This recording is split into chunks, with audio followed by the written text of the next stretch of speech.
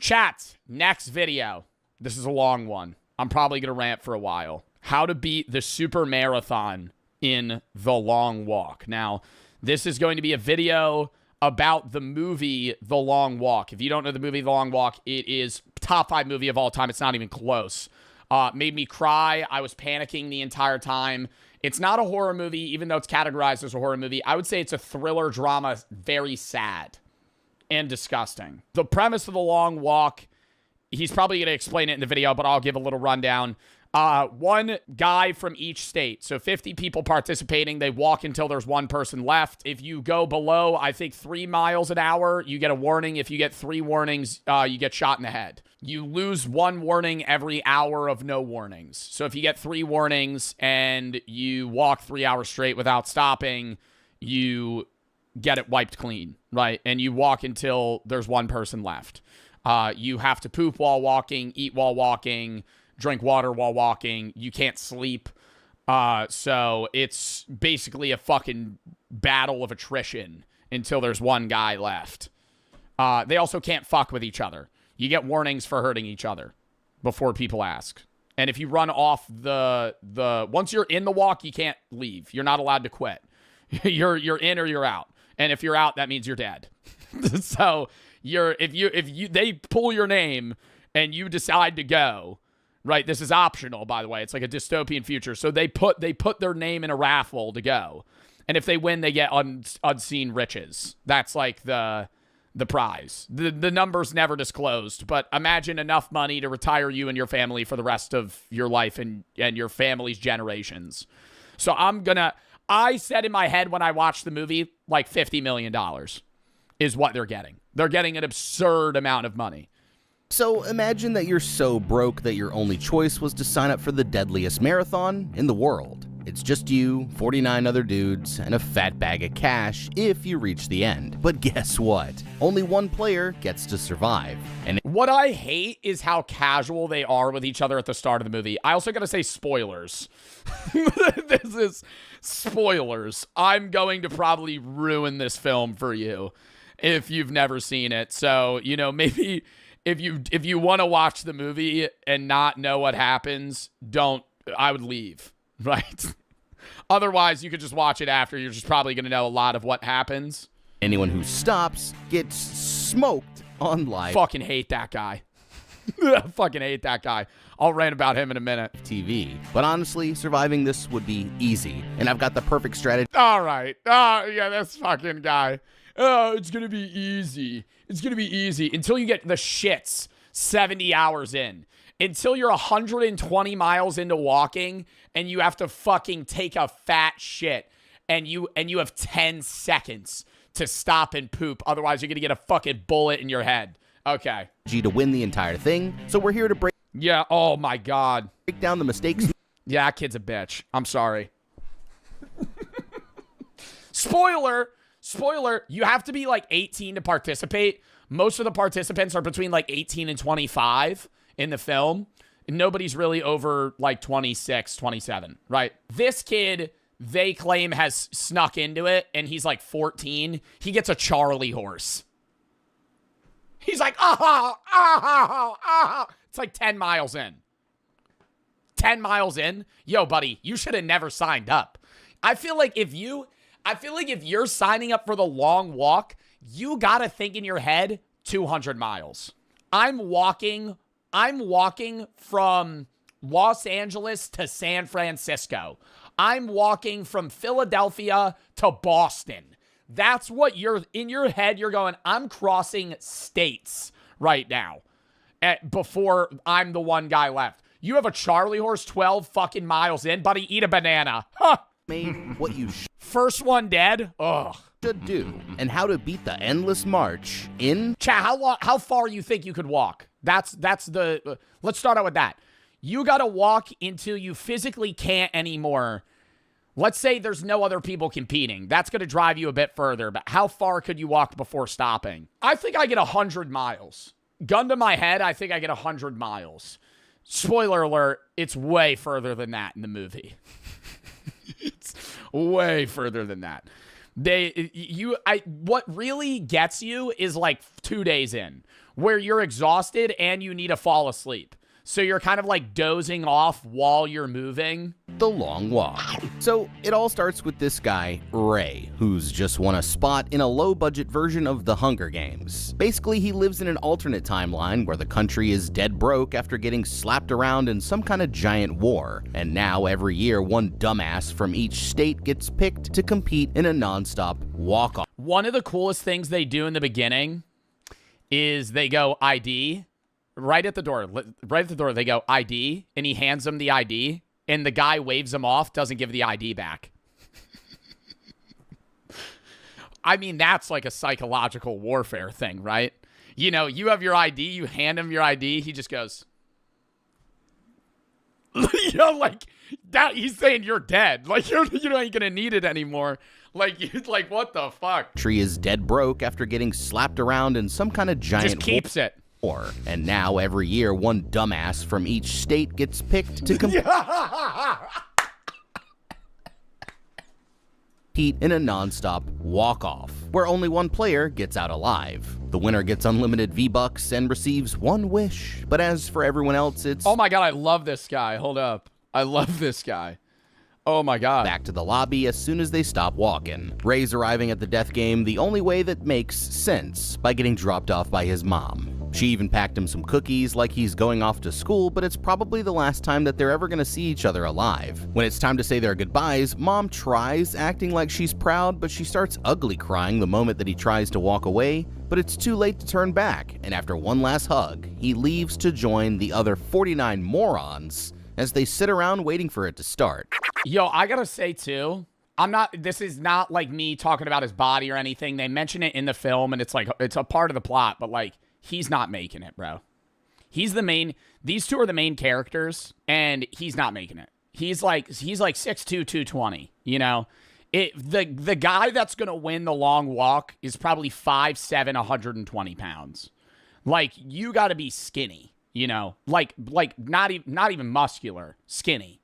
Like, isn't this voluntary? Yeah, but that's part of the plot too, is like they sign up and they're like, it's voluntary, but like one of the lines in the movie, he says, I forget his name.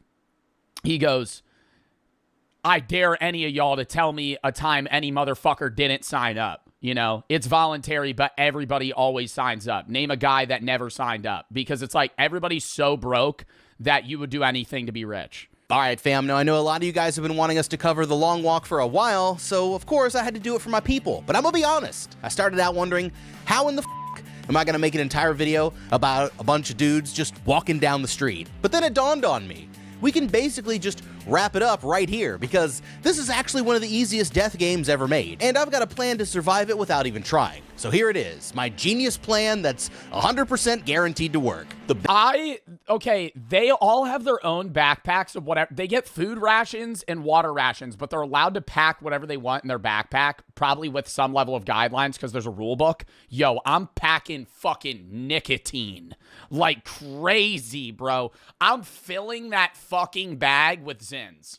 I'm so serious. I was actively thinking about this. I'm filling that bag with stimulants.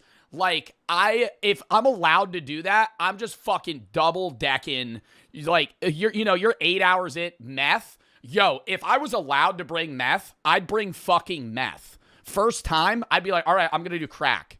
You know, I'm going to do fucking crack for like day 3. I'm falling asleep. Time to break out the pipe, you know? Fucking, at that point, you just got to stay alive.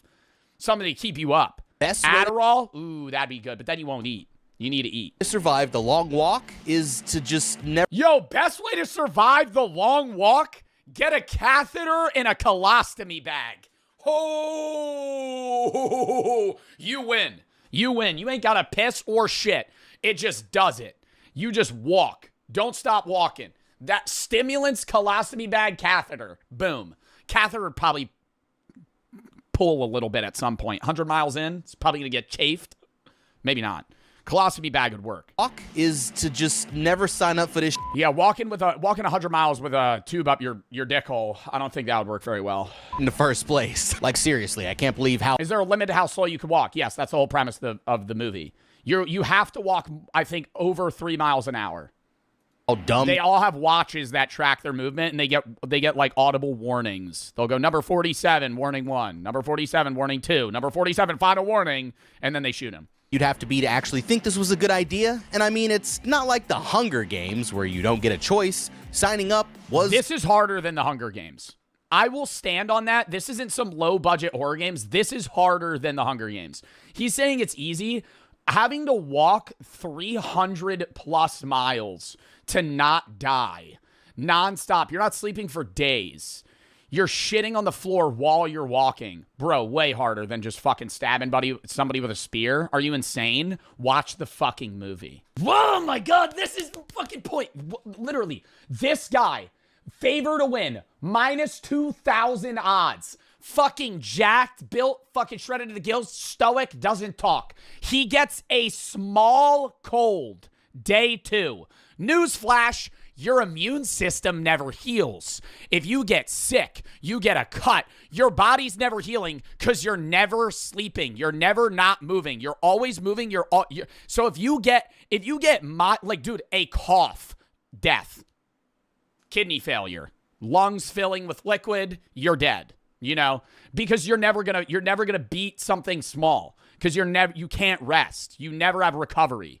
Money, then you're severely underestimating my grind. Like, sure, times are tough, but if Peepaw survived the Great Depression, then I can get through whatever the hell's happening here. And I mean, these people all have cars and so how bad can it really be? So you can trust and believe that I'd be living in the sewers and surviving off a spare change before I ever got desperate enough to even try this because I'd rather be thugging it out in a cardboard box than getting capped on live TV. But okay, let's just say I was a real sicko who actually wanted to risk it for the biscuit. Well, in that case, I'd just be spending the first 18 years of my life training like a damn anime villain. I mean, forget learning to count. Yo, actually, none of them ever talk about like, yeah, I prepared for this. They always show up with like a bag half full.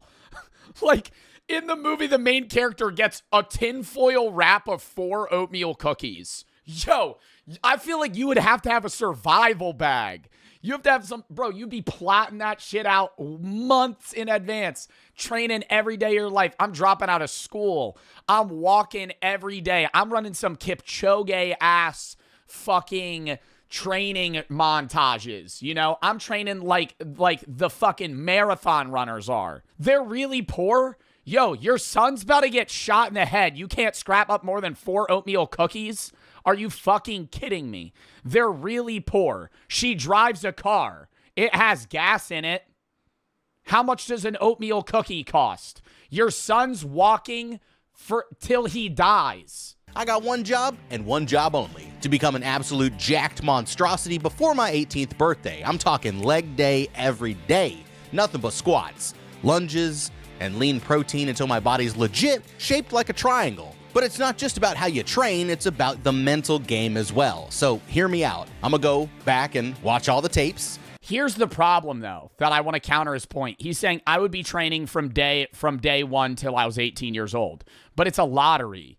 There's millions of other people that are signing up. So why would you waste the first 18 to 22 years of your life training every day for the long walk and then never get pulled?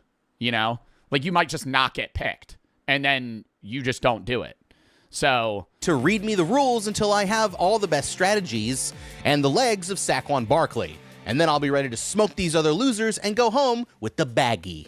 Now, on his way past the guards, Ray makes friends with this dude, Pete, who's got a big Joker scar all the way up his right cheek. Best character in any movie.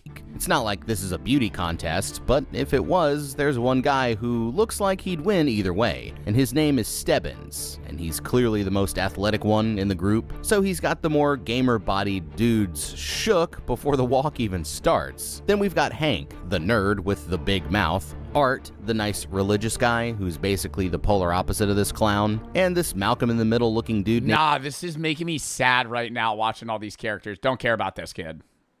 They try to get you to be emotionally, you know, like all these other guys go through so much more shit, bro. He dies in like 20 minutes. Like he dies like right after this shit starts. I'm sorry for spoiling it. This motherfucker gets capped so quick. He fucking gets he gets a Charlie horse like 10 miles, like half a mile in.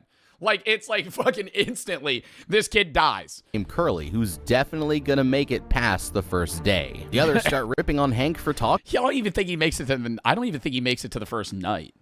too much, but then they realize that he's pretty normal compared to this weirdo Barkovich, who tries to join in. He's giving off major... Ooh, no, to put it in perspective, Barkovich is just dry humor making jokes that don't make sense. And it's so bad. Right, one of them says like my meemaw, and he goes, "What the fuck is a meemaw?" Sounds like, and then he makes a joke, but it's so fucking stupid because they're all from different states, so they don't understand each other's lingo, and they're making niche jokes about each other's lingo, and so every joke Barkovich makes just doesn't land because it's like a dude from Alaska making a niche Alaskan joke to a dude from Tennessee, like it doesn't hit.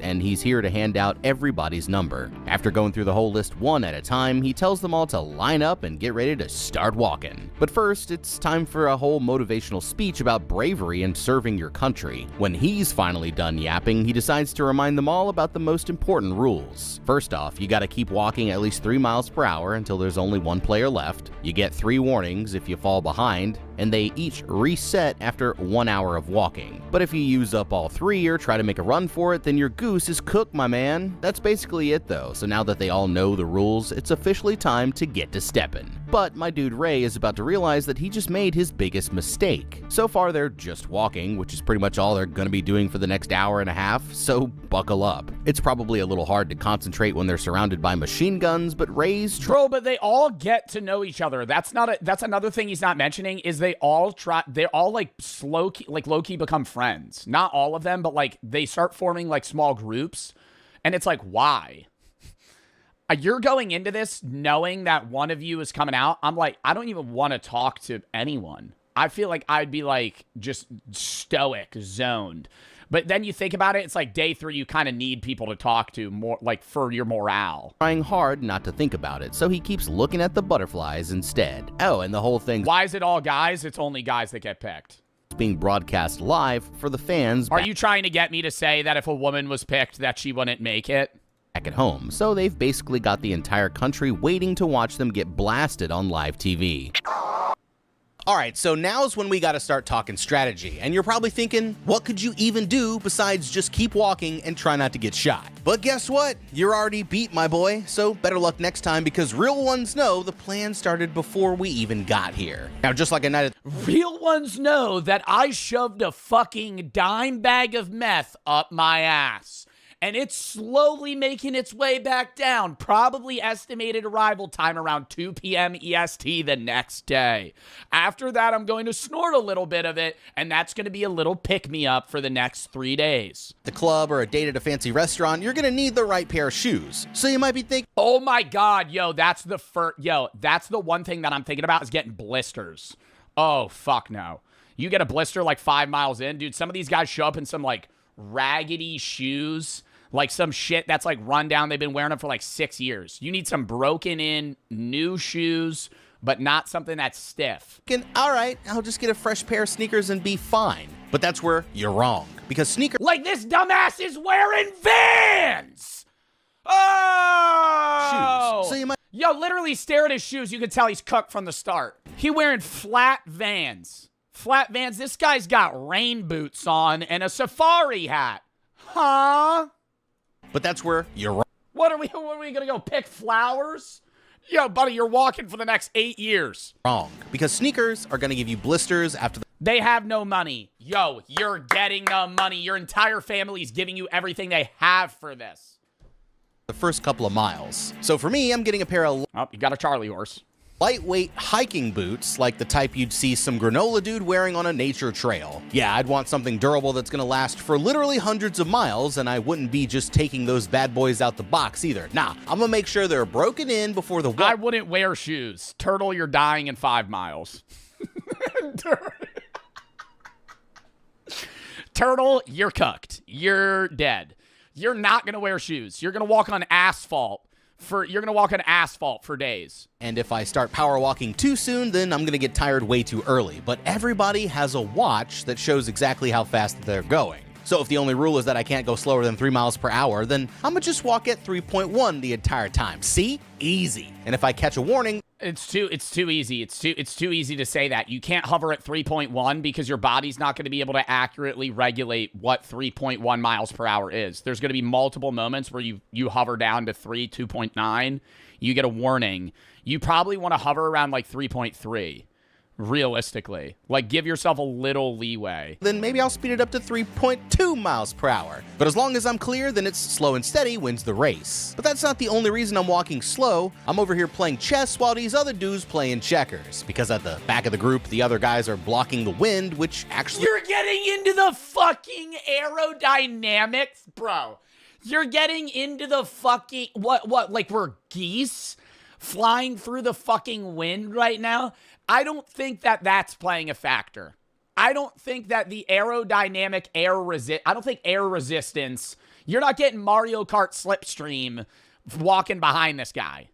You're not, I don't think that's going to be meaningful enough to matter at any moment. makes it even easier for me to avoid getting tired. And the best part is they won't— unless it's actually windy outside. even know that they're helping me while I'm just sitting in the back chilling the whole time. And then getting to the end of this should be quite easy. At 5 miles in, they notice that Stebbins takes his first warning, and my guy Hank starts trying to pick apart his strategy. The others don't see the vision, but he can tell that Captain America back there knows exactly what the hell he's doing. And so far, the dude's not even breaking a sweat. Eventually, they get to a bridge where that creepy dude Barkovich suddenly comes to a stop. He's saying that there's a rock in his boot and takes a hell of a long time to get it out, but he gets up before the soldiers send him off to go night-night. Buddy starts acting like it was all part of his plan, but the others say if that's true, then his plan f***ing sucks. And he storms off all mad to go walk it off by himself. Now they're 7 miles into the hike, with only one more to go before they get to Eminem's house, and the boys start talking about what they'd do with the money if they'd win. But my boy Ray here says that he's not just doing it for the Skrilla. He's here on some big fight the system type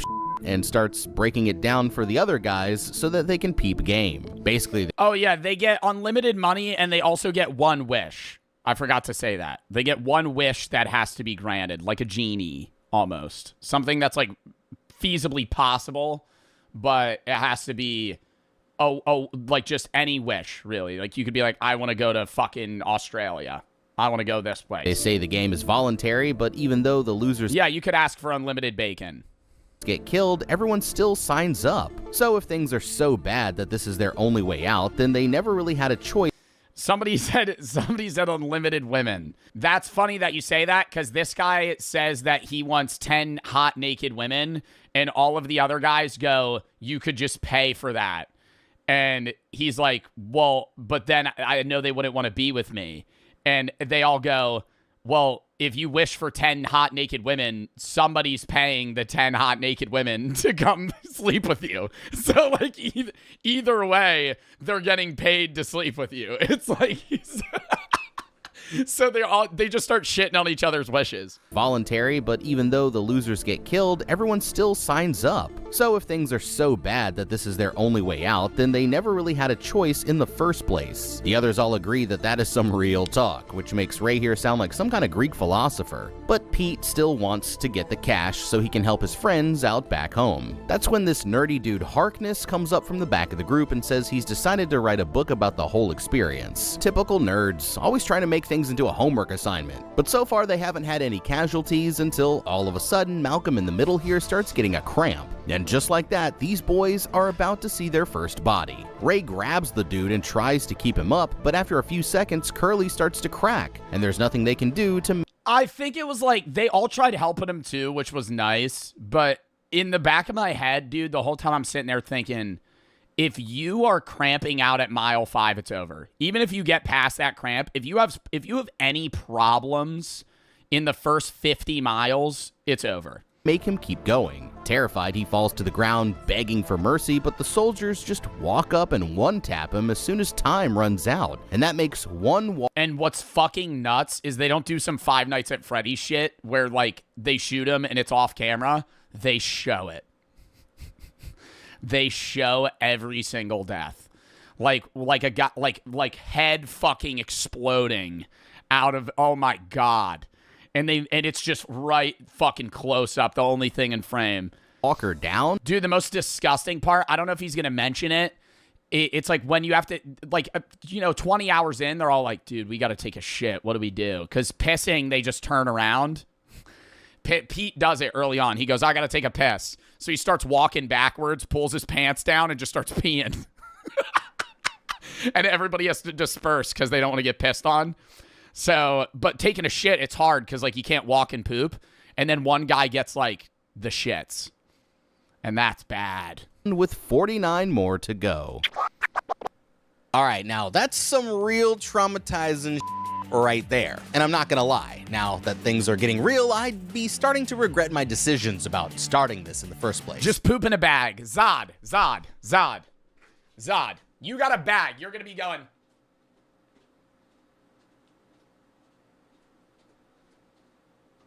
Three miles an hour. You're gonna be able to. 3 miles an hour. You're gonna be able to walk fast enough and fucking take a shit in a bag. No way. But Ray's over here talking about all this we didn't have a choice stuff. Like, buddy, you had to sign up for this voluntarily. That's literally the definition of a choice. But I get what he's saying, on paper or whatever. Ray didn't choose the thug life chose him. But maybe he should have spent less time reading books and more time I don't think that's what he was saying. I think he was effectively saying that, like, the situation's so bad that you have the choice of signing up, but you would be an idiot not to. And his money up. Because then he'd be home watching Curly get smoked from the comfort of his living room. Now, just because there's some hypothetical universe where I was dumb enough to sign up for this doesn't mean I'm dumb enough to stick around. And after 7 miles, I'm already gonna be tired as and reality is going to start setting in that I might not be built for this after all. And even with Curly down, I've still only got like a 2% chance of winning, so personally I'd rather take my chances and try to escape. But I'd just get blasted if I try to run, so I need to convince everyone to join me first. Basically, I'd just point out that they all have only a 2% chance of surviving as well, and then secretly make a plan to rush the soldiers. This is the worst strategy I've ever heard. Hey, we all only have a 2% chance of surviving. Let's all just rush. Let's all just rush them, and we'll win. They can't kill all of us because then there's no winner. Oh, okay. One guy could just be like, yeah, no, I'm definitely down. Just don't run. Everybody else gets shot. You instant win. What? The next time we have a good opportunity. I'm thinking we wait until it's nighttime and they're out in the middle of nowhere, and then we all work together to take down the guards. There's only about, 6 or 7 of these guys? And there's still 49 of us. And I'll be honest, our chances of winning the fight are pretty small, but... Yeah, but they're not gonna want to do that because the reason they're partaking in this isn't because they're trying to change the system. They just want money. And if they kill all the guards, they're just gonna end up getting rushed by the militias that come for reinforcements. They've got to be better than 2%, right? Now, if you trusted me, that was your biggest mistake. I mean, seriously, there's no way we could take those soldiers. Those guys have tanks. But once the chaos breaks out, I'ma just use everybody as a meat shield, dip into the forest, move to Canada, and change my name. And then I'm never walking more than 50 feet in any direction ever again. They've been walking for hours when Pete finally decides to empty the tank, but since he can't stop, he just turns around and let it rip straight at the other guys. Now they're on mile 17, and Ray tells Pete that he's feeling a little tired, but on the bright side, only 48 more people need to die before he gets to sit down. Pete's feeling it as well, but he tells Ray that the trick for getting through it is to just take things one moment at a time. After a while, they pass a little girl who came out to cheer for Ray like he's one of the damn Jonas Brothers. The others start making fun of him for it, but Pete decides that they should all be on some best friends forever type shit and try to get along instead. So that's how Ray, Pete, Hank, and Art became the Four Musketeers. But of course, Barkovich has to chime in with his little 2 cents just to let everyone know that he is still annoying. That's when Hank starts feeling like something's wrong with his leg, but then out of nowhere, Walker number 1 drops. Yo, he just starts seizing out. Oh my God. Yo, like a heat stroke or something. To the floor and starts having a seizure. But there ain't no nurse's office on this field trip, so they just blow his head off as soon as time runs out, and that makes 2 walkers down with 48 more to go. By now, they've been walking for 25 miles, and that's basically an entire-ass marathon, and they aren't stopping anytime soon. The boys start wondering if Barkovich still has his 3 warnings, but he chirps back that he's back down I was saying my strategy would be to, because it's like they're in the South, so it's pretty warm. So even at night, it's not that cold. And you could tell it's like either spring or summer. So I would probably, you would be more dehydrated, but I think I would walk with no pants on. So every time I needed to shit, I would just fucking shit, you know, like down my leg. It would be disgusting, but like I would never need to pull my pants down. I would just poop or piss. I would just walk straight, piss all over myself. Who cares? You know, just keep walking. Mosquitoes, don't care. Mosquitoes are the least of your problems. The Nun, which is when Pete pulls out some kind of tin can full of raw deer meat, and it disgusts Hank so bad that his leg cramp starts coming back. They all start walking a little slower until it passes, but my boy Hank just keeps screwing it all up, and he drops the last little tube full of rations that was supposed to get him through the day. But Ray comes in clutch and gives Hank one of his, because that's just what the Musketeers do. Barkovich starts picking on this kid named Rank for his objectively stupid name, and he rage baits him with a bunch of yo mama jokes until he finally takes a swing. But Barkovich just keeps dodging him like Neo from The Matrix until Yo, this part was actually kind of funny. Because Barkovich is just like, yo, your name's stupid as fuck. I bet your mom's a bitch. And Rank immediately crashes out, tries to punch him, warning 1, misses. Tries to punch him, warning 2, misses, slides against the asphalt, fucks up his face, and then just eats shit and dies.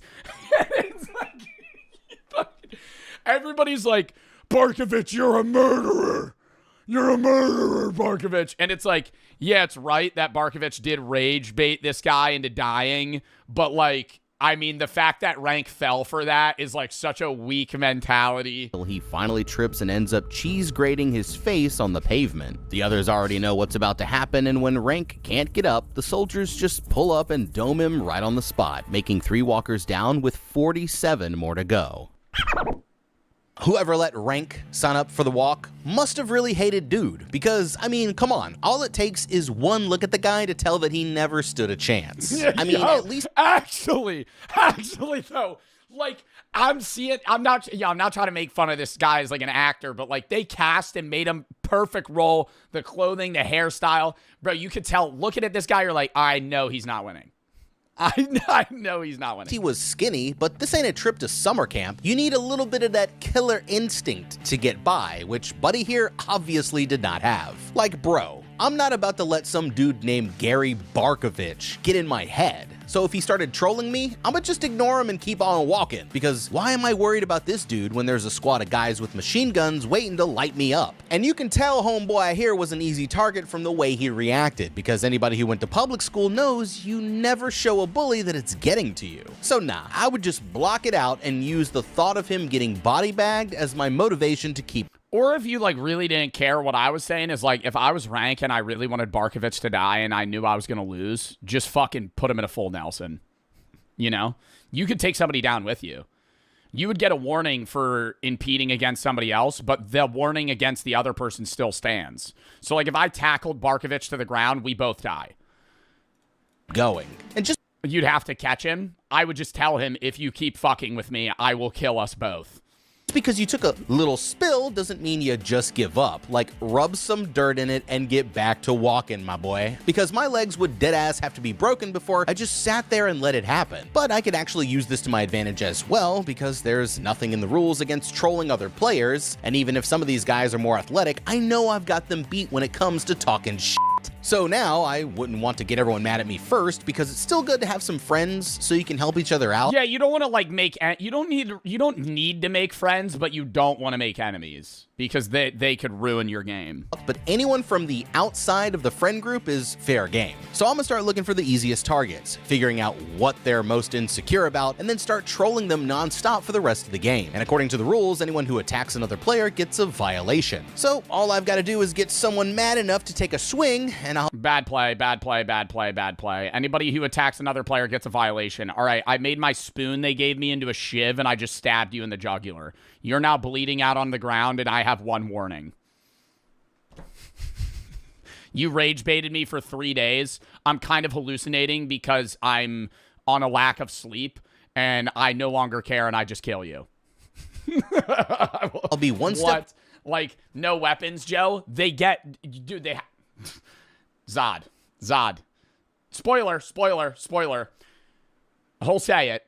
Barkovich, at one point, feels really bad about Rank dying and starts kind of tripping, and he knows he's going to lose, and he doesn't like that he has no friends. So he walks in front of the pack and kills himself in front of everybody. He goes, "You'll be with me forever," and then stabs himself in the jugular, and they all watch him die. They have no weapons, Zod. How did he stab himself? He made a shiv with a spoon, that happens in the movie. Closer to winner, winner, chicken dinner. And I mean, sure, yeah, it's not the most honorable way to do it, but I'm not afraid to use dirty tactics if that's what I got to do to survive. And since there can only be one winner, I'm gonna make sure I do whatever it takes to get the advantage. The boys all start blaming Barkovich for what happened, even though he's trying to act like he didn't do anything wrong. But now he's easily the most hated guy in the game, and everyone else is just waiting to see him get smoked. Things calm down for a little bit until word starts going around that what really fucks with Barkovich is Pete goes, "I don't care if I win, I just tell you that I'm living past you." Like something along those lines. Pete literally goes, he's like, at one point, there's like 8 of them left. And he says something, and he's like, "All right, well, like he mentions numbers, and he leaves out one, and it's Barkovich, because he mentioned like an hour prior, he was like, I don't care if I die, I'm just not dying before him." Walker 45 has the Hershey squirts, and this part's kind of funny though.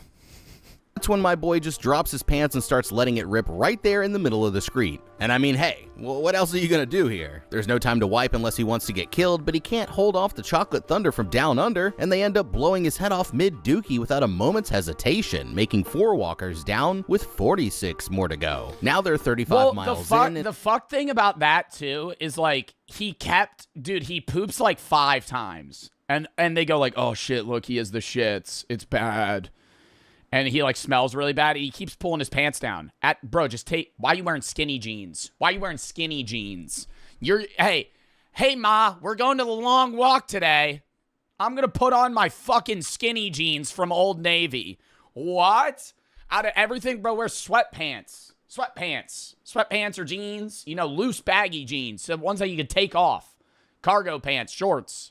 I don't know. And it's getting close to nighttime. Some baggy shit. Notices that Ray's got something on his mind, but he says that he'll tell him in the morning, so they've got something to look forward to. He breaks out some of these homemade cookies and starts dreaming about being back at home with his mom, but suddenly he wakes up a few hours later, and Pete says that he's been sleepwalking for miles. Everything seems to be going fine until Ray gets his second warning, and Barkovich starts chiming in with his usual bullshit. That's when Ray trips and gets warning number 3. But even though Pete helps him up, he starts cracking under the pressure and spazzing out on his own boys. Yeah, bro, because he's got 3 warnings. If he fucking falls back again in the next 3 hours, he's dead. Now it's time for their greatest challenge yet, a hill. And Stebbins says that they're about to start dropping like flies. The place Yeah, he said, I think he said something along the lines of like, last year, 12 people died on this hill.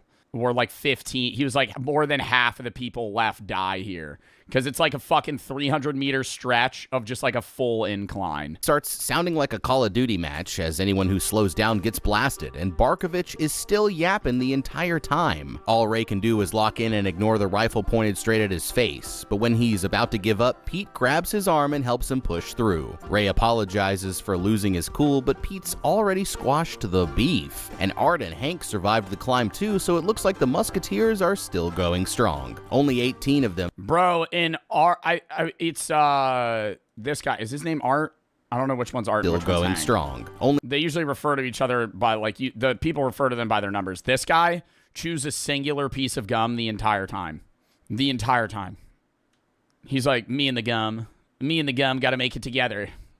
Dude, that shit gets stale an hour in. You're 35 hours in chewing on the same piece of gum. Hank survived the climb too, so it looks like the Musketeers. Flavor's gone, dude. It would turn into a rock. Tears are still going strong. Only 18 of them survive until the morning, and now they're 59 miles in, with every step getting harder and harder.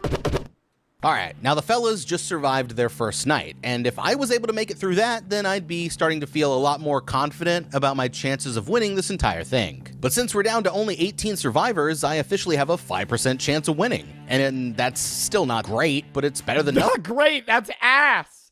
That's ass. More than half of the people are dead, bro. You still got a fucking 1 in 20. Right? And honestly, I gotta try to look on the bright side because after walking 60 fucking miles nonstop, I'm gonna be the most exhausted that I've ever been in my entire life. Like, I don't know if you fully realize this, but that's 2 marathons without stopping. So unless I gave myself an adamantium skeleton like Wolverine, my legs, knees, hips, ankles, hell, everything are gonna feel like they're on fire. And my feet are gonna be so covered in bloody blisters. So yeah, you're gonna be bleeding like crazy. They're not mentioning that. Like, you're regardless of what shoes you're wearing, your feet are going to be so fucked. When this is all over, I'm gonna need one hell of a spa day. So it's understandable why Ray crashed out on his boys, but honestly right now, that's the worst possible thing you could do. Now I know we're all in a competition here, but as soon as I saw that hill coming up, I would be making sure that I was best friends with everybody, because I'm gonna need somebody to help me if I start looking like I'm gonna go down. But here's the thing, the hill might be scary, but just like everything else, the right strategy makes this whole thing easy. And that's why you're gonna catch me at the back of the pack, because just like before, I'm letting the other— That's why you're gonna catch me at the back of the pack. Just like the aerodynamics video that I showed you of the cow walking through the wind, I'm going to be getting a lot easier of a walk than the other people. They're going to be pushing through the wind that I'll be briskly gliding through. other guys take the wind to make my life slightly— Yo, it's not the wind. It's not the wind. Oh my God. The wind, bro, it's the fact that you're walking up a 45-degree incline fighting against gravity. It's not the air resistance that's fucking killing people. It's that you're walking for 24 hours straight. It's the middle of the night, it's fucking raining, and it's hilly. easier, and then all I gotta do is get into a rhythm and power through. But what's scarier to me is the stuff that I can't control, like needing to sleep and go to the bathroom. Obviously, I would just try and stay awake and hold it in for as long as humanly possible, and that's probably gonna work for a day or two, but we need a backup plan just in case nature calls. You know, taking a shit is gonna be easy because, like, just let it rip as you keep on walking. I mean, it's completely disgusting, right? And embarrassing as hell, but it's better than getting capped while you're squeezing one out. So personally, I'm gonna be spreading it down the road like an old dog and just keep it pushing. But sleep though, that's gotta be the real challenge because eventually I'm gonna get tired. But this one's easy too if you've got the right strategies. Yo, he's so in on aerodynamics. I'm just waiting for him to be like, and now that I think about it, I'd actually walk into the battle with a latex suit on to reduce my drag within the wind and make the walk even easier for me. I'm gonna nair every hair on my body. Every hair on my body, and I'm going to wear a slick morph suit. So for me, I would just team up with a group of guys and work together so we could sleep one at a time. I'm not saying that we'll get the full— Well, you don't really sleep. It's like this weird, you would be able to rest, but that's what it is. Like they kind of start sleepwalking. They have to carry each other kind of. 8 hours, probably like 30 seconds at best, but every little bit helps. And when this is all You would micro sleep. over, I'm gonna be laid up in the bed for a week. What animals do that? There's animals that micro sleep. Pete asks Ray if he thinks that he's gonna make it, but honestly, he's been having some doubts, and Pete admits that he gave up on winning a long time ago. He says, "Ooh, yeah," he said at some point he's just gonna sit down. That he wanted to believe that they wouldn't actually kill everyone because I guess he forgot that this is literally a death game. But now that reality came knocking, he doesn't think that he has what it takes to outlast the others. At mile 67, they come up on 2 kids on bikes who are about to witness something traumatizing. Everyone is feeling a little tense, and Hank's barely holding on, but that's when Harkness gets his first— Yo, that motherfucker should have gave up miles ago. He breaks his foot walking up the hill like 8 hours prior. Breaks his foot. Fucking snaps.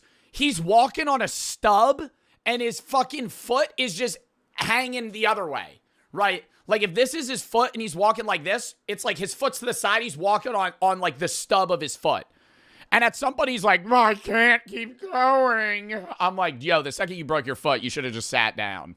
Like you're not winning.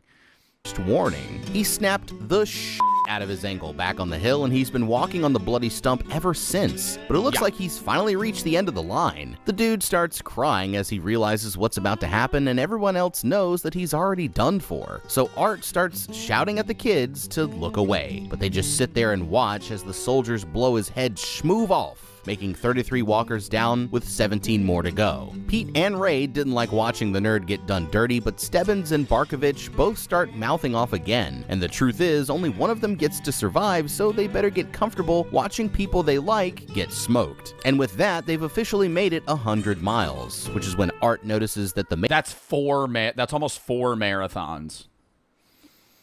Back to back. Major still seems like he's not even tired, but Stebbins says the guy gets to sleep and take showers, so he's living the life of luxury while they're out there fighting to survive. Ray notices that Stebbins has a little cough, but he plays it off like it's just his allergies. But then all of a sudden, this one dude tries to dip out and make a run for it, but the soldiers light him up before he even makes it past the sidewalk, making 34 walkers down with 16 more to go.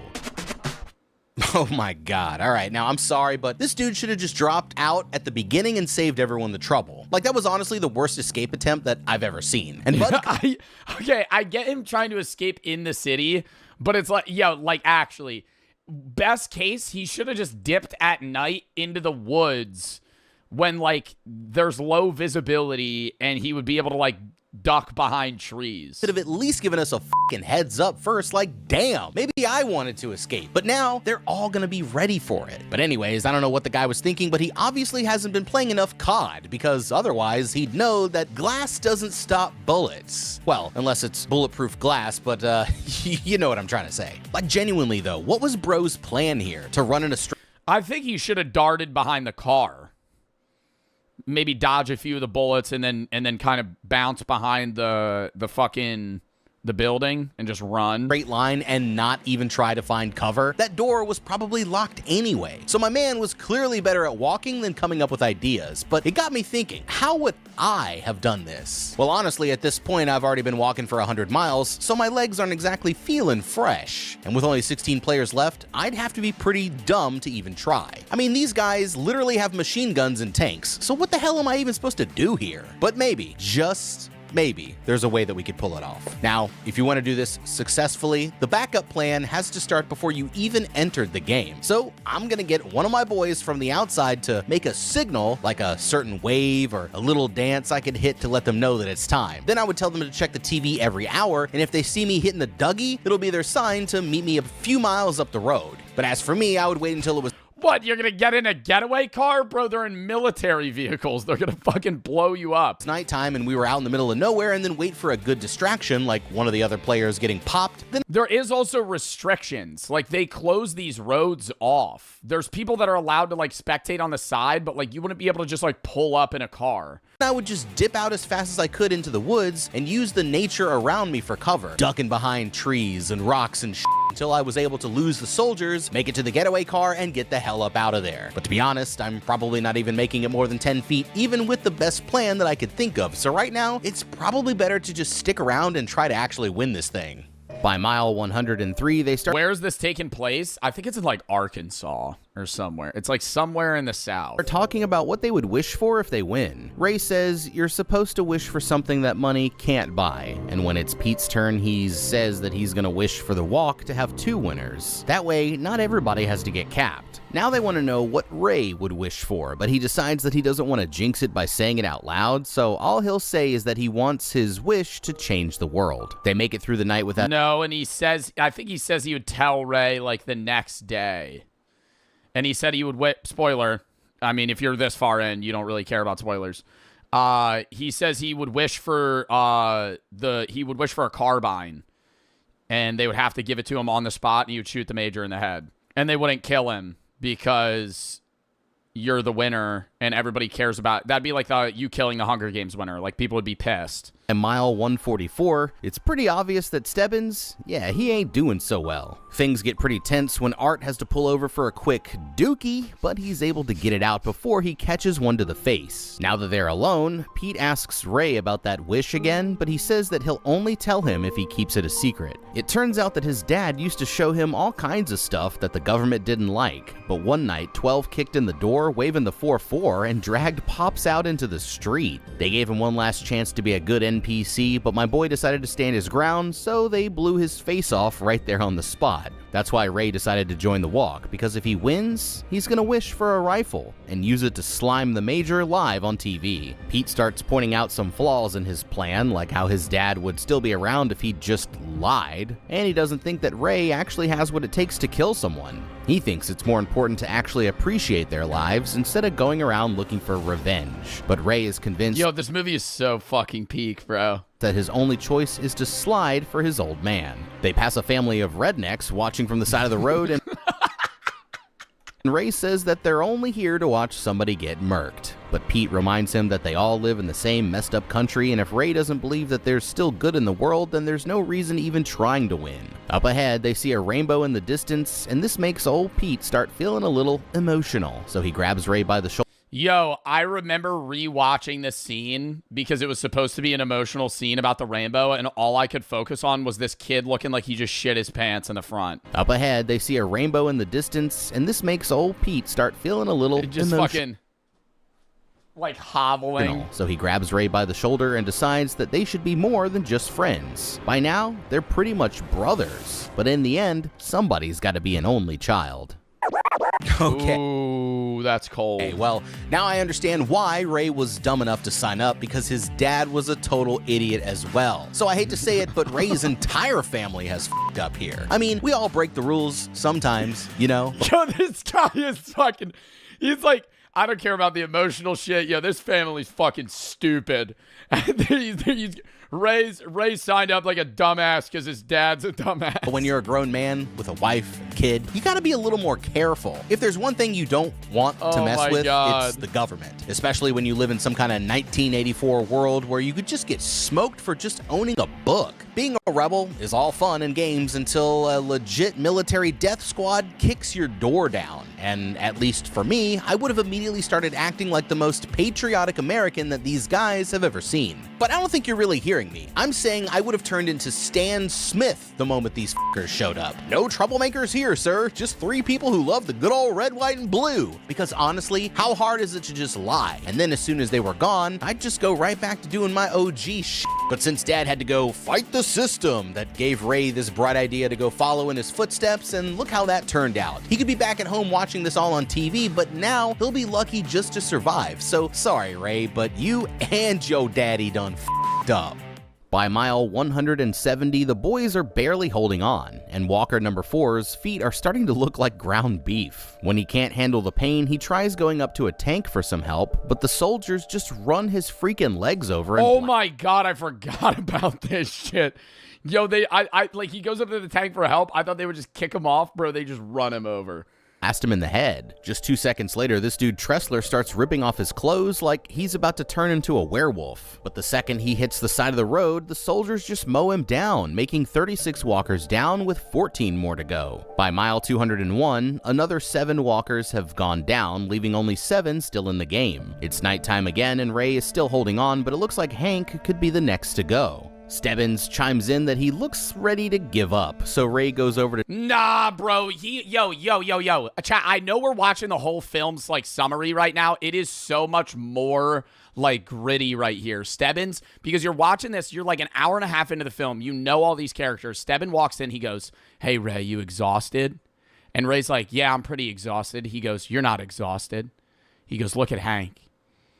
Hank can't even speak." He starts like, and then it zooms in on Hank. Hank hasn't spoken in like 30 minutes in the show or in the movie, which is like days. Like Hank hasn't spoken in a day. He's barely walking. He like lost his tooth. He's fucking losing his mind. Check on his man, but the dude is completely out of it. And after dropping some quick philosophical bars, he runs up to one of the tanks and grabs somebody's rifle. But they blast him and let him bleed out to set an example for the others. Art can't handle watching his buddy suffer, so Ray has to come pull him off before they both get killed. But there's nothing they can do besides keep going, so that makes 44 walkers down with only 6 more to go. They make it another few miles before anyone's ready to talk again, and to make things even worse, this guy Collie tells everyone that Hank actually had a wife. That makes him the only married man in the entire group, and he can't believe the dude would risk it when he had somebody like that back at home. Pete decides they should all promise to give some money to Hank's wife if they survive, and even Stebbins finally agrees. It turns out he was actually getting sick after all, but he still thinks that there's a chance that he can win. Now at this point you might have forgotten that crazy old Barkovich is still alive, and he's personally offended that Pete didn't ask him to join the club, so he goes up to Ray and starts trying to apologize. Yo, and this is like some fucking psycho. Dude, it feels like a Joker scene. Oh, it's the most replayed scene. This feels like a Joker scene, bro. He grabs Ray and he's like, I gotta be part of the friend group, right? Like, you guys hate me, but like, I didn't mean to make fun of that rank kid like 3 days ago. It's like, it's not my fault that he's dead. He's fucking like sitting doing like, it's like a 10-minute scene too. He's like right next to his face, like whispering in his ear. It's so creepy. And the whole time I'm like, I'd be worried he would stab me. But the more this guy talks, the more it's obvious why he doesn't have any friends. I mean, he's nuttier than a squirrel fart on a winter's day, and says that he can't keep the voices out of his head, so Ray just tries playing it cool so the dude doesn't snap. He's finally able to get rid of him without the guy doing anything crazy, but just when it seems like he's... Yeah, no. And the whole time, dude, Pete's 3 feet away. Barkovich is going, can you ask Pete if I could be a part of the friend group? Like some fucking second grader shit. And Ray goes, yeah, man, I'll ask him. And he walks like 2 feet over to Pete and he goes, Barkovich wants to be a part of the friend group. The whole time Pete fucking hears what they're talking about. It's like so weird. Finally starting to get it together, he walks straight to the front of the group and decides to quit the competition early, making 40... Yo, quit the competition early, bro. He fucking cuts his neck open in front of all of them. And he says some weird ass shit. He's like, I'll be with you guys forever. 5 walkers down. Just traumatizes all of them. With only 5 more to go. Alright, now I might be wrong for saying this, but at least they don't have to deal with that guy anymore. We're officially down to the last 5 walkers, which means that we now all have a 20% chance of winning. But as you can see, more and more of these dudes is starting to crack. Now, we all knew that Barkovich was crazy from the beginning, but you're probably wondering what happened with Captain Underpants over here. Well, I'll tell you. It's called paradoxal undressing. And basically, it's what happens when somebody goes cuckoo for Cocoa Puffs. They just rip off all their clothes and start running around like a crazy person. So yeah, walking nonstop for almost 200 miles will do that to you. And now we're not just talking about the physical challenge of walking anymore, because the mental side of things is going to be just as hard. So I'd need to make sure that I don't end up going nuts this close to the finish line. But actually, it's really not that hard as you might think. So what I'm gonna do now is start picking something up ahead, like a tree or a sign, and just stay focused on getting there. Then keep repeating that process one little bit at a time. And this is when I'm gonna start blocking everything out. So if one of these guys gets capped, no they didn't. They just went on an all-inclusive vacation to Aruba. And as a matter of fact, that's where I am too. You see, now... So you would purposefully make yourself insane and ignore them? Like, I think it's easier said than done. Because the connections you would build in this game would be so rapid. Like, Pete and Ray basically go from strangers to best friends in 3 days. Because you're just with the... You're, like, both... You're trauma bonded. You know? Like, you're both experiencing something that's fucking insane. And you already are friendly with each other. It's now like, I can't get tired because... You couldn't just ignore that. In my head, I'm already at the beach just kicking back and chilling. And if I just refuse to accept reality, then the other players, yeah, they ain't gonna stand a chance. At mile 260, they passed 10 marathons, back to back 10 marathons. By a flaming car crashed on the side of the road. Collie decides this moment calls for a sing-along, and they all start singing Oh My Darling Clementine in honor of Hank's wife. Now it's sunrise on day number 5, and they're getting close to the town where Ray's family lives. Collie says he's lucky for getting to see his mom, and he's pissed that he won't get the same chance again before he dies. But Pete thinks that seeing her is only going to make things worse. At mile 286, they finally make it to Freeport, but Ray's boots fall apart as soon as he gets to town, so he has to ditch them and start walking in his soggy socks. Which is when he turns to see his mother watching from the side of the road. It's a heartbreaking moment, but instead of passing her, oh my god, this scene made me cry, bro. Turns around and starts saying that he's sorry until Pete finally comes to pull him back. He's having a full-blown panic attack about having to leave her, so Pete starts telling him a story about his childhood. He says his parents both died in the war, so he had to go live with his drunk of an uncle. But then he died from drinking too much, so he fell in with a group of bad dudes and turned to a life of crime. One day he got into a scrap with a dude who sliced him up, and that's how he got his scars. But when he woke up in the hospital, he realized that it was time to turn his life around, which is why he always looks at things from the bright side. But he says it takes a lot of work not to go. Pete saved him. Pete saves Ray like 10 times in the film. Back to his old ways. So he wants to use his prize money to help out other struggling kids. And if Ray wins, Pete says that he needs to give up on revenge and go back to his mom because he deserves to have a second chance instead of throwing it away. At mile 306, Stebbins decides it's time for— Like, that is an unreal distance, bro. What is 300 miles? What's like distance from Pittsburgh? What's like a known thing? Like, what's Philly to New York? Philly to New York is only 94 miles. Okay, Philly to Boston. Philly to Boston. Philly to Boston distance. 306 miles. That is the exact distance that they're... So, if you could walk from Pennsylvania through New Jersey, through New York, through all of Connecticut, and through half of Massachusetts, and that's the distance they've walked. A 5-hour nonstop drive.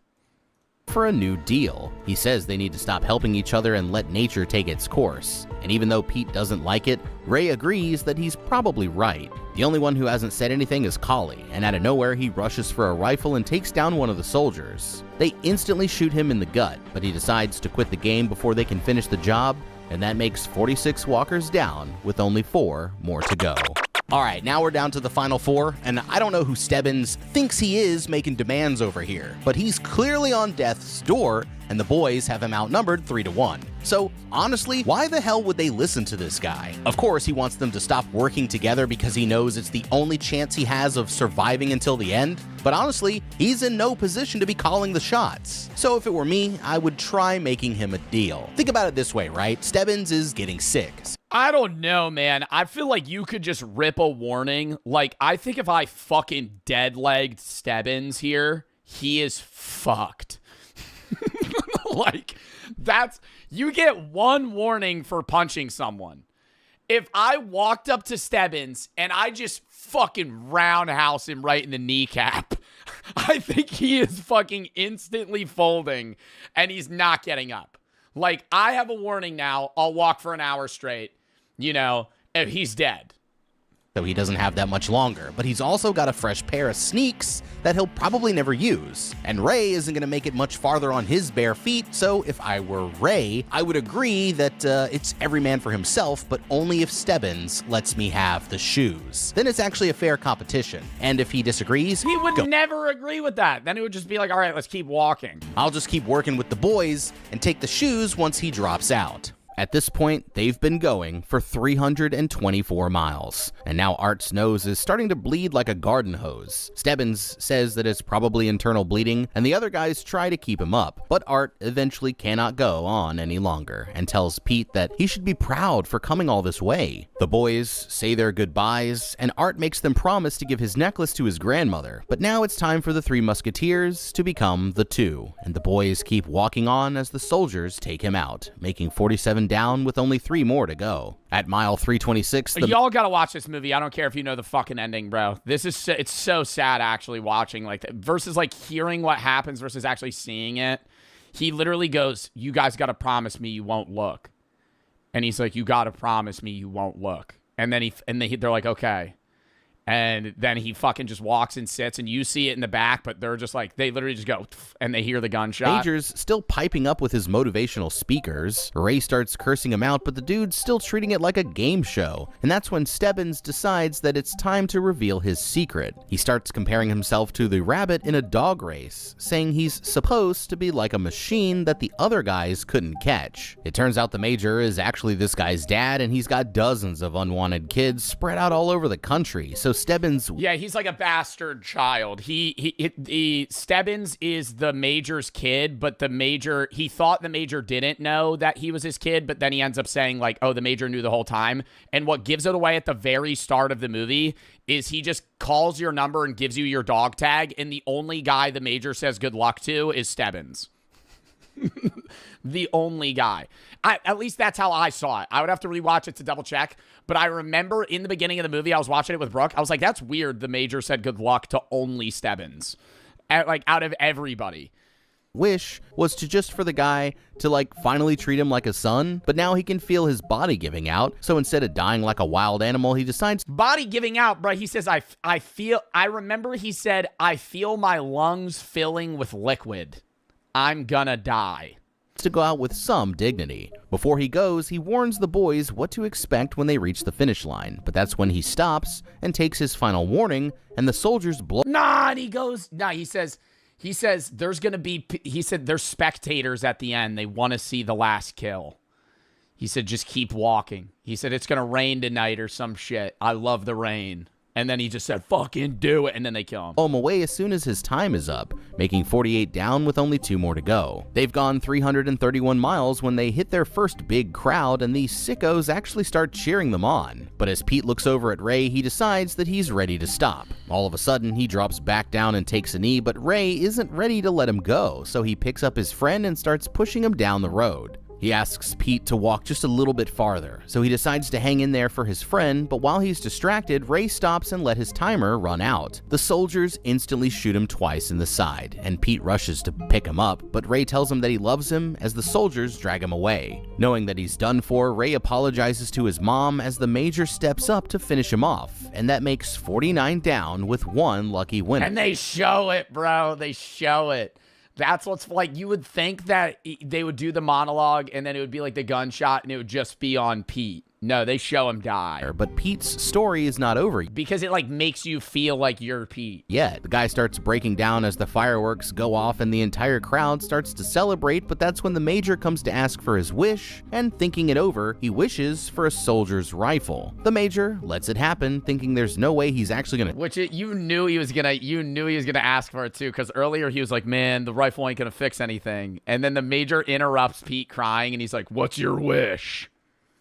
Shoot somebody, but the second he gets his hands on it, he ups the weapon and blasts the Major straight in the chest, killing him right on the spot. With his wish fulfilled, Pete turns to walk down the empty street, leaving the crowd behind him. In the end, that makes 50 down. No, that is not the ending. Everybody disappears. He doesn't leave the crowd. The ending's supposed to be that he has to continue walking because killing the Major didn't actually solve anything. Because the dystopia is still going to exist. So you still have to keep walking because the long walk will still exist. It will still occur. There were people around him, and that's just not what... He didn't leave everybody. With only 1 survivor, and at least Pete managed to get some revenge for his friend, but I'm thinking next time he might just want to stay home instead. The Long Walk, and I mean... Fucking peak movie, bro. We didn't really get into how to beat it. Outside of aerodynamics. Bro, the strategy really is have a backpack full of useful items, have good shoes, have a plan for everything. Don't run. You're never going to be able to run. You're going to die. Don't sign up. If you do sign up now, you just got to plan everything out. Maybe make some friends, but don't get too attached to them. And then don't be the guy to self-sacrifice and be a hero. Don't be the hero. Right, in that situation. Be the guy that just wins. Shout me down. God of War would be epic. I wouldn't have got it right. If you have any...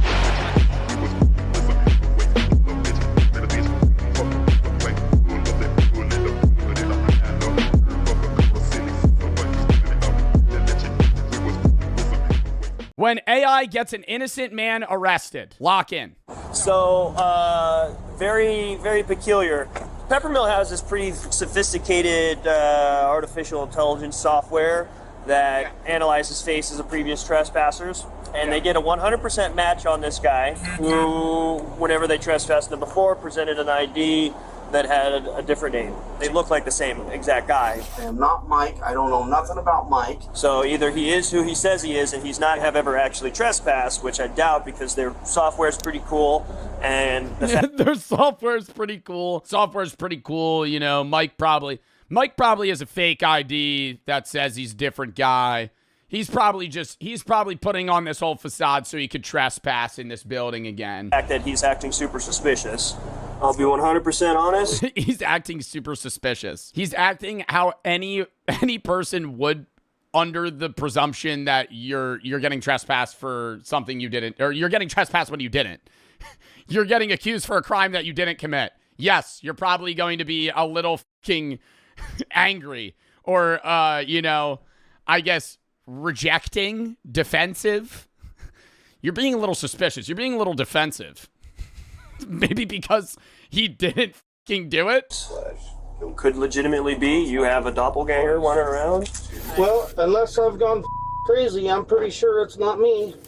Nightmare Oh becomes my God, they actually brought him to jail. Dude, he's probably going to sue the out of these people. reality at a Reno, Nevada casino when AI facial recognition technology misidentifies someone, leading to a wrongful arrest and lands an innocent man behind bars. I don't want to say that this is good for him, because this sucks. Like, this shouldn't happen to anybody. But isn't he going to get an absolute bag? Like, I don't see how he's not going to make millions of dollars off of this fucking casino or whatever that trespassed him, because they illegally detained him off of AI and brought him to jail. What good is the ID? And he showed identification, right? He proved he was who he says he is, and they still just arrested him. Then why do I even carry that mother?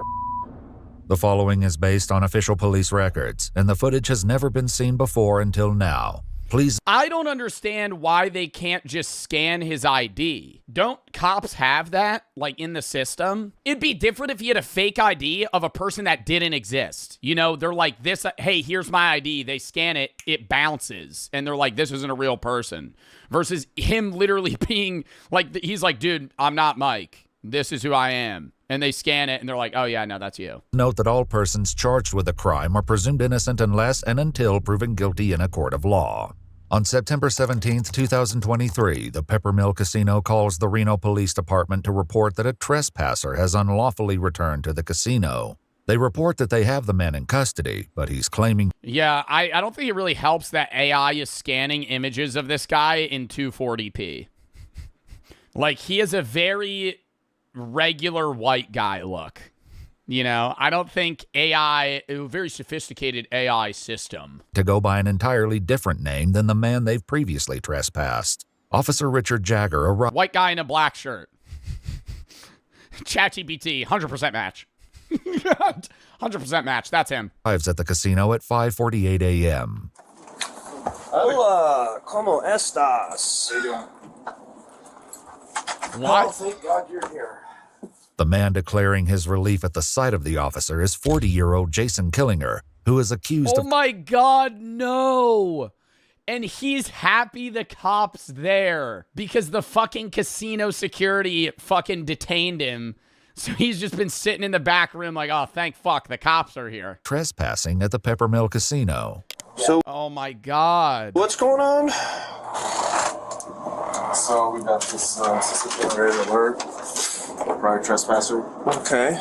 and we made contact and arrested him, and he claimed that wasn't him, and What does my so name we're just say trying on to. If they have him trespassed, shouldn't they have, like, I mean, I don't know if they're legally allowed to do this at a casino, but if they're trespassing somebody, shouldn't they have fingerprints of him? And then they would just see that it's not him? Get you guys to make a phone call if it's with him or not. So what's the issue, you guys? Did he have a different driver's license or a secondary one, or has he got more property than just this one? Just those effects right there, and that's it. me out and stuff? 1 second, pal. But no other forms of identification. Things in his pocket. You guys ran this information through our dispatch? Through your guys' this. Couldn't the casino run his ID and see that it's a real ID? Wait, what? When you gamble and they ask for your ID, they'll put it into a machine that fucking scans your ID. And so I feel like I don't understand why they couldn't just scan this guy's ID and be like, no, that's real. Like, it's not a fake. Like, even bars have that. Not all bars, but like club bars that have bouncers. Like, they just scan your ID. No. Fakes can scan, though? Yeah, fakes can scan when you're 19 trying to fucking get into a bar and drink because you're a teenager. What fucking 45-year-old man is getting a fake so he could go to a fucking Peppermill casino? Like, what? But after hours, comes back as that being who he says he is. So he's saying he ran it, and we ran it, and it's saying he's not the guy that we trespassed, but it's weird because the AI's saying it isn't. It's on his ID, but that's what we went off right there. Yeah, and this is one of those things. You guys have this fancy software that does all this stuff, so it's like. Officer, what's your name? 1 second, man. A few months earlier, a man named Michael had been trespassed from the casino for They do look eerily similar. They do look eerily similar. sleeping on the premises. All right, man. Maybe I don't know. Oh, they look so similar. Fuck. So this is who you are? There's probably a million people that look like that. That's what I'm saying, bro. Isn't there a type of face that you interact with on a daily basis that's like so common? And I'm not saying like, oh, you have a common face, but like, dude, old people, like an old white man wearing a hat. There's dude, you could think of a guy, like think of that face. There's probably a million people that look like that. Like side by side, you'd be like, are you twins? On the premises. All right, man. So this is who you are? Yes. What, Miss Jagger is your first name or last name? Last name. All right, Mr. Jagger. Yes, that is who I am. I drive the semis for UPS. I am not Mike. I don't know nothing about Mike. I'm a craps player here. Look, there's my socks for Okay. UPS. Can you please, you got a gun here. Will you please take me out of these cuffs? My shoulders are killing me. You're going to sit there for a minute, man. So, when he gave you this information, did you guys verify it against an ID, or how does that work? So, in that report there's an ID on there as well, and we can show you that one. Okay. Jason, a long combination vehicle driver, had been playing craps until about 3 a.m. when he decided to leave the Pepper Mill and go to the Atlantis casino. On his way out, he stopped at a blackjack machine and started playing. There, he was approached by a security guard who addressed him as Mike. When Jason clarified that he was not Mike and presented the guard with his driver's license, the guard apologized and walked away. Should have been it. Yo, are you Mike? No. Can I see your ID? Regular security's allowed to ask for your ID at a casino. Give him the ID. Oh, okay, sorry. Walks away. However, how does it keep going? Jason attempted to leave, he was surrounded by security guards and handcuffed. He was told that he was under arrest for trespassing. Just need a break. My shoulder's killing me. What do you think the actual Mike got trespassed for? Just being like belligerent, like getting too drunk at the casino? So that's the ID that he presented. Oh, it said sleeping? Sleeping? You get trespassed for falling asleep? I go to Atlantic City, and there are people that actually piss themselves at the slot machine and keep playing. But if you fall asleep, like a homeless guy? Hey, look at the nose. Yeah. Huh. Weird. Very weird. Right, let me snap a picture of that. I'll run both names. The casino's AI facial recognition software positively identified. Nah, actually, when you do look at it again, this guy's skull is wider. Jason as Michael, the man they had trespassed. Let me step out this way, I get better reception. Yeah. The only thing that was weird is that we'll have to, lift him up and see how tall he is. Yeah. It's They didn't measure his height to see. Because that says he's 5'9", and that says 6'1". Yeah. Oh my God. I mean, why did they even call the cops? I feel like that is 5'9" and 6'1". What? I'd be like, yeah, let's just measure me. The guy's 5'9". I'm not 5'9". This isn't the only difference between Michael and Jason's IDs. All right, now that I'm seeing both of their IDs, they look nothing alike. Like, these are clearly two different people. Oh my God. Jason is listed as 7 years younger than Michael. He has blue eyes. He's 7 years younger. He's fucking, 4 inches taller and 50 pounds more. And says that he weighs 50 pounds more. As well, the signatures are different. In his report, Officer Jagger wrote, quote, "The associated demographics on each driver's license were fairly similar, with the only major distinction being hazel and blue eyes, which are by their very nature similar eye colors and are dependent upon lighting." And the pictures are Imagine Jagger goes to the guy, he's like, "You get that leg lengthening surgery, boy? So you put on a few pounds, change your eye color. You're wearing fucking contacts, aren't you? I bet you fucking got that metal rod shoved in your fucking leg. That's why you're 6'1", just so you could come back to the pepper mill, eh? the nose. You want to keep playing fucking craps? I bet your dumb ass wants to. I bet you have plans to fall asleep here again. And then we have Call you a little napper. our new system, our new facial recognition system, and that's what it's telling us.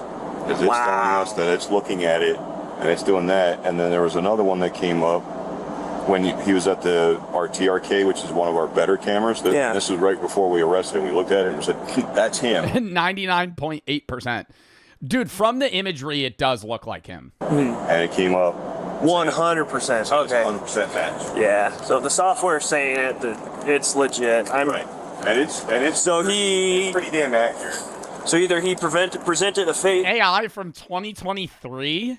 I feel like AI from 2023 was not that good. Identification the first time, or he's presented. When was like the Will Smith video where it was like he was eating spaghetti and it looked really bad? It now.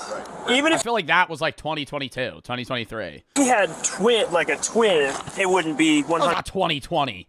AI did not exist. Like AI in the way that like AI generative video AI, that was not a thing in 2020. 100% on the facial, right? I wouldn't think so, but I don't know, because they say twins share DNA. Facial recognition, not generative AI. Yeah, well, I'm just saying like the scaling of AI in general. Right. But I guess it depends upon if they're identical. I've seen identical twins where it's like moms can tell them apart. Right. So it's I mean, are these two people fucking stupid? He has an entirely different obviously different first name. He has an entirely different last name. Why are they saying they're fucking identical twins? The thing that kind of made us feel suspicious, or us managers, was right after our officers made contact and they saw the ID that he's presenting today. And they're like, okay, it's not the same guy. He immediately gets up and starts cashing out, like running for the door. I'm like, okay, if it really wasn't him, why is he running for the door? Why is he getting ready to leave? Jason Probably vibe killer. He was gonna leave anyway, playing a little bit. That might be like a gambler sign to leave. Genuinely. You're at a casino, bro. People take signs to leave and gamble or stay or go to another table. Bro, like a dime could fall on the floor and they'd be like, that's a sign. I got to bet it all on 10. You know, some shit.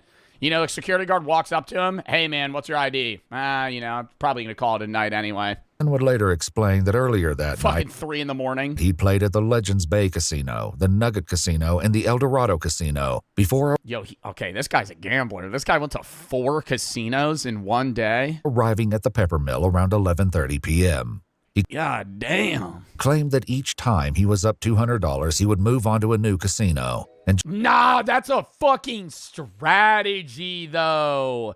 Because it forces you to pull out. Like, you don't keep going.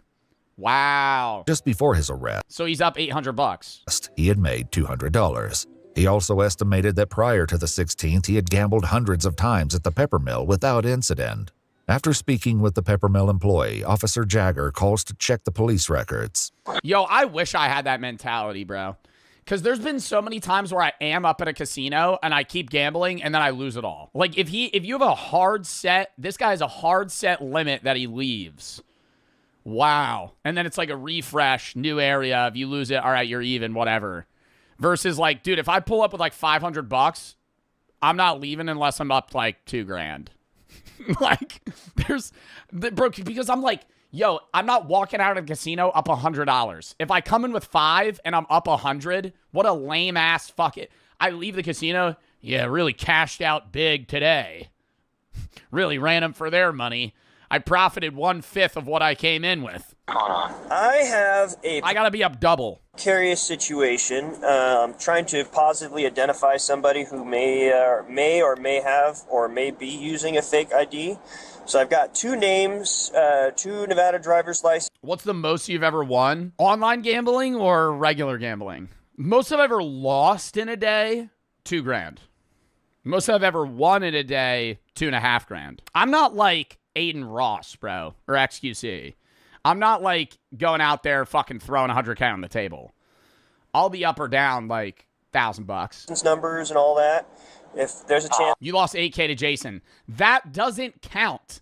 That's not, bro, I'm saying casino gambling. Yes, okay, all time, yeah, I lost $8,000 to Jason the Ween. All right, fucking, yeah, we gotta always bring that up every other fucking day. Yes, I lost $8,000 to Jason the Ween. On a bet. It was a bet. It was gambling. Yes.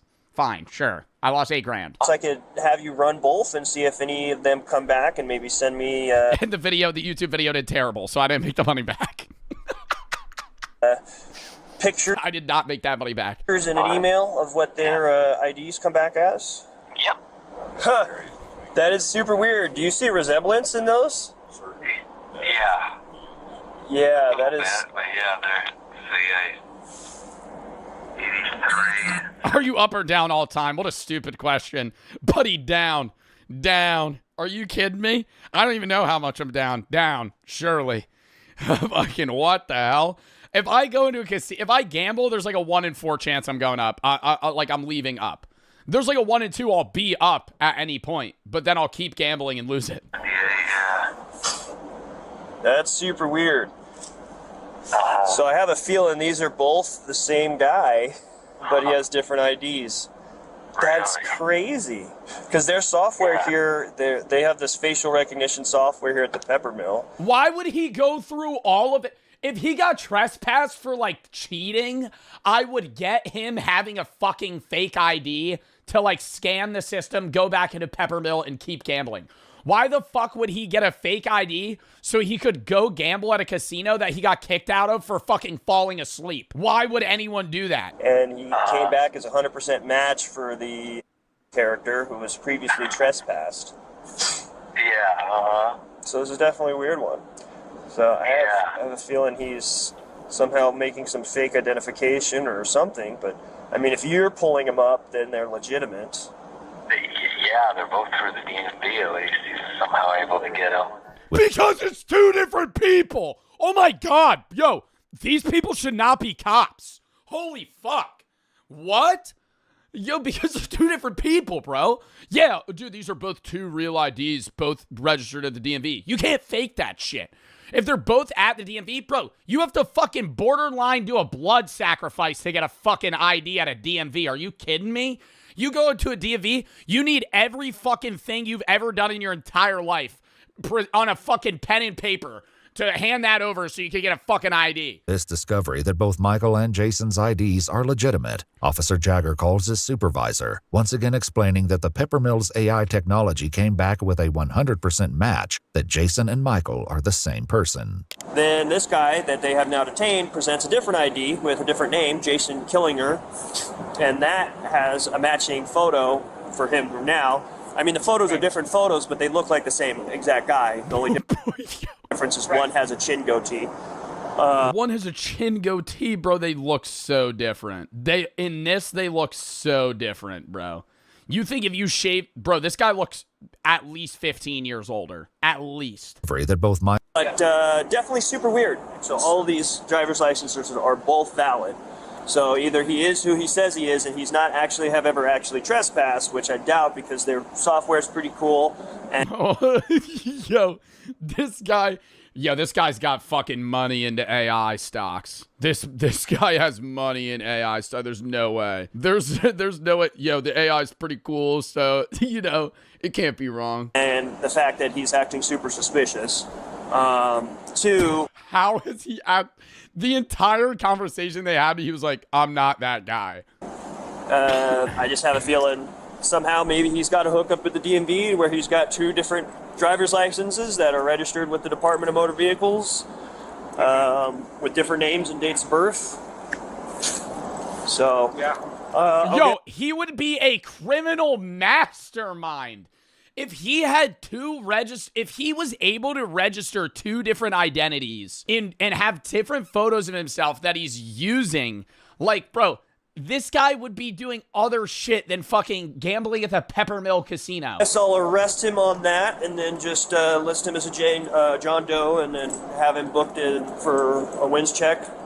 Alrighty, well, that solves that. So you guys got a... Well, another job well done. Time to go watch Quebble Cop AI when I get home. Yeah, well, Came out with a new Minecraft video. we got filled up right and then we got the statement and all that good stuff. statement already done. Easy peasy.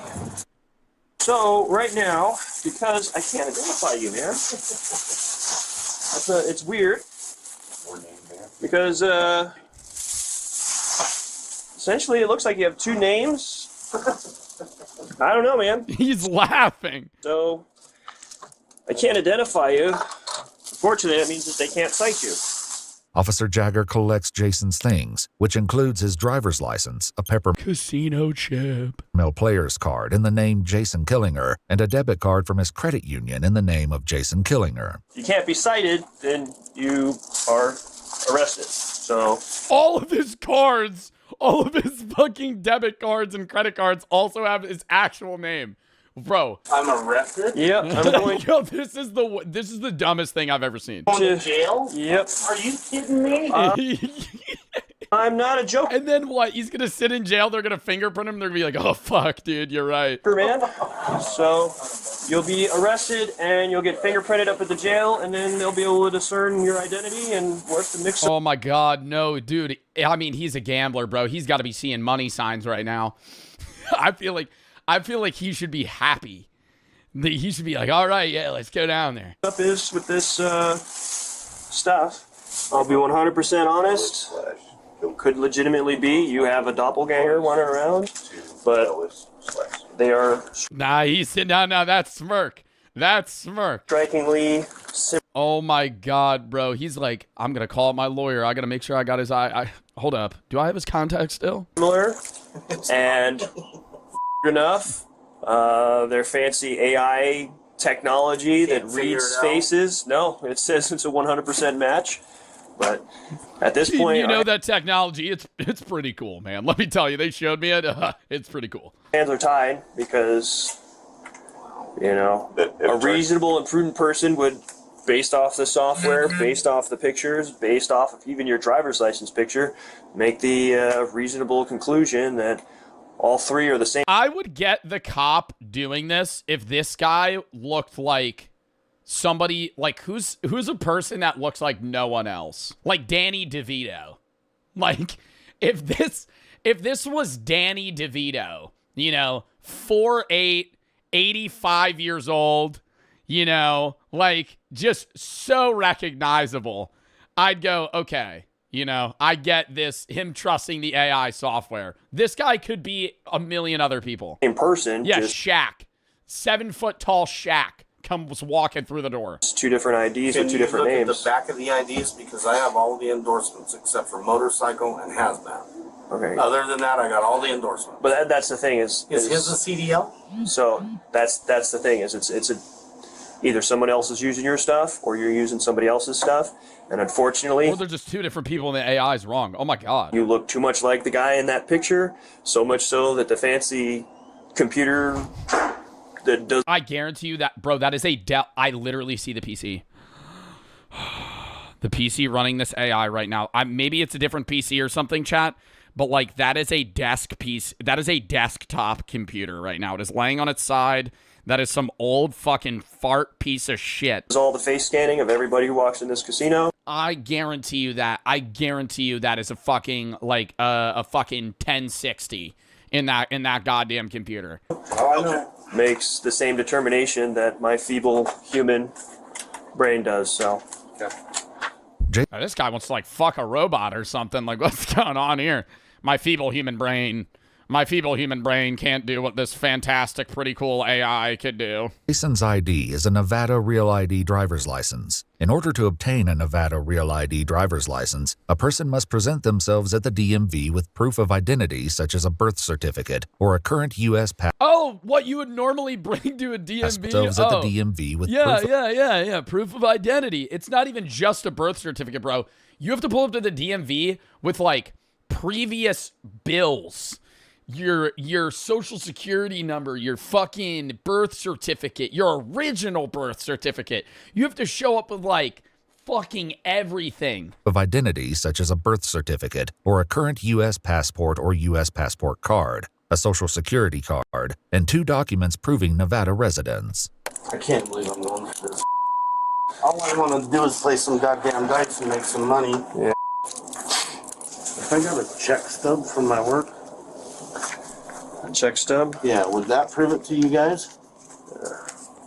Honestly, man, no. The only way is, can I get your fingerprint out? Later, Jason would reveal that along with a check stub in his vehicle, he also had a current vehicle registration for his car in his name, a Department of Transportation medical card, a Teamsters Local 533 union card, and a valid vehicle insurance card. This guy had more than the average person does, proving he's him.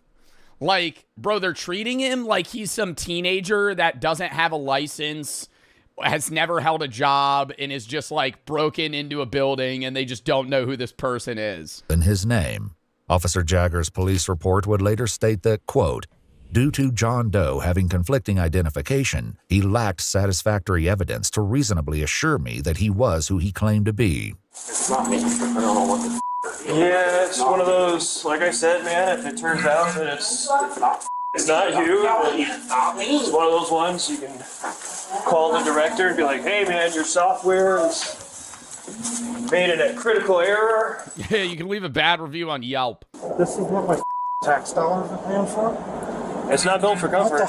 What the dude? It's not built for comfort, pal. Very sorry. Before he leaves, another officer arrives at the casino, and Officer Jagger takes the opportunity to once again explain the situation. It's super weird. This poor guy might be, like, legitimately somebody else, and something else. I don't know. It's weird call. Soon, Officer Jagger begins the drive to the Washoe County Detention Facility. I'll be honest, I don't know what to think, because usually those systems are pretty good. Like, right. We've used those systems in the past to catch homicide suspects. Sure. It would be really funny if Jason just started, like, maniacally laughing in the backseat.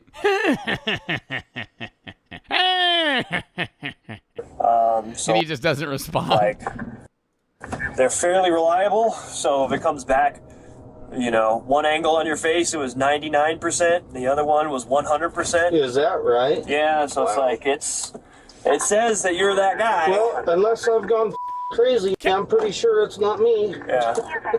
You seem like a stand-up guy, and it's probably a really terrible case of mistaken identity. I can't believe I've been arrested. I've never been arrested. Never. Not once.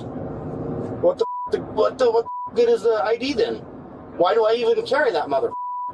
Valid. That one young security guard, man, like a robot. That's what pisses me off. Yeah.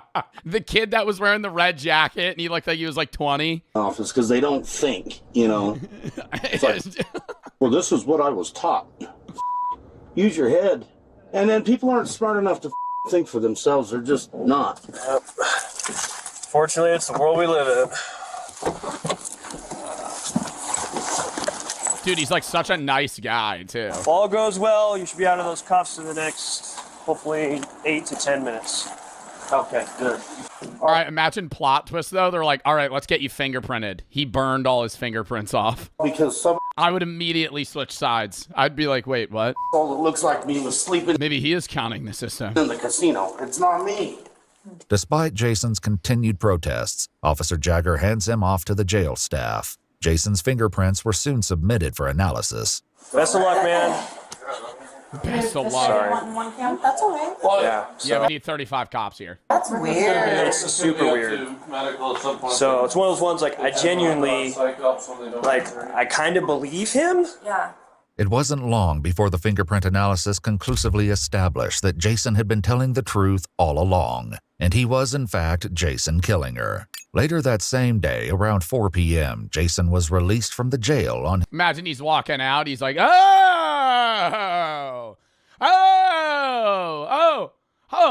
maybe I wasn't lying that it was me. Oh, interesting. Oh, the fingerprints. Oh, the pretty fancy AI. His own recognizance. The day after his release on September 18th, 2023, he went to renowned urgent care Vista, where he was diagnosed with a strain of both the right and left shoulder. Oh, he got injured too? Clutch. And contusions on both wrists. On July 30th, 2025, Jason... He pulls up to court wearing a neck brace. Just fucking really leans into it. Filed a complaint. Oh, dude, the handcuffs. In federal court started banging my head on the wall. I couldn't move. Against Reno police officer Richard Jagger. While at the jail and after his identity had been confirmed, his arrest papers were changed from John Doe to Jason Killinger. The federal complaint states that this meant Jason would be prosecuted for trespassing, even though Michael had been the only one who was trespassed. According to the complaint, Jason's charge of trespassing was eventually dismissed. Oh, I was going to say, what? They're kicking him out for looking like another guy? However, he's actually getting trespassed? Now has a criminal record. He actually, that stays on his criminal record? Bro, he had to have sued for so much money. He had to have sued for so much money. According to the complaint, facial recognition technology has led to wrongful arrests in Louisiana, New Jersey, Maryland, and Texas. Many cities now conclude that for an arrest, there has to be some kind of secondary corroborating evidence that is unrelated before there can be sufficient justification to arrest.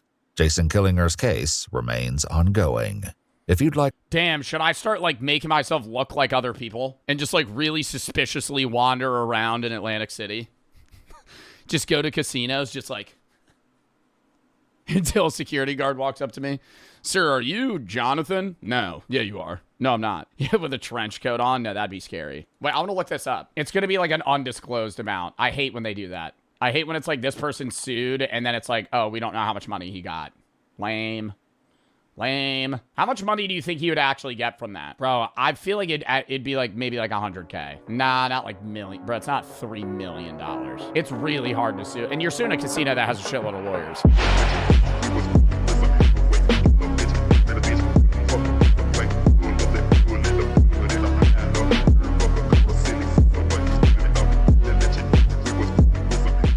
Is time travel possible? Neil deGrasse Tyson answers your questions. Honesty box. Boom! Sorry, YouTube audience, if this becomes a video, ignore all the Vagisil comments.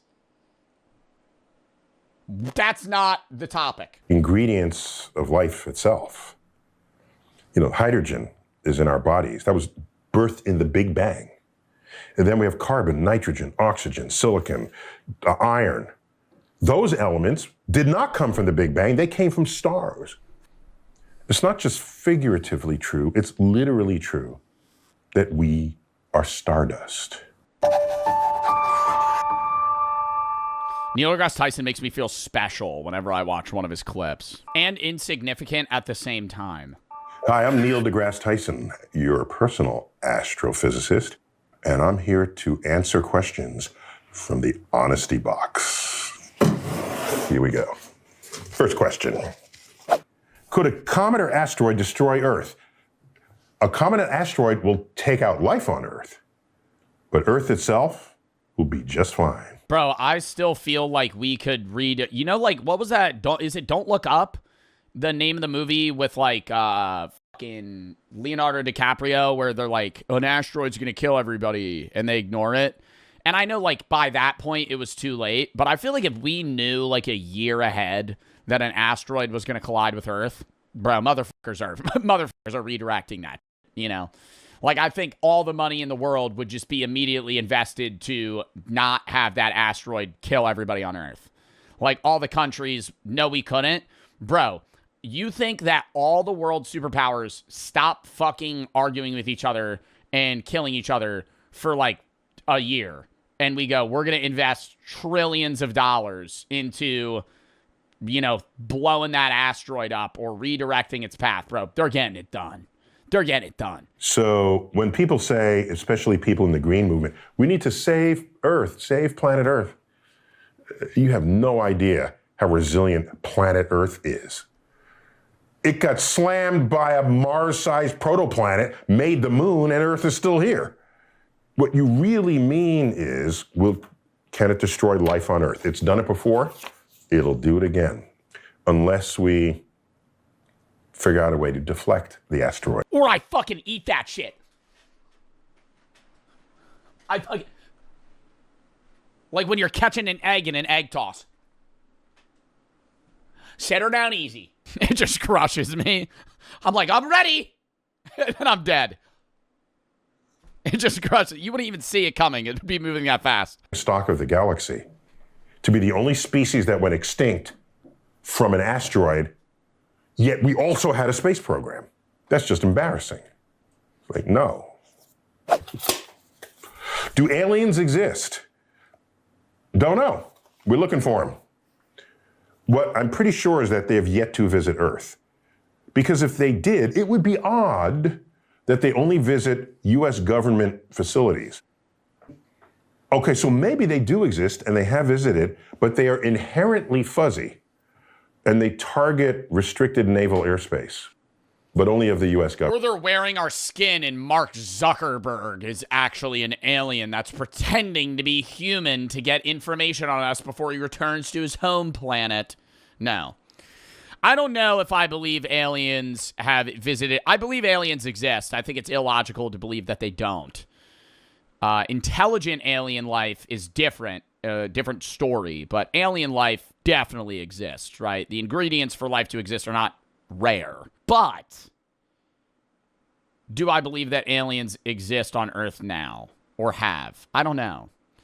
I mean, dude, I watched that podcast with David Grush, the whistleblower that worked with like high military officials, and he ended up almost getting arrested and like all this other shit because he was talking about like the US alien program and shit and how they did recover like alien aircraft and like UFOs and stuff.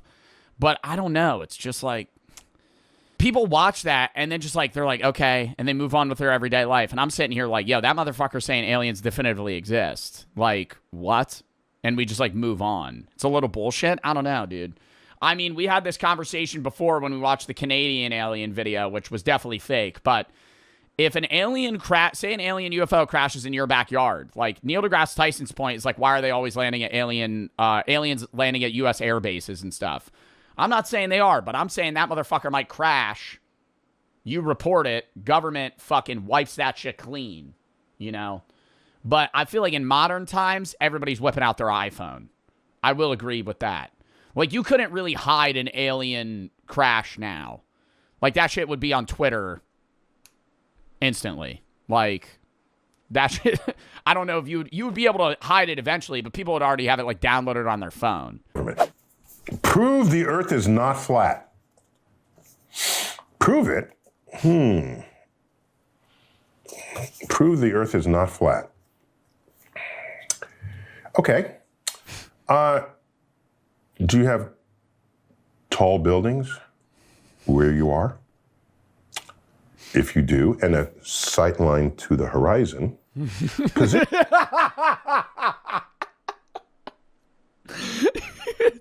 You're asking a guy with like a PhD, yo, the Earth is flat. Prove me wrong.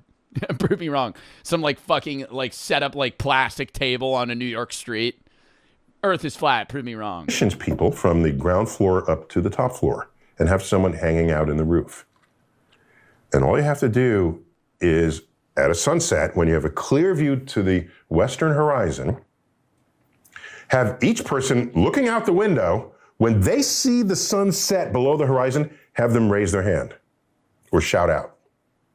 And you will see one by one, in sequence, each person raise their hand until the person does so from the roof. That tells you that the sun... Yeah, that would disprove the idea that we're on a disc and the sun is just rotating around the disc rather than it being a ball and like we're rotating. Well, we're orbiting around the sun, but also rotating.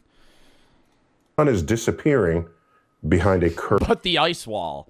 But they don't let us go to Antarctica. Why did they only let Mr. Beast fly to Antarctica?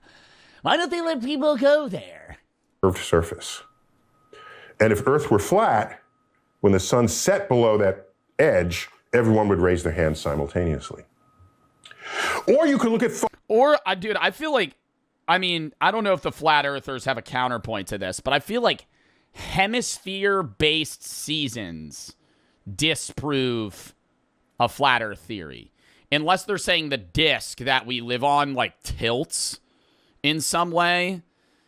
It's like, right now it's summer in Australia, but it's January because Earth is a fucking sphere and it tilts, and that changes the seasons and how warm it is. Like, there's so many things that point to the Earth not being flat. Photos from NASA. What's something about the universe that makes you emotional? All of it. But especially the fact that the ingredients of life itself, hydrogen is in our bodies. That was birthed in the Big Bang.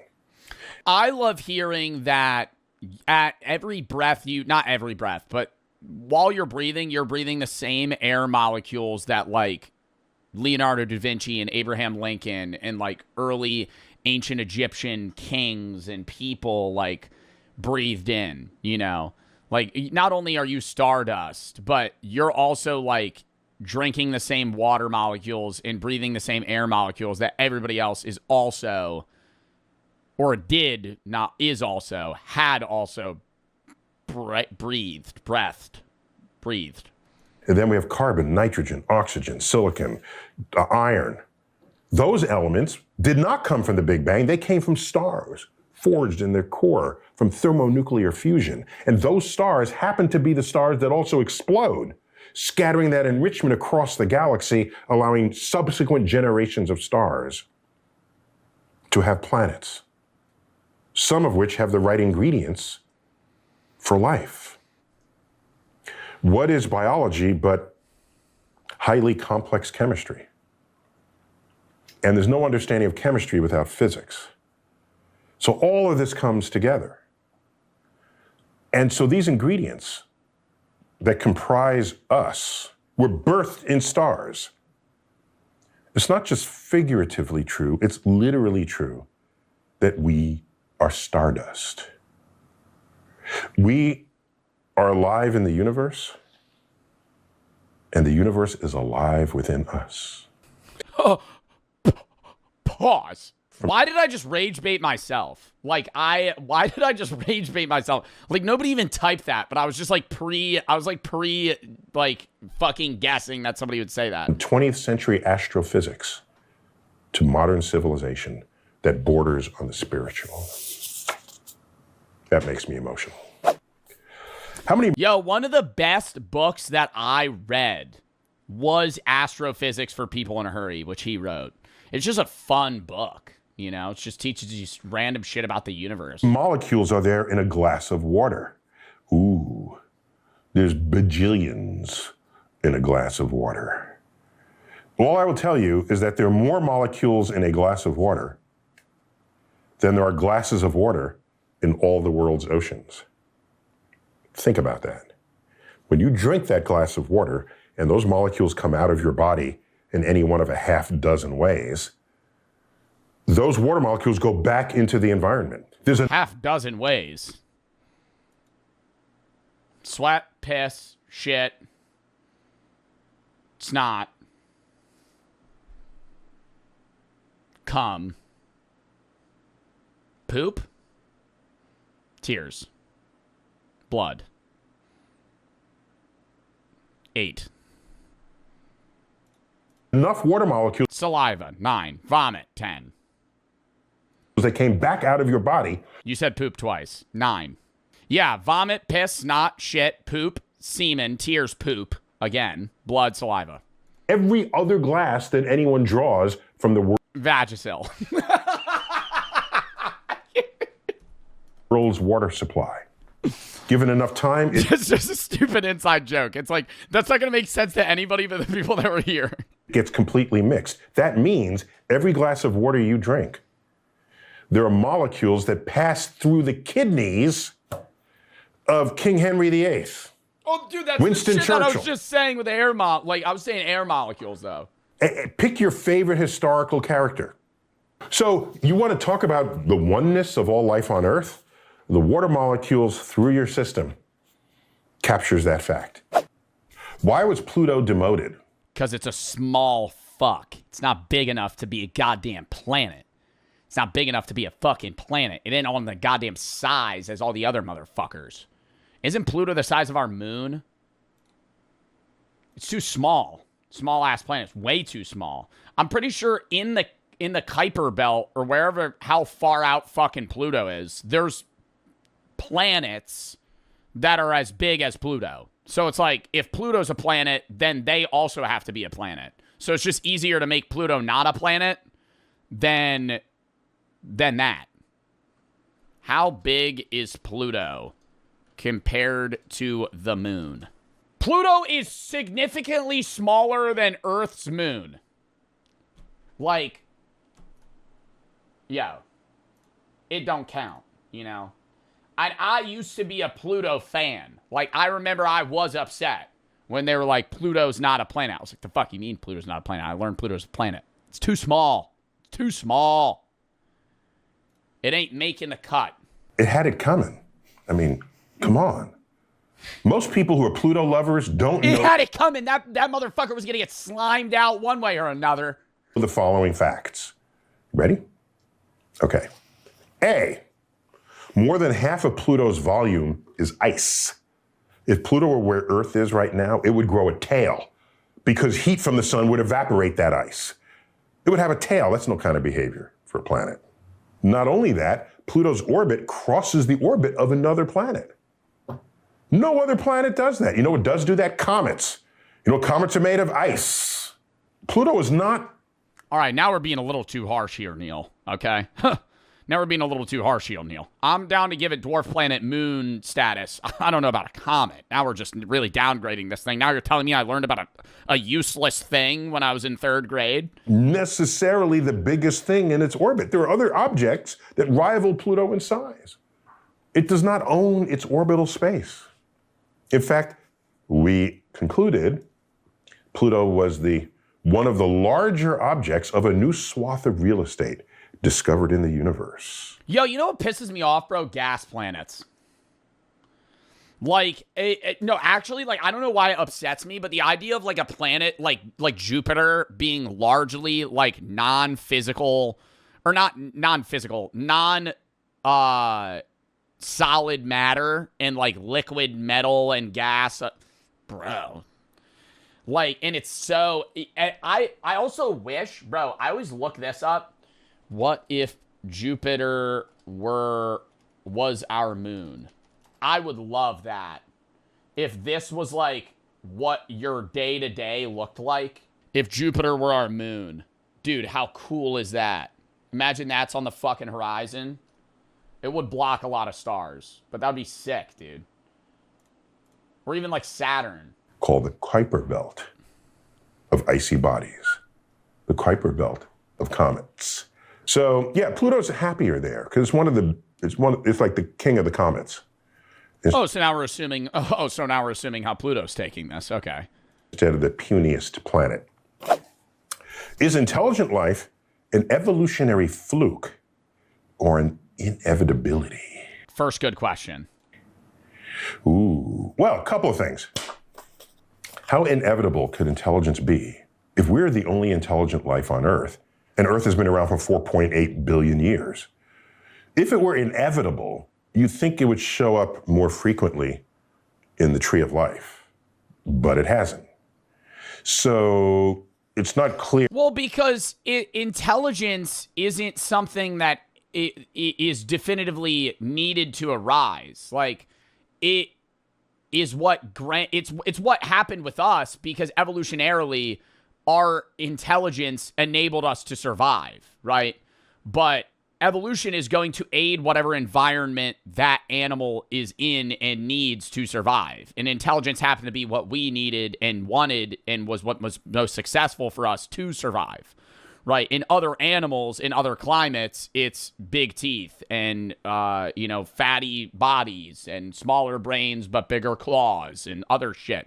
Or like even like jellyfish, like the capability to revert to an earlier life cycle. Like it's whatever is needed in that environment, no? If aliens came to visit looking for intelligent life and they arrived 500,000 years ago. They die themselves? Yeah, I'm not saying every different species of human, like Homo habilis, or not Homo habilis, that was before Homo sapien, but like Neanderthals. I'm not saying like every Neanderthal died at the hand of humans. They died themselves as well. But like Homo sapiens did kill other types of humans. That's tiny compared with the history of the Earth. My friend's 6% Neanderthal. He should join the NFL. We're not here yet. And they wouldn't find any intelligent life. Unless he got the bad parts in the Neanderthal DNA. So it's not clear how inevitable it is. What you don't want, what could likely happen, especially lately, is aliens come to Earth and they go home and report back, there's no sign of intelligent life on Earth. When will the universe end? Not in fire, but in ice. And not with a bang, but with a whimper. We are on a one-way expansion trip, never to cease. Never. Yo, I remember the first time I ever like saw that shit was when I was watching Futurama and they teleported too far into the future and they saw the death of the universe and it was just nothing. And it was so sad. Like the universe, everything's going to get further and further apart and the energy's going to get dissipated to the point where like it's just blank space. Or to slow. Because all the stars are going to dwindle out, all the energy is going to dissipate. If dark energy has its way with us, in 10 to the 22 years, the expansion of the universe would have accelerated so rapidly that it would have ripped the very fabric of space and time itself. And we call that the Big Rip. I don't even want to know what that looks like. I hope all my particles somehow collide again. And I just regain consciousness, 8 billion trillion years from now, and I just see the death of the universe, and then I die again. What happens when we die? I can answer, if you're religious, you go to heaven and you hang out with all your relatives. I can answer this as a physicist. We are warm-blooded creatures, which means my skin temperature is nearly 100 degrees Fahrenheit, and the room I'm in is not. The room I'm in is 70 degrees Fahrenheit, okay? So in Celsius, body temperature is like 37, but room temperature for you is like 20, 23 degrees. So you are maintaining a temperature difference every waking moment of your life. If you died, your body would cool to air temperature. That's why if you've ever touched a corpse in a casket, the first thing you know... That shit is cold. Cold. Oh my God, bro. And I don't judge people that be like hugging dead bodies and shit, but like, I mean, like when my grandpa died, bro, like I grabbed his hand for like a second. But like, bro, some people be like hugging it. I'm like, ooh. It's just not for me. Oh, it feels cold. No, it's actually air temperature. It feels cold compared to when you normally touch a human body. Yeah, because you're used to feeling human skin and it's just being warm. All right. Why does the body temperature drop? Because you're no longer metabolizing energy. The only reason why we consume food, other than the nourishment, is to have energy to maintain this body temperature difference.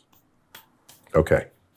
Also, we have neurosynaptic activities in our brain. We have thoughts. We have a consciousness. Let's say you die by a series of mini strokes. You know the person to whom this is happening. And bit by bit, their personality goes away. They lose their ability to recognize you. They don't know how to speak. They don't know where they are. Their consciousness fades, and you're witness to this. If you do a scan of their brain, you'll see parts of the brain shutting off because they're not activated by oxygen. That's what strokes do, of course.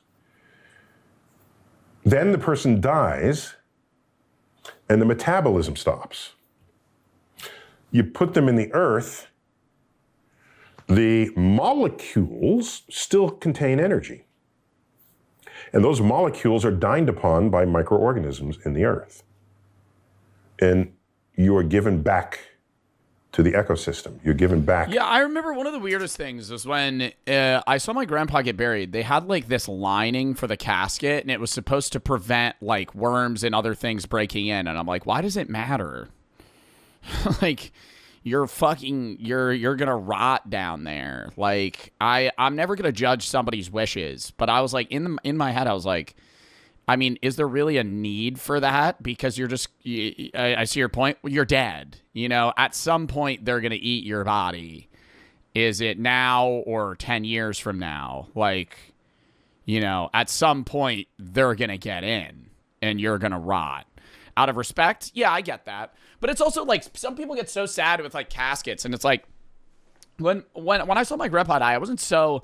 I mean, this isn't really answering what's after death or what happens when you die, because that's like really nobody knows until you're dead. And then when you are dead, if it's nothing, you won't know because you're dead and your consciousness is gone. But I mean, when you see other people die, people get so upset when they see the like open casket, and I'm just like, that's not them. You know, obviously it's the physical sense of who they were, but their consciousness and the person that they are and were is gone. You know, like that's what makes somebody, you know, is the conversations you have with them and the way they portray themselves in action and through conversation, not through what they look like. And people always determine change of an individual through physicality, but people can change day to day massively off of, you know, consciousness. Like the way you think can change rapidly, but you could look the same.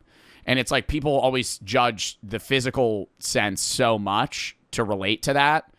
But it's like who you are isn't what you look like at all. Like that doesn't matter. To the circle of life. I choose to be buried for that reason. I spent my whole life dining upon flora and fauna. It's about time I gave back to them. Bro, like I kind of want to get cremated just because I don't want to get buried in a casket. But if I have the option, bro, I've said this before, chuck my ass in the woods. Helicopter my ass out into the fucking, like, Canadian forest and just drop me. And then, like, animals will just eat me. And I'm fine with that. Like, yeah, throw me in the ocean. I don't know. Well, in the deep ocean, you might just sit there for a while.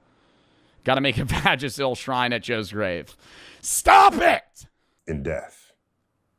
So when we die, I'm not given reason to think that your state of mind in death is any different from your state of mind before you were born. Before you were born, you were saying, where am I? How come I'm not? No, it's a state of non-existence. After you die, state of non-existence. Yeah, that's the take I have. I would just say, because people are like, well, what is that? I'm like, sleep with no dreams forever. Nothing. Not black. I feel like people always go, oh, so it's like black? Like you're in nothing. Like it's like empty space. No, it's nothing. You're not conscious. You're just dead. So that's what science says about death. But death is so scary to so many people. We fear death because we're born knowing only life. Is teleportation... That's really what it is. Wow. We fear death because we're born knowing only life. Is teleportation possible? What you'd have to do, you have to be like demolecularized, turn into a beam of energy, and they beam the energy to another location. And then wouldn't you be dead though? Like I always have that argument with teleportation is if they had to like dismantle your body to like its basic atoms and then reassemble you in another area, wouldn't the you that stepped into the teleportation system be dead and the teleported you would actually just be a clone of you? Retaining all the information that is you, because you kind of lose that information when you convert matter into energy. But you have to somehow retain it and then reassemble your atoms. I'm waiting for the future where we invent wormholes. Then you just step through to the destination. No dematerializing, no reassembling your atoms and putting back the information of all your neurosynapses that makes you in your mind. You just step through the wormhole and you arrive. So teleportation, yeah, I don't think it'll ever happen for the information problem. Well, the information problem, but it's also like if you're able to do wormholes, there's just no point. Like teleportation would just be like 9 steps to complete something that would take 1. That it poses. Or just warp drives to get to where you're going. Okay, just warp space. You know how warp drives work? I'm here and I want to get there, and that takes a long time. So you curve space, and then you jump through that short distance, and then you uncurve it. That's how you can get across the galaxy during the TV commercials. Is there life on Mars? We're looking. It wouldn't be on the surface. Yeah, isn't there still technically liquid water under the surface of Mars where there could be still like bacteria and like other microorganisms? The high ultraviolet flux from the sun, protected here on Earth by our ozone, no such protection on Mars. Ultraviolet is hazardous to biology. If there's life on Mars, maybe it's in the waters that are beneath the surface, in like an aquifer, something such as that. How does the Earth spin? Everything spins. Everything. Particles, planets, stars, galaxies, everything. The sun spins? I didn't know that. I would have assumed that the sun's still maybe orbiting like some other larger thing, but I didn't know the sun also rotates. When the sun's a planet. The sun's a star. They form from larger gas clouds in the universe. If the gas cloud has any motion at all sideways, no matter how small, as it collapses, that motion grows. It's called the conservation of angular momentum. We all know this. We've all seen it. We've seen it with ice skaters, where they come to make a spin, and their arms are outstretched. Oh, and then they do that tight shit, and they go, love that. They do like nine rotations in a row. It's like you're watching G-Force. And as they bring in their arms, what happens? They spin faster and faster and faster. And they can take their arms and put it up above their head so that their arms get even closer to the axis of rotation, and they spin really, really fast. If you want to reverse that, then you just extend your arms back again. So that ending posture, that ending panache at the end of the spin, they have to do that. Otherwise, they keep spinning. So when you see an ice skater do that, just keep that in mind. Everything spins. And when it spins, something has to stop it. And it'll spin forever, basically. Okay. Or when you spin a top or anything there's friction between it and the surface. So it eventually slows down. In space, there's no friction. So we good. Who is the GOAT of science? Greatest of all time? Obviously, Bill Nye the Science Guy. Isaac Newton. Duh. Oh. He's your boy, Isaac Newton. Buried in Westminster Abbey. He discovered the laws of optics, the laws of gravity. Single-handedly invented integral and differential calculus. Practically. Yeah, and his dumbass probably would have been bronze ranked in Valorant, and he also thought that he could turn other metals into gold, like a dumbass. So, who's the real genius? On a dare. Because someone said, Ike, why do the planets orbit in ellipses rather than perfect circles? And I don't know. I'll get back to you. And then he figures out why. And his friend says, well, how did you figure this out? Well, I had to invent calculus to answer that.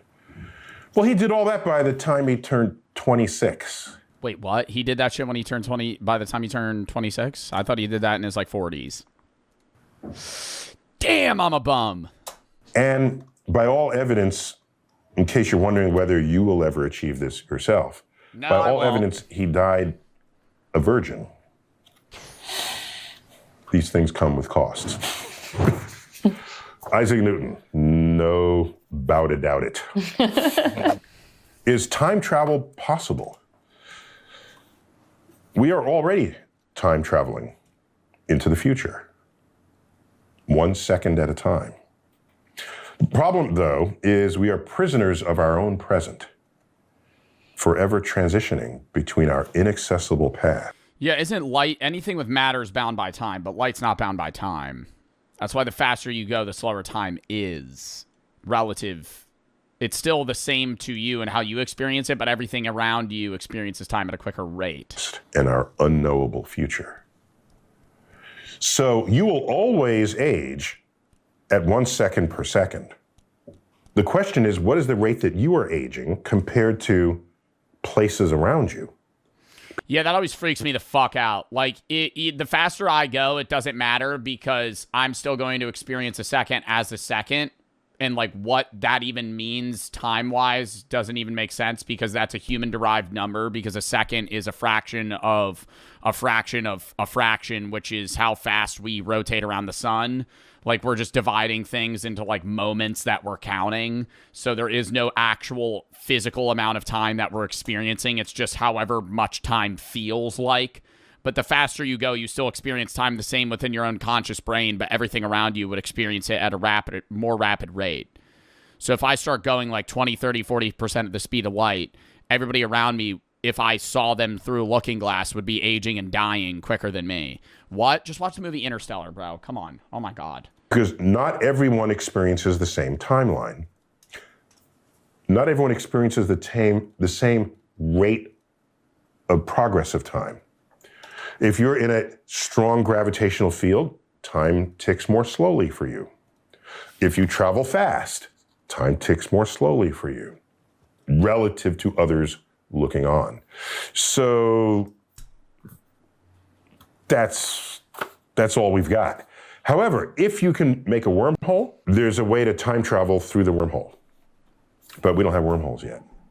Stephen Hawking suggested if you go back in time to your own timeline, you might accidentally disrupt your timeline, prevent your parents from meeting, and then you're never born, so that you don't exist to go back and disrupt your own timeline. Yeah, but I always thought that that timeline would be skewed. It would create another alternate reality that you didn't exist in. Like, if time travel were real and I went back in time and I killed my own, dad, I wouldn't exist. So if I didn't exist, then I wouldn't exist to kill my own dad, so I would exist. So I feel like the better explanation is that if you go back in time, you're going back to an alternate reality that you're skewing for another universe, not your own. So that's a paradox. So Stephen Hawking said we can't have these paradoxes. So maybe one day we will discover something he called a time travel conjecture, which prevents us from traveling in time, just to avoid that very outcome. So, favorite subject of science fiction writers, by the way. And best among them? Best. Now, Doctor Who, they do okay. There's some fun time travel things going on there. But I would say in terms of movies, definitely Back to the Future. If you haven't seen it, check it out. Are UFOs real? If you see something in the sky and you don't know what it is, it's real. It's a real UFO because the U stands for unidentified. UFO. I see a flying object. I don't know what it is. It's real. Motherfuckers with Starlink on Facebook. So that question, are they real? There's a bunch of aliens. Almost doesn't make sense. Of course it's real. You don't know what you're looking at. It's a UFO. Okay? You want to know if UFOs are aliens? That's different. And I see no convincing evidence that we have ever been visited. And why there's so many sightings? Because most people don't know what goes on above their heads. If you go to the community of amateur astronomers who are out back with their telescope every night, ask them how many UFOs they've seen. Chances are the UFO you saw to them is an IFO, identified flying object. I'm waiting for the high-resolution image of aliens walking off a flying saucer. Then we can talk. Until then, showing me fuzzy images of lights in the sky during twilight or any other time of day. I need better evidence than that. I'm sorry. Keep looking. You believe in aliens, Joe? Yeah, I believe in aliens. Okay. Whether we've interacted with them, I don't know. What's more important, exploring space or fixing Earth? Fixing Earth. But I think there could be a mixture of the two. Like, exploring space could help Earth. Let's go back to the caves. 20,000 Neil's getting serious, leaning in here. years ago. We're all in the cave.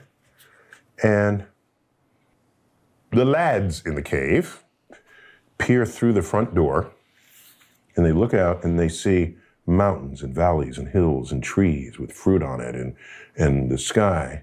And they want to go explore outside the cave. But they don't have permission. So they go back into the cave and talk to the cave elders. Back then, the cave elders would be 30 years old. Half of everyone in that day was dead before they turned 30. So let's go to the cave elders, and they say, we want to go explore outside. And the cave elder, they meet other cave elders, and they come back and conclude, no, you cannot leave the cave because we have cave problems you need to solve first. Only then can you go outside the cave door. That's what you sound like. Point is, you do both. You don't just do one or the other. You fix Earth and explore. There could be solutions out there that can help solve problems. That's what I said. Here on Earth. Unless you somehow think Earth is so big and amazing that all our solutions are contained here. But if you study the universe, this is Earth and this is the universe, and you're saying, don't study that, only study this. Then we'll solve all problems. Get real. Does anything scare you? Yes. I fear that our species, as it currently manifests in this world, I fear that we lack the wisdom to become the shepherds of our powers over nature that we need to be to ensure that the world is still here for our descendants. That's scary. So we'll go extinct.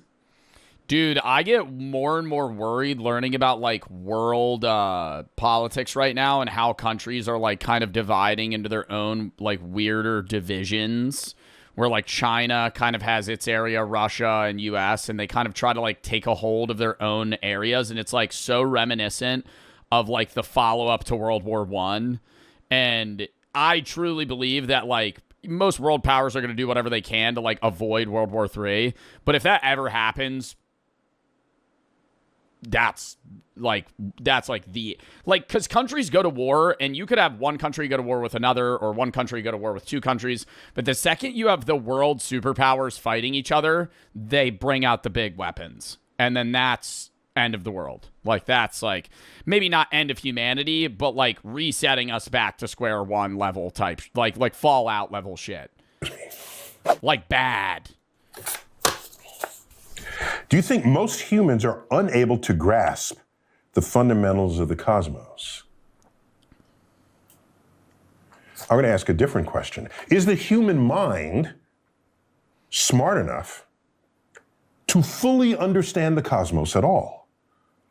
Maybe those who understand it best. Because you're only able to understand everything through the perceptions that are given to you through evolution of humanity on Earth. And also how you age and understand things on Earth. So things that are, 5 million light years away aren't going to make any fucking sense comparable to shit that you experience here. Understand a tiny little bit of this larger truth, and the human brain is just too stupid to ever figure it out. I lose sleep over that, wondering if we will ever figure it all out. Wow. Or are we just sort of pawing at the base of a mountain, not seeing the glory of what lay before us? I quote Isaac Newton, your man. Sometimes I feel as though I'm a child on the shore, picking up one pebble that's shinier than the next. Yet the great ocean of undiscovered truth lay before me. What is the strangest thing about the universe? When he looks at the camera, he's like, you get that?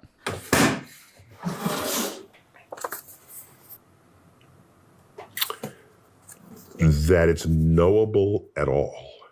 Bro, every time I watch some shit about the universe and how vast it is, I always just end it more confused than before. Like, how the fuck, not even like how we're here, but like the universe as a whole, how vast it is and how unaware we are of, we're aware of how unaware we are of everything.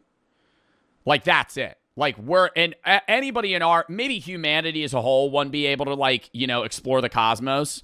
But, like, we as a species right now, in this day, not humanity as a whole in the future, but, like, humanity and everybody that's alive right now, is capable of understanding that there's crazy shit out there that we don't understand and that we want to explore, but we're unable to do it right now, and we will never be able to do it. We, meaning the people that are alive currently. We can only set up other people to then eventually be able to go see it. And that fucking annoys me. Like, I'm jealous of those people that are going to be able to fucking understand that shit. But I think in certain ways they'd be able to be jealous of us for things that we have that they won't. So, you know, there's two coins to it, I guess. Or two sides of the coin. All right, chat, we're going to call that there.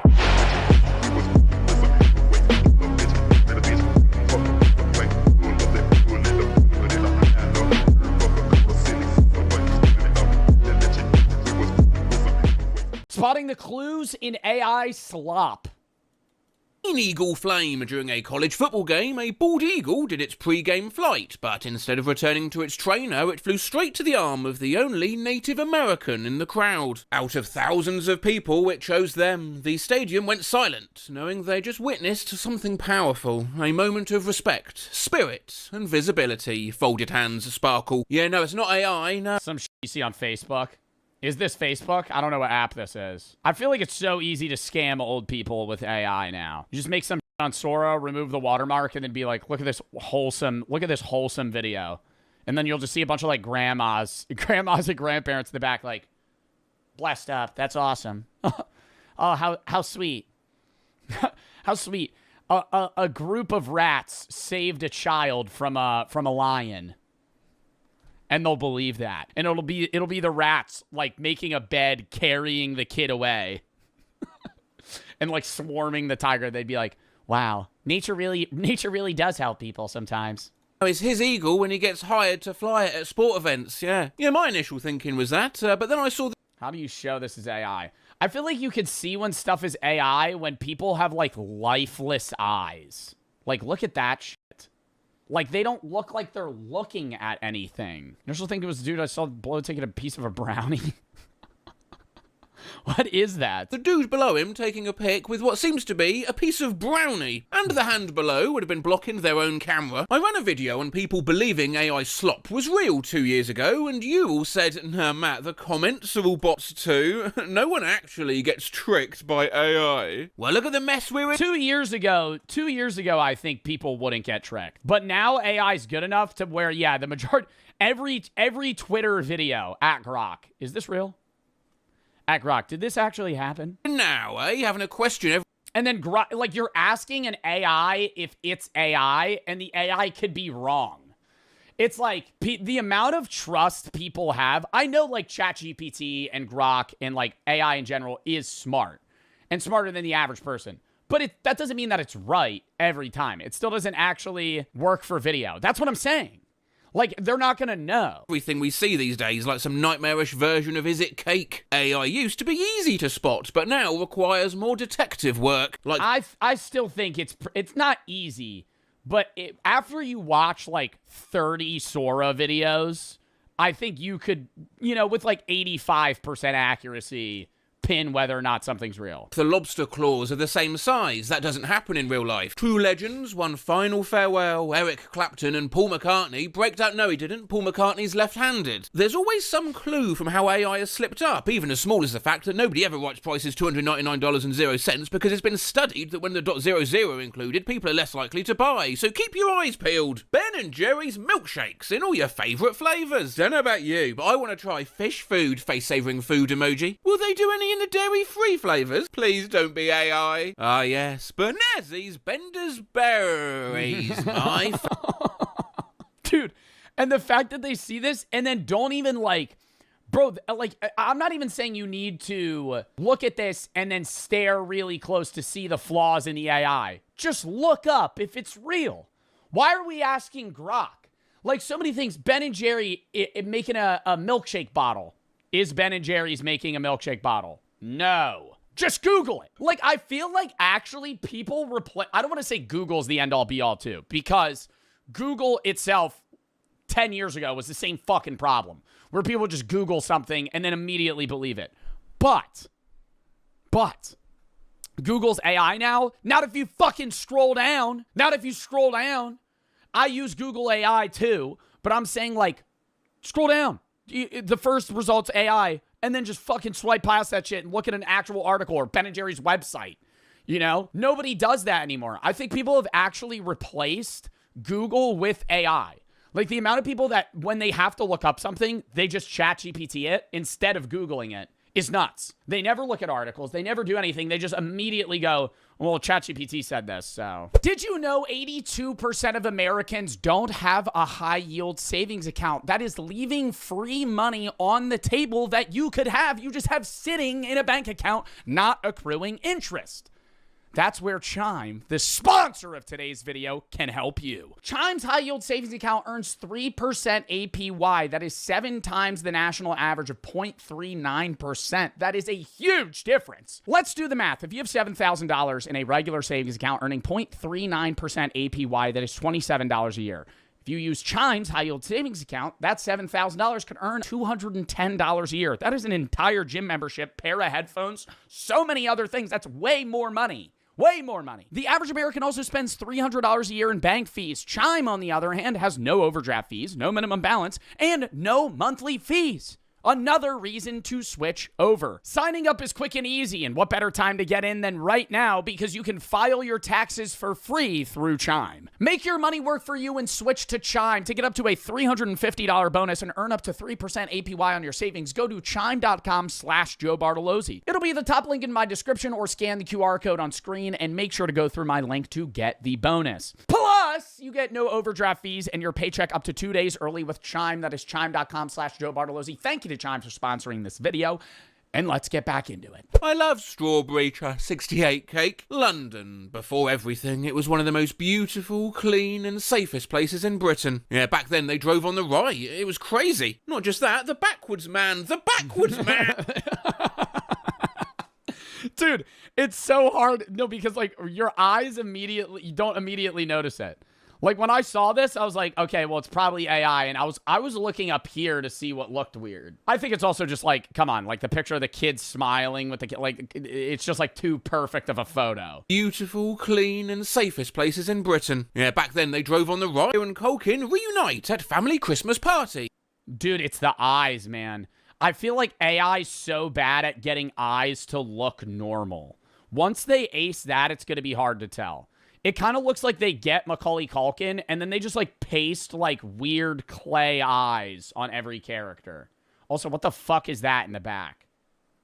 Dressed as Home Alone kids, recreating a classic holiday moment. I like how kid... Facial expressions, I think they get the smile right. It's just, like, at times it looks a little uncanny. Holiday moment. I like how Kiernan has an extra of Oh, he has 1, 2, 3, 4, 5, 6, 7, 8, 9, 10, 11. Does he have 11 fingers? Corley's arm. Oh my fucking god, how did I miss that? And what the heck is this in the background? Crown emoji, the 2 peas pack. We're getting extremely close to indiscernible video, and it's worrying the amount of fraud that'll happen. What do you mean by fraud, Brady? Like scams? Or just like defamation or shit? Like, what are you saying is going to be...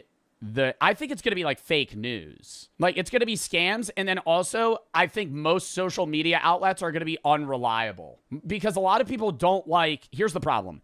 News outlets in general are biased, right? They're trying to share news and inform people, but first and foremost, they're a company that's trying to make money. So they're going to share the news that they think is best and what's going to make them the most money. So a lot of people go to social media, but now you could get paid to use Twitter. You could get paid to use Facebook. You could get paid to use Instagram and TikTok and YouTube and Twitch and all these other platforms.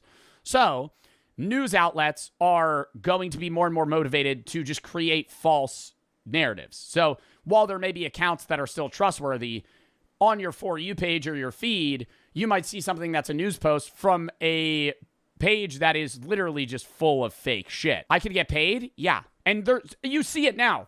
I can't like quote accounts, but you could probably find them on Twitter pretty quickly. There are Twitter accounts that flat out post fake shit. Maybe with a culmination of semi-real or slightly misinformed shit. But like, they just post stuff that gets views, right? Because it's not if the news is true, it's if the news is going to get clicks and likes and interaction and engagement. That's what you want. And it's like, that's a problem on actual news outlets as well, because it's like, you're not actually going to inform people of anything good. You're not going to inform people of anything that's not going to gain eyes. But it's even worse on social media when you just give that to just the hands of a random guy that could just do whatever he wants. The amount of people that just believe the first thing they see. And I'm not trying to say that of like you guys in my chat, but some of you guys as well. And even me at times, like the amount of ignorance people have to what's going on in the world where they just see something and immediately go with it. They don't fact check. They don't look for themselves. They don't, actually interact with an individual or anything themselves. They just go, well, somebody said this. This said this. I can't. And then they just move on. To why Taylor Swift and Donna Kelsey's 2025 shopping spree just redefined the in-law relationship. I like it how AI thinks Taylor would wear the same outfit. I've seen 5 TikToks about people bitching about the Apple charging the iPhone 18. iPhone 18 has not been announced in any capacity. They're literally just believing fake videos. Yeah, the charging port shit. I saw that and I looked it up and it said they hadn't announced anything. iPhone 18 charging port. I want to see if that rumors suggests, but it doesn't actually say that's what they're going to do. It's expected to use USB-C. They're gonna. Like, there's no way they wouldn't. I'm going to also have the take. I love that iPhone switched to USB-C because now I don't need some fuck-ass iPhone charger. Like, there's only 2 chargers that you need.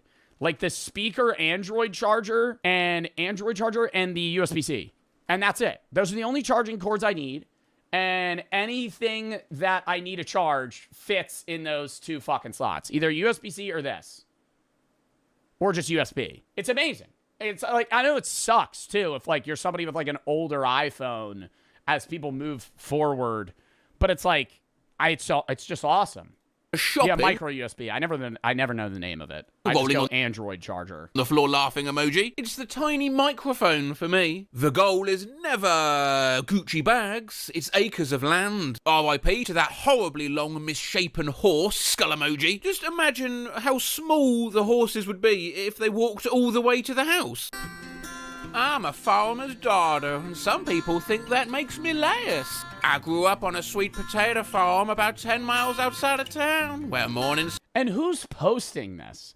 Like, are people posting this for... It has to be for money. Like, the account that's posting this isn't just like an auto-ran bot. Like, some person is making this image and then faking this. Start before the sun. For engagement. And vacation means a county fair. My parents have done... I think people on Facebook are doing this too.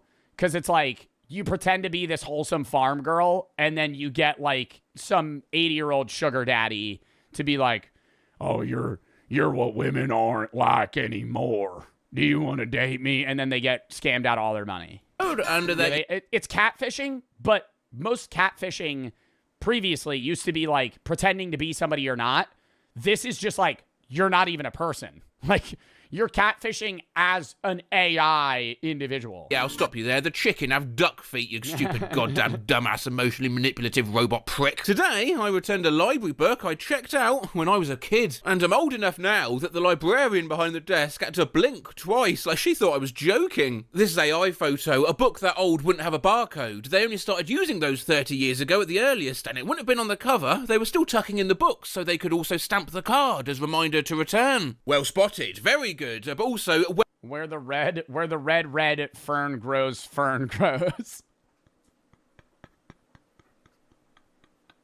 Like That's what gave away, the barcode gave away it's fake. Where the red fern grows, fern grows. Where the red fern grows. Oh, sounds like a good book. AI fucking slop. United passenger posted his first class ticket. What a big ticket. And what language is that? To brag about Trump and someone cancelled his flight. Fuck, AI's getting too good. Why does his ticket say Unico and United? Why is the champagne in his glass but his champagne is unopened? And why is he holding his bollocks? You forgot his legs shorter than his arm. Plus, he's literally on the flight. Right? Loudly crying face emoji, loudly crying face emoji, loudly crying face emoji. What, they're gonna kick him off now, are they? What's happened there then? Okay, cabin crew, come in. Can I just confirm you've served all the food and drink, yes? Fantastic. So everyone's got a hot meal and a full glass of alcohol right in front of them, correct? Great. If you could just go through now and actually make sure that everyone's got a ticket. Brilliant. And then after that, probably best start thinking about taking off. Where are pictures of Obama praying? Ooh, not many clues to work with here. But let me just try something. One sec. Marietta Handyman Services. Oh, that's bad. That, you could tell just like off of the smoothness. AI always over-smooths people's skin. There's no texture. Safely. Wired right? No. Oh, he has 3 hands. I didn't even see that. Oh my god. Stress. And he's just not even holding the fan. Do all of your workers have 3 hands? Marietta Mandyman? Some hospitals and hospices in the UK and Australia have introduced cuddle beds. That is, special wider beds that let families lie beside their... This seems horrible, dude. Cuddle bed, but they got, yeah, and they got a bedpan under that. Imagine, bro. Oh my god. Loved ones who are terminally ill. These beds bring comfort, warmth, and emotional closeness during the most... Yeah, why don't you emotional comfortness. Hey, your dying grandma. Why don't we lay on her? Also, she has 3 hands. Who are terminally ill. These beds bring comfort, warmth, and emotional closeness during the most difficult final moments of life. Do you think this practice should be followed by all hospitals? Again, AI slipping up on the old hands. But it does have a solution for that, though. Happy birthday to my twins, Party Popper 2 Hearts. Some heartless people won't congratulate them just because they're different, broken heart crying face. Hashtag stay strong. I refuse to believe we humans are this stupid. Oh, I've got bad news for you. Oh my god. Dude, and it's all like the Facebook moms. Christina O'Boyle. Happy birthday. Happy birthday. Birthday blessings. Happy birthday to both of you. What are they supposed to do with those blocks? Just going back to this one. What it just... Though quickly, what's odd is that it's based on a real idea.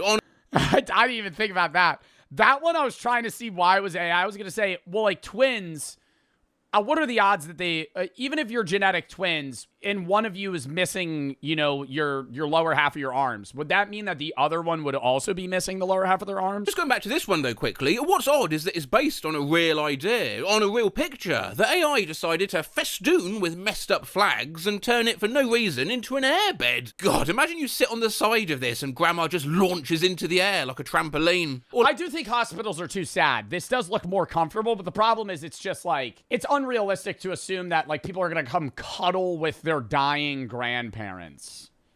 Like 5 nurses trying to hold the bed down and get her up for a bath, and she's just flopping around in the middle like a fish. AI has a habit of doing this. Here's a photo, a real story. The Arizona Fire Department had 19 babies born to the 18 firefighters inside of 1 year. AI decides, no, I can do that photo. Baby? Yeah, I've seen one of those before. Yeah.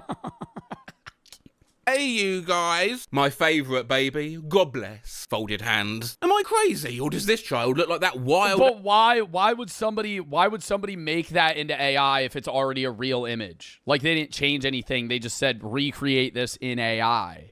Like, just to see if it could copy it? Yes, restoration of that Jesus portrait done by that old lady in Spain. Could it be?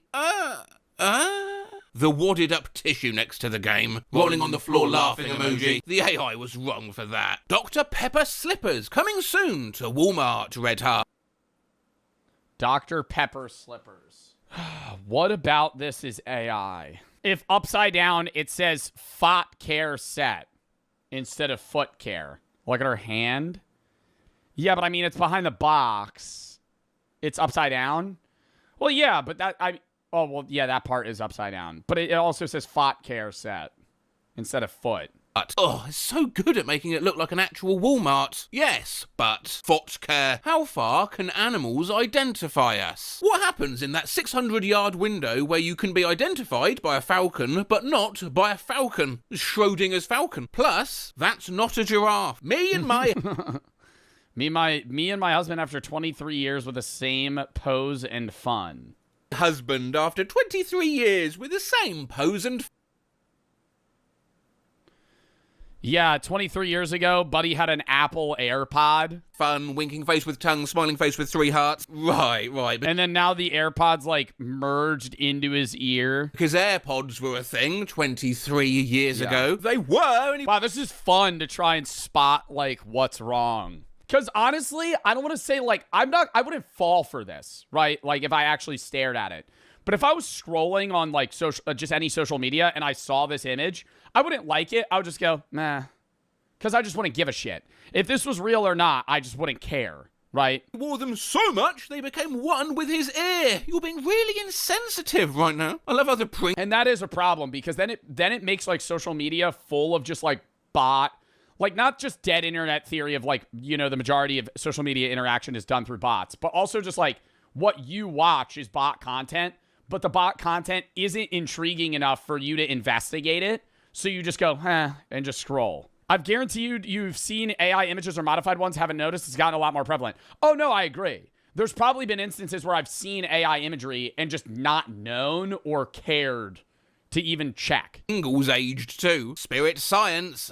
Posts. Look at this hidden sugar and common drinks. Every choice we make carries iOS tea, energy juice, juice drink, Red Bull. weight, and awareness is a powerful tool. I like how the bottom of the Coke can bows outwards to fit the curve of the C of Coca-Cola. Red tea, my fave. Who the fuck out here drinking sugar water? Like an ant? Or perhaps a hummingbird? Or...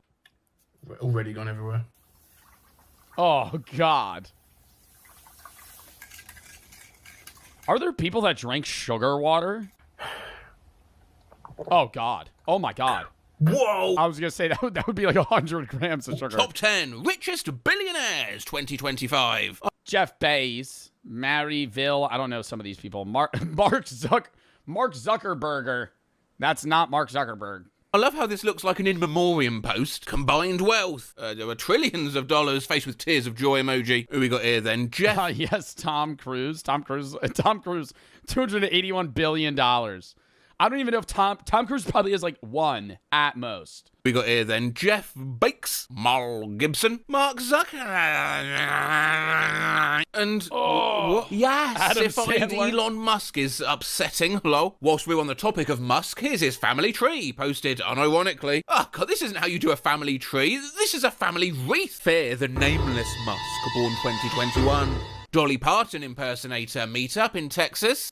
I believe this. I know, like, looking into it, there's probably something that makes it, yeah, like this. But looking at it, I'd be like, oh, who cares? Scroll. Is that Mr. Poopy Butthole on horseback on the right? Oh, wait. Oh, I missed this event, and I live right up the street from Boris Lufthansa. I have truly never, in all my 75 years, witnessed such a charming little display of determination mixed with cozy desperation. Brilliant. Fabulous idea. I'd have made besties with him and... Who's putting fabulous idea? Bart Denver is a fucking NPC, bro. Oh my God, we're in the pit vipes in the profile picture. What do you mean, brilliant idea? You're gonna set up a tent at a fucking airport? What? That's not a good idea. Held up in there. Yeah, you know how you can never understand the overhead speakers? It's because they're speaking this language. The flight to Deep is late.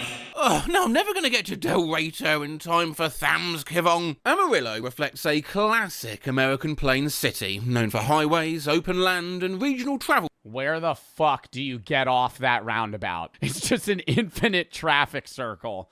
You just spawn there and you can never leave. Routes that connect communities across the central United States. Love the big circle road with no off-ramp, lol. We just be driving in circles out here. Hey, I live there. This isn't AI. I once accidentally teleported into the circle. I had to call for help to get out, loudly crying face emoji. Yeah, this is what Amarillo actually looks like, if anyone was wondering. Where's the circle? I only order the cheeseburger. Zero cheeseburger. $9,000. but the table is saying to split the bill evenly. What are your eyes emoji? That's why when you start ordering, tell the waiter it's a separate checks, yeah? Problem solved. Josh, mate, oh yeah, what, that new place over on Pemna Viventag, ACMV, Washing DC? Yeah, I was just there last week. Pemna Viventag is my favourite German holiday. Bro got charged for 0 cheeseburgers. Face with tears, face with tears. And what the fuck is La Flave Mantra Cat?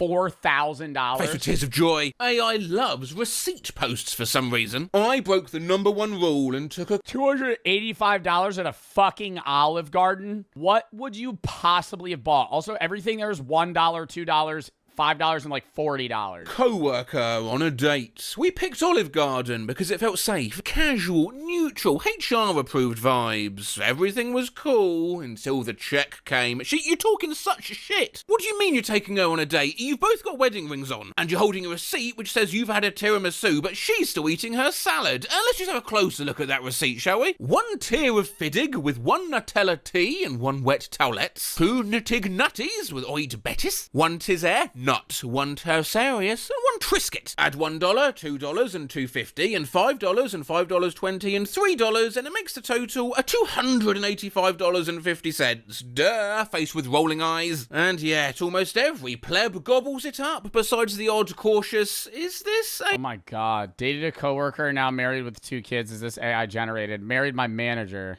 Oh my god, bro. Like, we're entering the new wave of, like, people going to get genuinely scammed. Like, I think AI influencers is going to be even worse, where it's not like, we watched that one video about an openly AI, like, Instagram influencer and how they get sponsors and shit.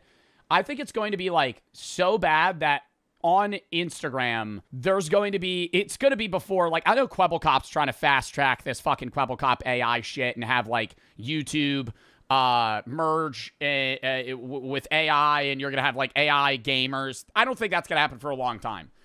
I think more realistically, there's going to be like flat out Instagram influencers that aren't real and you don't know. AI generated? Of course it is. Who would have taken the picture? Both his hands are on the receipt. Are you AI? Yeah. Living that DualShock life, video game growing heart. 1 shoe. That controller is plugged in to potato chips. Fucking poster says scheme. Skull emoji. What happened to Crash?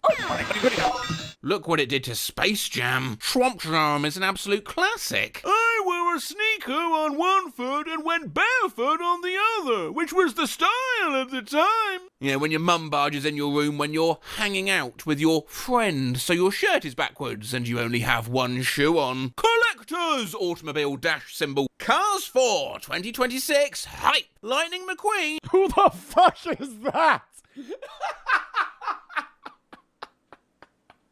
Who the fuck is that? There's another Lightning McQueen in the back with 1 eyeball. Oh my god. No, this is terrible. Back. Seymour. No, don't Seymour. This is AI. Disney said multiple times they'll never make another movie due to Pixar no longer having the partnership with the animation studio that did the Cars and Planes movies. Nice. I mean, you didn't really need to say that because there's a Cyclops with a 3-eyed one. What is this supposed to be? What the fuck is this? Jesus is still king. Can I get an amen? Amen. No, wait. AIM. His own patch says Jesus. Is he saying he is king? Weight loss salad. Cucumbers, cherry tomatoes, onion. Those are some big fucking cherry tomatoes, lol. Stinky dicks, bagel seasoning, when only the finest will do. And the dressing only has 50 muffle per serving. Jack-o'-lantern emoji, POV, Halloween in the 90s, jack-o'-lantern emoji. More AI, which... What, because there's just like pumpkins in the street?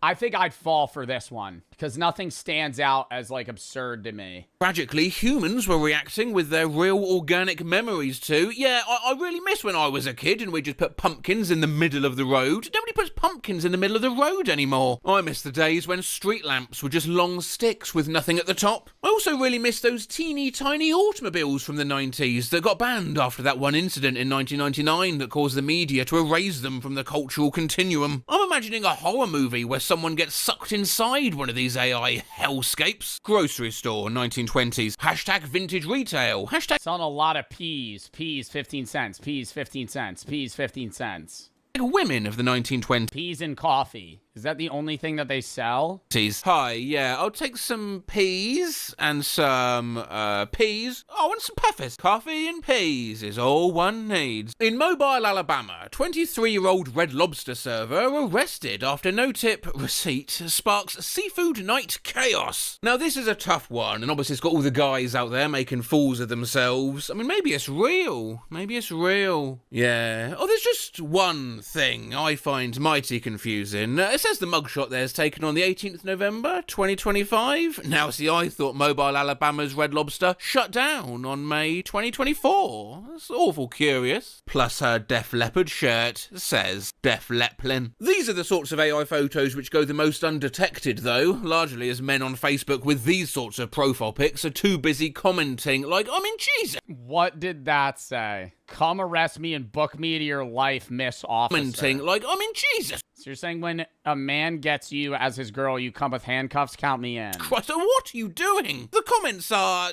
insane. Some motherfucker really said, oh, wowzers. But just look at the badge. It's literally a capture. And another tell, actually sit back and think about what you're looking at. No one would do this. At 53, he sang one song and blah, blah, blah, blah, blah. We are getting into the minutiae of clues here, but sometimes that's what's required. This is a ripped Eminem with just a million scars. Eminem has a skull mushroom on his left arm, and Ronnie R.I.P. is at the bottom of the tattoo, not the top. I have the exact mushroom on my head, so I know. Yeah. I mean, they also kept the prompt, so sometimes. Where? Oh. Just Truth, Scars, Legacy, written in rhyme, ultra-realistic, AK detail, shallow depth of field. Digging down into the tiniest of clues isn't required, though. German short-haired pointer group shared that loyalty never fades, only remembered in silence. Generations pass, but a German short-pointed coins aunter always remembers what loyalty feels like in silence. What? All right, WVid, though. That was fun. All right.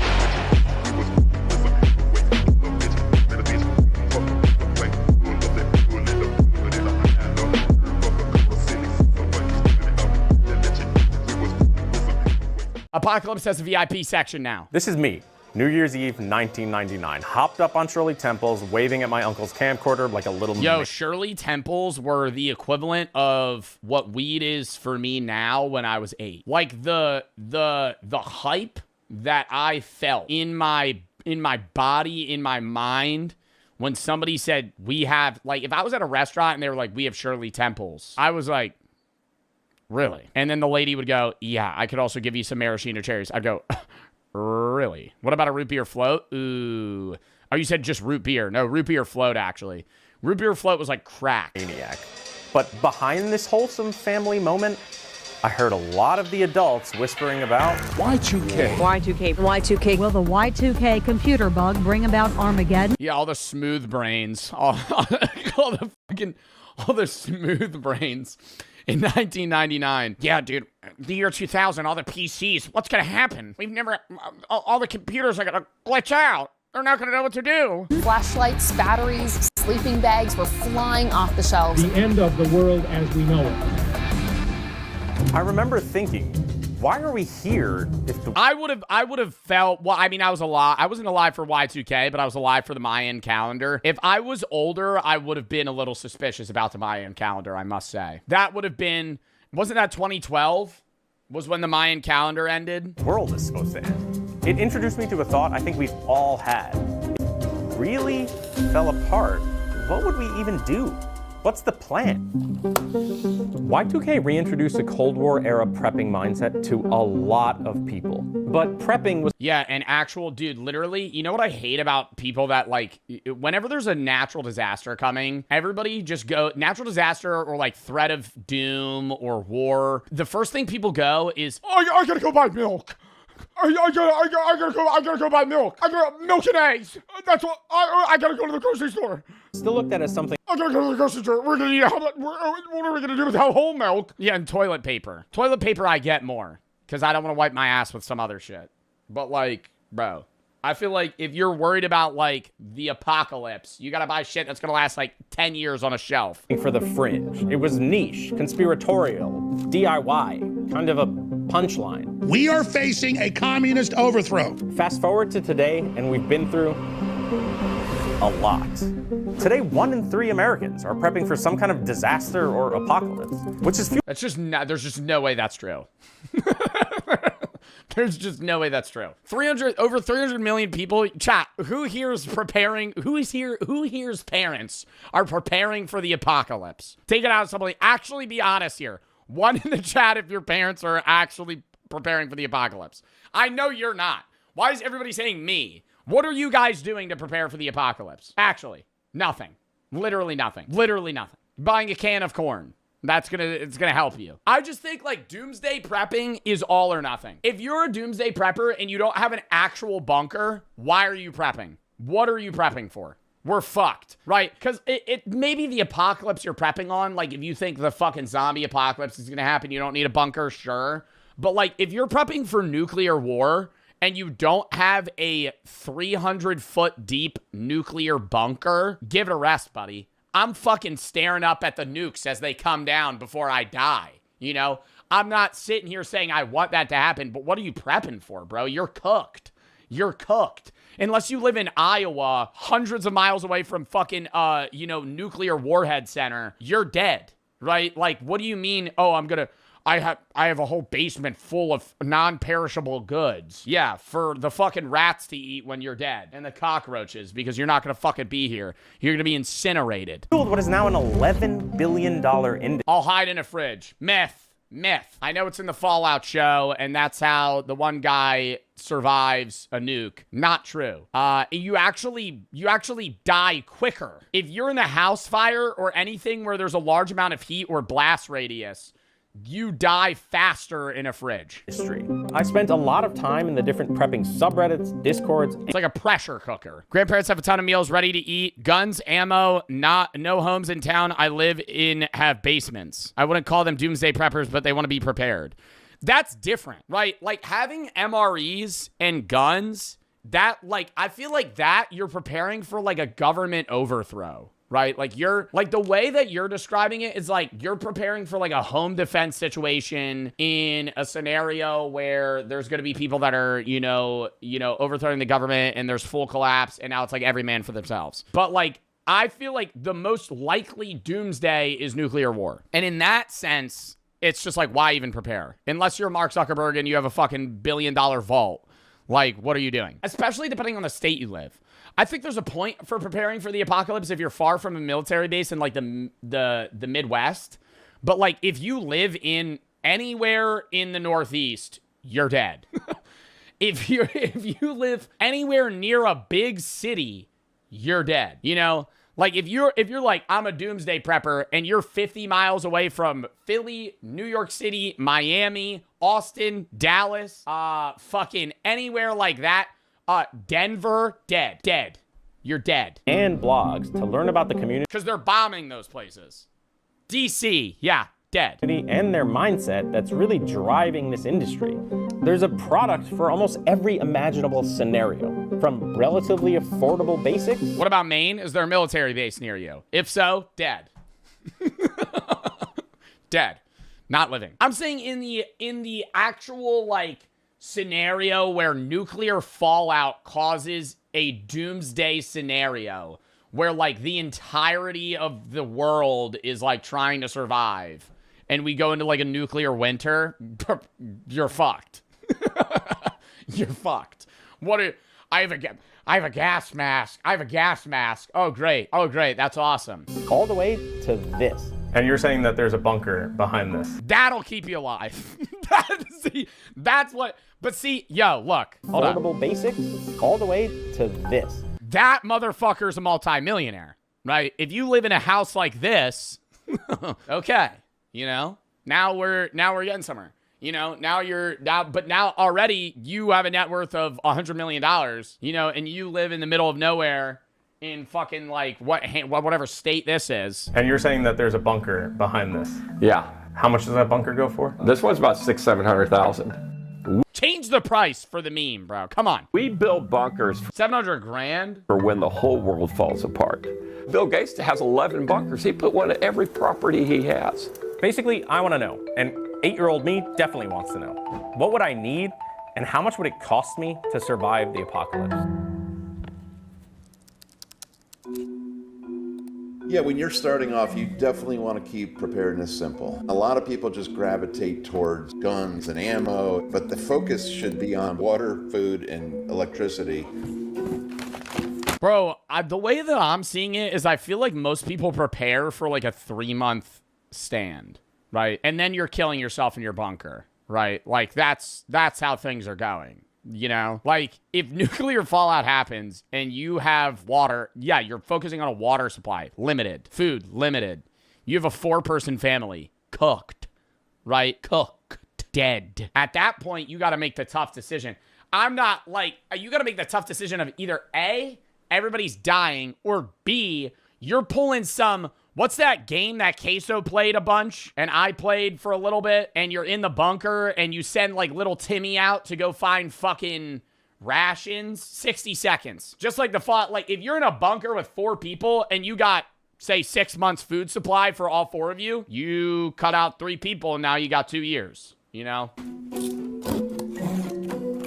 I'm not saying you kill your family in this situation, but I'm saying, like, why prepare for the apocalypse if now you're putting yourself in the even worse situation, because now you're trapped in a bunker with your family and you're starving to death versus just getting wiped out in the nuclear blast. I'm taking the nuclear blast. What did I join into? Yeah, or you just start eating each other. Like, oh, God, no. Products fall between $0 and $100. For water, there are things like these 60-gallon bladders, water purification tablets, and personal... You had your friend over. When the bombs hit. You guys are in the bunker together. You got to make the tough decision. Do you eat Timmy? You know, family first. So it's like you had your friend John. Now John's in the bunker with you. It's like, hey, John, we didn't really plan for you to be here. Water filters. You're also about $1.80 and pretty lean, man. That's a lot of calories. Like this life straw. Now, I could potentially chop an arm off, you know. God damn. You know when your vape is clogged? For food, I can, of course, buy... On God, that's relatable. You know when your vape is clogged? For food, I can, of course, buy... Vape's clogged? You suck really hard and put your tongue in it.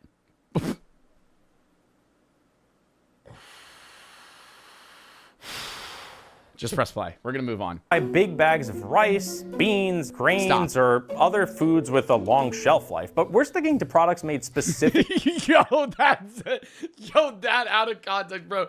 That's actually what you do, though, to unclog it. For disaster preparedness. And that means emergency food buckets. Okay, I feel entirely misled by ReadyWise and the marketing of this food bucket. The packaging says just add water. Bring to a boil, stirring often, and simmer for 15 to 20 minutes. Yo, and you know that shit is straight gruel. Gruel. Have you ever seen the videos where people actually review these? I mean, I did an MRE video. That was different because that's like for military meals. These ones are meant to be like non-perishable for like 50, 100 years or some shit. I think it says 25-year shelf life. That's, yeah, up to 25 years right there. These ones are like so much worse than MREs. Like if regular food's a 10, MREs are a 7. These are like a 2. So let's look at this. Like it's actually just fucking it's literally just sustenance. It's just calories. The lens of a apocalypse. How am I boiling water for 15 to 20 minutes? Now I have to build a fire in my backyard. I think this is the perfect example of... Or in a bunker. Now you're building a fire in an open bunker because you don't have electricity. Misleading marketing in the doomsday prepping industry. Could you eat it dry? Like you have like ramen, but like no water to like cook it in? This is what we're living off of during the apocalypse. Powdered milk, orange drink mix, and vanilla pudding. ReadyWise, count your days, motherfuckers. Outside of food and water, there are a few other basic prep items you'll find in this price range. A solar rechargeable flashlight, an emergency radio with NOAA weather alerts, there's a reusable respirator, and a magnesium fire starter. So far, this is how much I've spent. There are also survival kits you can buy in this $0 to $100 price range. This one has a lot of the things we just went through with some... What are we prepping for? A fucking an expedition reset? Like, I don't understand. Like, all infrastructure to be wiped off the earth. Now I'm going chopping down trees again? Brother, what's happening? There's still stuff, like, what are we preparing for? I don't understand. A respirator. It was The Last of Us? Additional stuff. It's a good amount of stuff for 41. Are there mushroom spores fucking infecting me? I don't understand. What am I prepping for? World War III. We're dead. 99, but the quality doesn't necessarily feel that great. Anyway, it turns out the stuff in this tier sells incredibly well. And since Ready.gov says I should have a 72-hour kit at home and a 24-hour kit at work, and a kit in my car, we can already see how all of this ends up costing a pretty penny for someone. I mean, what life are we living if I'm carrying a fucking ready-to-go bag to my office job? You bring in a bag to work every day with a fucking Bowie knife and other. I mean, that's also a legality problem now because you have weaponry in your work bag. Who becomes obsessed with prepping, and we're at the low price tier. Overall, Scott feels most of these products are worth having for sure. Does spending more money increase my odds of survival? It depends on what you mean by more money. So now we're looking at anything up to $5,000. With food, the cost scales depending on how long you're trying to be covered and how many people you need to feed. This site even has a bundle that gets us in the next price tier. Or you pull one of those, did you see, oh wait, no, this is kind of a spoiler. Spoiler alert, the guy in the Fallout show that only bought a cryopod for himself and he killed the rest of his family. And he was like, the ticket's expensive. For water, we start looking at larger scale and more sophisticated water filtration products. There are also larger water storage products. To communicate and stay informed, you can look at ham radios or satellite phones. Another category of products in this tier that you'll see a lot of sites selling is backup power. We're so dependent on electrical, and the grid is kind of fragile. Most people don't do well after a few days without electricity. A company called Jackery makes Brother, I was doing bad with like 7 hours without electricity. I started to fucking tweak out. I was like, what do I do? Not only what do I do like with my time, I was like, bro, I'm gonna like freeze to death. Ton of different power stations, generators, battery packs, and solar panels to recharge them all. In this tier, you'll also Joe ain't surviving. I'm not. I think I'd survive a zombie apocalypse. I don't need to prepare for that. Find a big market for higher end 72. No, I don't, because zombies are stupid, right? And I'm gonna fucking jab them in the eye with a spear. 2-hour survival kits. Beautifully organized, I'll tell you that much. This is a multi-tool. First aid core. Air filtration mask. Is this another shovel? I don't know. I feel like buying some of these things individually might make more sense than dropping $229 on this kit. When I bring up my 72-hour kit to Scott, it becomes clear that I'm thinking like a beginner, just gravitating towards a simple one-size-fits-all solution that's been really well packaged and marketed. I do not like the pre-made kits. I think people should build their own. I believe the 72 hours is a few years ago. It's really a week. Recently in our area, Hurricane Helene came through and just wiped a lot of people out. FEMA couldn't put a dent in it. Once you start spending more than $5,000, things start to get a little hazy. And not like, oh shit, go get the gas masks hazy. Hazy as in parts of the industry get hard to read. Let me show you. A whole house. Like, what are they doing, bro? We have sheet metal. We have a sheet metal bunker, bro. What is this? This was probably during World War II, but I'm like, what are we? Dude, you're dead. Gas masks hazy. Hazy as in parts of the industry get hard to read. Let me show you. A whole house generator, for example. Drive through suburbia and you'll see a lot of houses with them. Installing a Generac on your house could easily run you 15 grand. Or whole house water filtration. Something like a Culligan system could easily run you up to 10 grand. Depending on where you live, you could install motorized hurricane shutters or impact-resistant windows. If you're somewhere prone to flooding, you could have floodgates or even a custom-engineered seawall if you live by a body of water and have the dough. If you live somewhere with wildfires, you could get ember-resistant vents, fire-resistant siding, or roof shingles. If you're somewhere with earthquakes, you could get a seismic retrofit for your house or a base isolation system, which could really cost you a pretty penny. All of this stuff would increase the value of your home, and some of it— This isn't an apocalypse. This isn't an apocalypse prepping. This is a natural disaster prepping, which could lead to an apocalypse.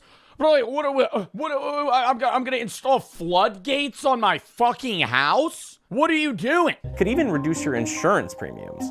So some of the prepping in this tier blends right into home improvement or fortifying your home. But If we're talking about the worst case scenario, end of days, the collapse of normal day-to-day life, the prepping subreddits refer to this as shit if hits the fan, or Teotwaki, the end of the world as we know it. In that— Bro, why do we have a fucking abbreviation? Teotwaki? Oh, you prepared for Teotwaki? Bro, just say the end of the world. The end of the world as we know it. Why as we know it? Because the world's not ending, but the modern society is. In that situation, most of these things wouldn't necessarily be helpful. A whole house generator is tied to propane or natural gas. In an apocalypse, you'll eventually run out of fuel. So you have to buy bigger and more robust solar and battery systems than we saw in the previous tier.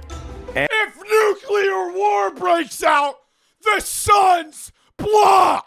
If the fucking Yellowstone fucking geyser volcano explodes, there's no sun. The sun's gone. Where are we gathering solar energy? And your local water treatment facility isn't going to be up and running, so your whole house water filtration system is going to be useless.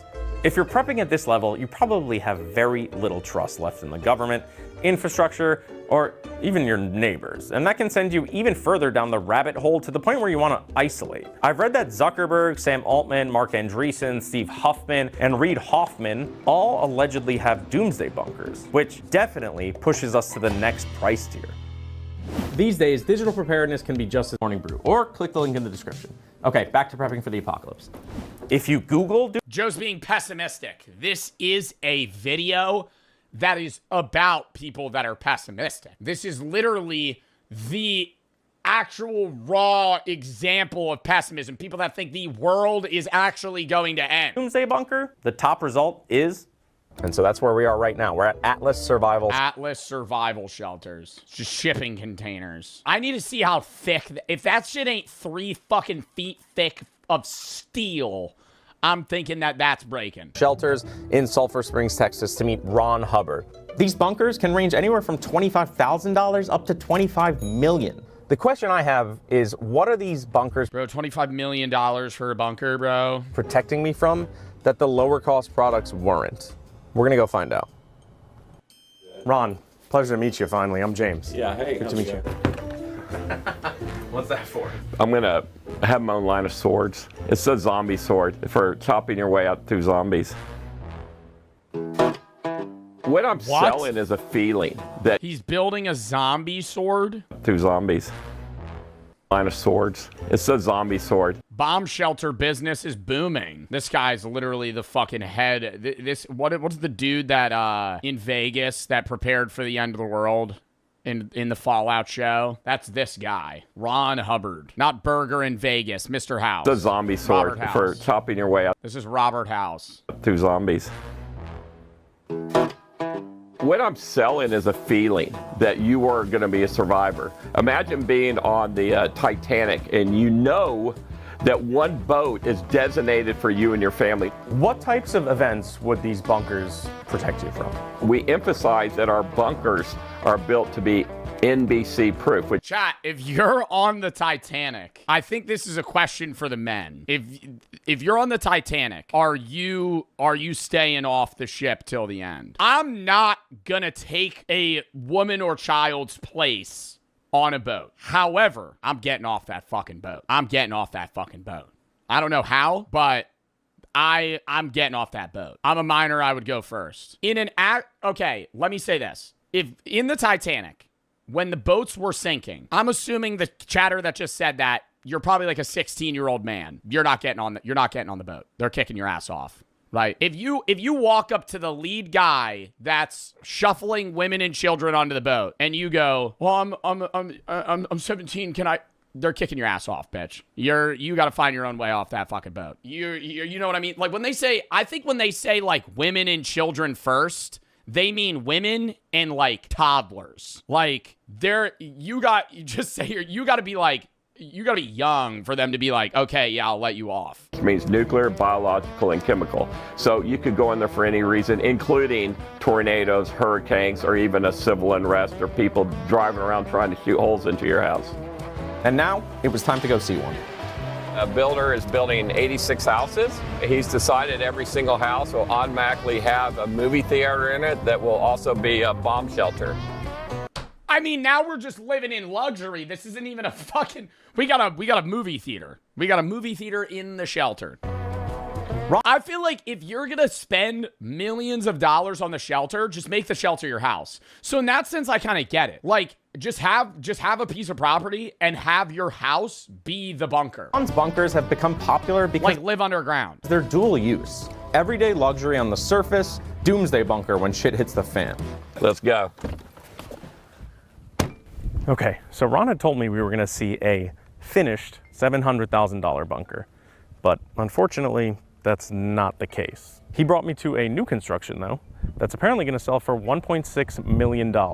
And part of this construction, right by that dirt mound over there, is a $700,000 underground luxury doomsday bunker. Let's go check it out. Can I say, shouldn't you put it a little more underground? Like, we're right on the dirt surface, you know? Is this the roof? I feel like it should be like, you know, 8-10 feet under, like a little over the water table. $100,000 underground luxury doomsday bunker. Let's go check it out. Now, remember, I'm going to give you footage of a finished one that you can... Oh, it's pretty deep. Edit it in, okay? This one's got 9-foot ceilings. This is the stage that will go back in that corner. This is a gun cabinet. It's a remote control gun cabinet. This will come down. It's got a roll shutter. So this is a bunker man cave movie theater. This is the escape tunnel. This way, if the person in the bunker feels like they're worried about being trapped in the bunker, it gives them a secondary means of egress. What we have here is a full kitchen. You got room for a full-size fridge. You got granite counters, stainless steel microwave, stainless steel sink, plenty of cupboards and overhead shelving. Okay, so this is the one and only bedroom in here. There will be the NBC air filtration system will be mounted in this room. There's also a closet with access to the plumbing and all the water tanks. Custom built. Where's the room where they start eating each other after they run out of food? Is that also part of the man cave where they're watching Home Alone for the 15th time during the apocalypse?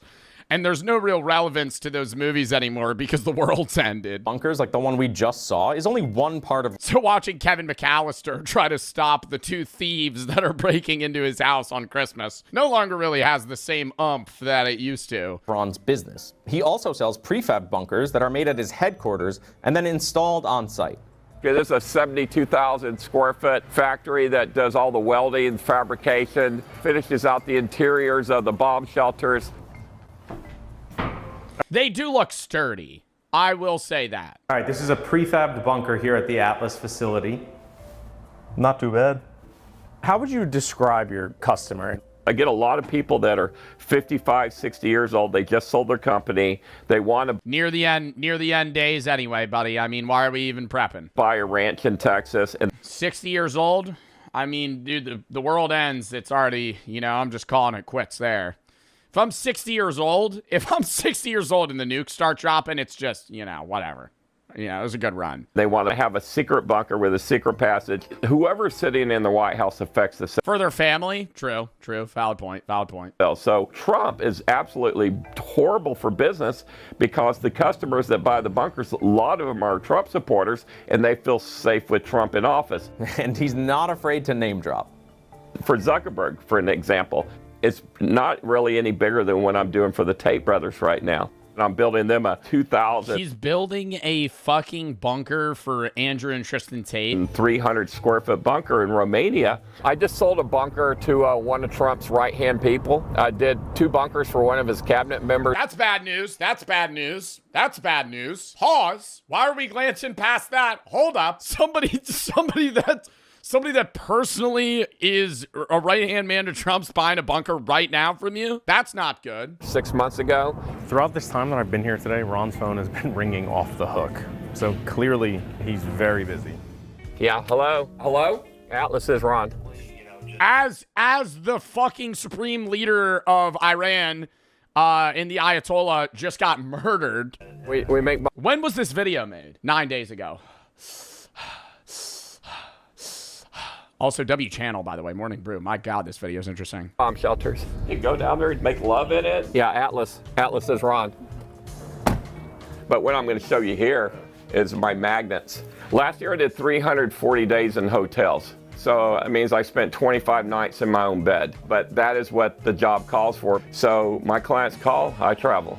Overall, this is a very impressive business that Ron has built. He might be a little out there, but whatever he's doing is working. Beyond bunkers, there are a slew of other very expensive doomsday solutions in this price tier. High security compounds, remote land with airstrips, armored vehicles, $25 million bunker membership. This is what I see as a foolproof bunker, okay? When I see somebody prepping, I think it's this or nothing. Like an actual Fallout Warzone based shelter in the middle of nowhere. There's a company called Safe that engineers some of the most impressive stuff you'll see in this space. Like a fortress in America that has a moat with cannons that can shoot flammable liquid onto the moat to light it on fire. The compound has multiple tunnels leading in and out, and one of them can be activated to basically act like a giant microwave. Wild stuff. All right, well, that's the end of the day with Ron, and that was quite the experience. Let's just say I'm not surprised the guy that's the king of luxury doomsday bunkers operates the way he does. It's hard for me to say what my takeaways are. I'm kind of torn, to be honest. Obviously, Ron makes a compelling case for bunkers, but Scott sees things differently. I'm not a pro bunker guy unless they are for tornado shelters. They require constant attention, maintenance, intervention. Bunkers are easy to disable as well. If somebody finds your bunker, you're not getting out of it. They're not where you should. Oh, what? Like they'll just block you in. You'll never be out. You'll never be able to leave. Your money when it comes to preparedness. So why do you think people buy them and spend ridiculous amounts of money on them? Because they have ridiculous amounts of money to begin with. You've opened up a big can of worms here. Yeah, like why do they have like cubicles in this shelter? What are we doing on a fucking Mac on a Mac computer right now? To begin with, you've opened up a big can of worms here, James. So to bring it back to my core question, how much do you think it would realistically cost me to survive the apocalypse? About $1 million. No, I'm just kidding. So I don't think I could throw a dollar amount at surviving the apocalypse. So let's come up with a realistic scenario on how much it would cost to mitigate against that. Can we do that? My follow-up was, is that even a fair question? Okay. I do believe that you should prepare, that everybody should prepare for the scenarios that you've already seen happen in your life, the likely scenarios. So it looks like no amount of money will truly save me or you in an apocalypse or doomsday scenario. It might buy you time, it might make things a little more comfortable, but there's no product, bunker, or system that guarantees survival when everything completely falls apart. If I got that one guy, not Ron Hubbard, the other dude, seemed a lot more about like natural disaster preparedness versus actually getting ready to fucking survive a nuclear blast. Plus the bunker, this is how much I would have spent. Overall, $739,000. I would have spent. Overall, I think the industry has seen so much growth because there's been a convergence of disaster preparedness and doomsday prepping. Disaster preparedness is backed by governments, insurers, and utilities. It's boring, practical. Doomsday prepping has always been culturally fringe. It's individualized, but climate disasters are more frequent, power grids are less reliable, insurance is retreating in certain areas, the pandemic was a wake-up call, and governments are increasingly telling people to be more self-sufficient in an emergency. Now there's a middle ground made up of average people like you and I who don't want to rely entirely on institutions, but still want to be prepared for when something goes wrong. How far someone goes and how much they're willing to spend is defined by how likely they think that disaster they're prepping for is, or how paranoid they are about it, if it's more on the extreme side. And yes, there are definitely companies and products that take advantage of escalating fear and paranoia. Like I said before, we have been through a lot, and we're all just a little bit more uncertain. So, in my opinion, prepping didn't really go mainstream. It just got rebranded. Ron, what do you... Yeah, I think that, like, a lot of these businesses are obviously going to be like, oh, you need... Like, you can't really take Ron's word alone. Because obviously he has a financial incentive to go, hey, the apocalypse could happen at any moment. You need to have a fucking bunker. Because, like, he makes money on bunkers. Like, if they're making money from the business, you have to take, like, what they say, you know, in some level of validity, but also, like, recognize there's an incentive for them to give you that information.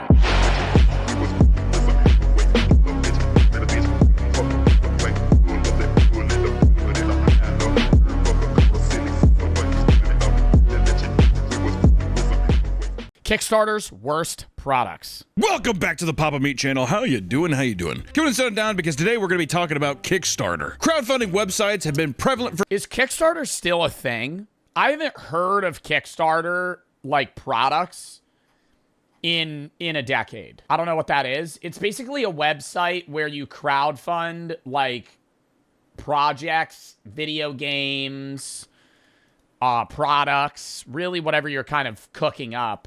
It could be something that's digital, something that's, you know, physical, like an individual thing. Like a lot of Shark Tank products have been on Kickstarter. The only reason I know what Kickstarter is from, like, dude, when I was like 12 watching like Kickstarter crap videos, bro. And I haven't heard of Kickstarter since. But I know there's been some really shitty products that have been shilled for millions of dollars and then never fucking promised on. Like there was the one that I remember like vividly is there was a laser razor.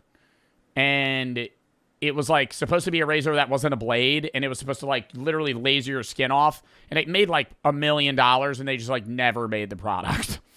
They like never made the product, and then you get into lawsuits because people pledge money and never get the product. Many nonprofits, startups, and even lone individuals have turned to them for help making their creative dreams a reality. Hell, I know I did. 6 years ago now, I did a Kickstarter, made a show. No. Not sure if anyone remembers it, but it was a show nonetheless. And we did it, and we hit the goals. And I found out that was not that's not a normal thing. A lot of Kickstarters don't usually go that way, which luckily I did.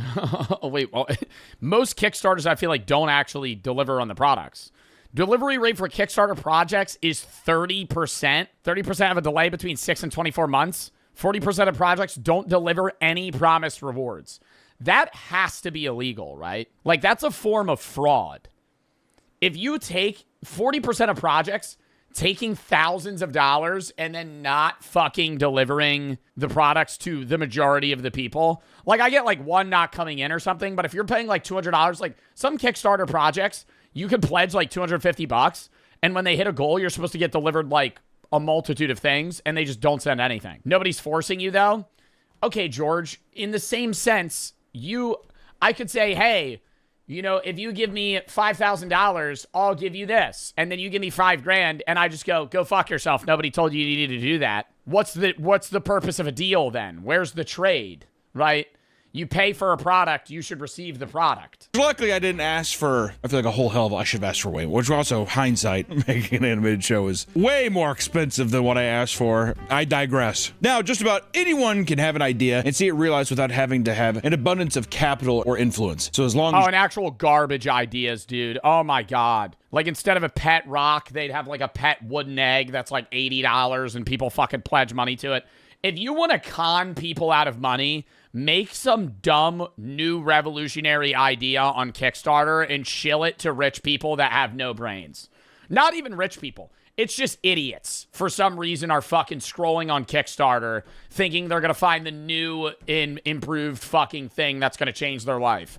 Like, there is cool shit that's come out of Kickstarter, but like the broad majority sucks. You fit your campaign into Kickstarter's guidelines, you're good to go. There's a period of time too, back in like the early 2010s maybe, there was like an overabundance of people doing it as like a get rich quick scheme. I feel like now it's become a legitimate way of, I see, God dude, self-published books, unbelievable. Board games, holy hell. Comic $3 million for a fucking board game. Tell me what the board game is about right now.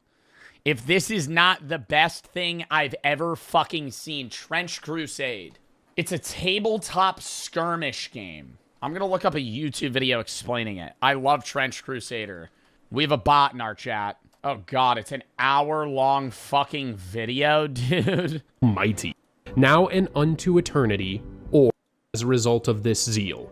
Within the city's techno-lab, the new Antioch seeking glory, absolution for the inspired by visions of Armageddon. All right, okay. Yeah, okay, no, see, I find this boring, but they have enough product that I understand why people are backing it. And books and that kind of stuff. Oh my God. The Kickstarter is like the best. Whether it's a piece of luggage, a new piece of technology, or a video game, What was that?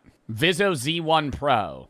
Lightest and brightest AR glasses for Steam VR. Yeah, you look like a fucking dork wearing these. Oh my God. Technology or a video game. This project will only be funded if it reaches its goal. So you just get, they get the money or they don't. Technology or a video game, many people have built entire franchises that have started out on a Kickstarter page. Indie games like Shovel Knight raised over $300,000 in 2019, creating a hit game that has now evolved into an entire series. Which, if you think about it, $300,000, you know, I think for a lot of people, I mean, it is a lot of money, but goddamn, I mean, so many games, it's like 20 million, you know? I mean, I got 300K and be able to make that is pretty impressive. Even just this year, games like Gundos are soaring over their Kickstarter goals, showing just how much people. See, I haven't been keeping up with Kickstarter in so long that it seems like it's really transitioned to being like an anime-esque, video game platform for a lot of like indie work, which is cool, where I think it used to mainly be like shitty physical products. People are willing to open their wallets to a project that they believe in. Not always promising the future too. When it's like indie artwork like this, okay, Kickstarter's kind of cool because it's like they're able to get money from other people that want to see this idea come to fruition without them being able to go to like, a fucking TV network or some shit to fund it, versus some jackass just coming up with some tech idea that's actually physically impossible to fucking do. Not all projects go smoothly, however. You may have heard of infamous campaigns like the Coolest Cooler, which raised a The Coolest Cooler. Oh my God, was it a speaker? What was cool about the Coolest Cooler? I don't remember. I've heard that, but I don't remember what was great about it. $13 million. Why did it not work? Wait, before I Google it like a dumbass, let me see if he just says. $1 million, only to fully shut down years later after. Oh, did it make like smoothies and shit? That's kind of where you get into. Also, too, that's kind of the. Oh, he doesn't explain. Now I gotta look up. It was a multi-functioning cooler crowdfunded on Kickstarter. They built a portable gas-powered blender. He re-engineered a cooler with a car stereo to bring an Independence Day beach party for friends. So it's a cooler and a blender. Oh, it has an ice-crushing blender, a Bluetooth-resistant speaker, a USB charging port, LED lamps, a bottle opener with a magnetic cap, plates, knives, corkscrew, and a removable divider that can be used as a cutting board. That's a cool product, though. Like, I don't think the people that invested into that are stupid. You know what I mean? Like, because that's like taking like a cool JBL speaker, jamming it into a cooler, and having like everything at once. How did it fail? Because they probably weren't able to make it. Like, a lot of the time, they'll like lowball you, and they'll be like, yeah, we could produce this if we get this. But it's like, they're charging people $100. They need to charge $250 for the product. You could even say it's the coolest cooler. Mod that guy. Reach a goal and mod that guy. And if it goes way over, you're like, I have no idea how to scale this. And then you become an entrepreneur versus a guy who's like, it was a pretty cool cooler. Put a speaker in the cooler. It's pretty sweet. With people's generosity being the focal point. Do you know the problem? Okay, maybe they did. I don't know how it ended because I didn't read the rest of the Wikipedia article. But I would presume that a speaker inside of a cooler is probably like...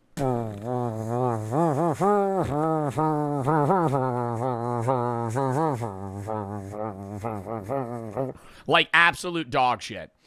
It's just muffled to shit. The contents of the cooler probably changed the audio. With people's generosity being the focal point, you probably aren't surprised that there are all sorts of stories in which people take advantage of it. So today we're going to look at the wild world of Kickstarter, from product failures to full-on scams, and even we have to throw in a couple of mental breakdowns. For the very few Kickstarters that are actually practical, there are thousands of ridiculous projects that either fix a niche problem or do AI-powered dog translation collar. What?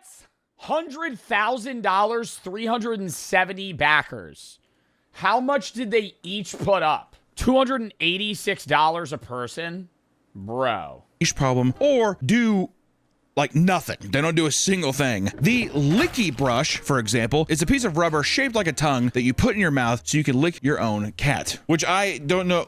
Some weird shit, you know. I think it's a gross product. There's people that would buy it. Like, why would you want to do that? It's a novelty product.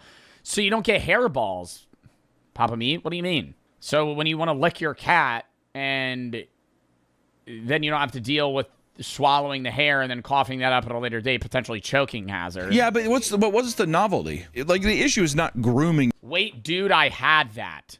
You owned that. Did you lick your cat? Your cat, but it's the idea of like, even if it's protected by my mouth, do I want to lick my cat? It's for people that are like is it role play stuff? It's like, I want to show my cat how it feels when he licks me. So you put the thing in your tongue and you pretend to lick him, and oh wow, he's thoroughly enjoying it.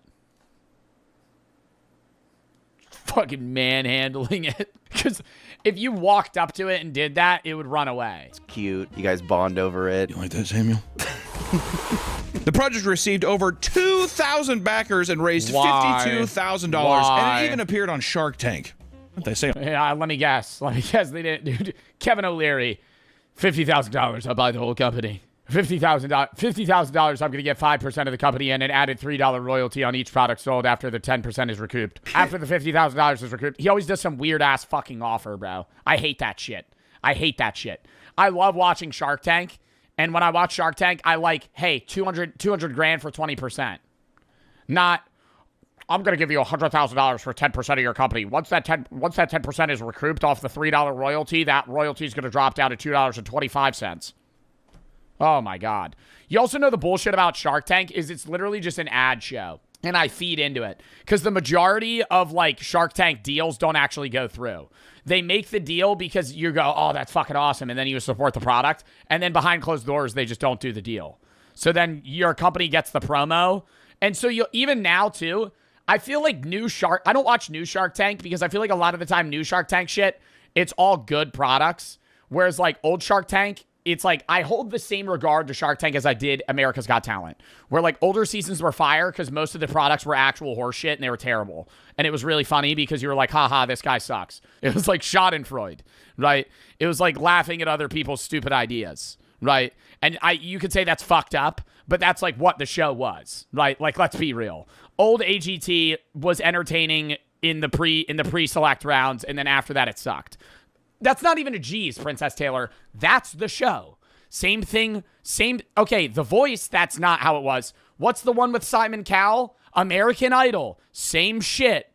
Schadenfreude, right? You watch these famous music artists interview some guy that goes, I'm going to sing Adele.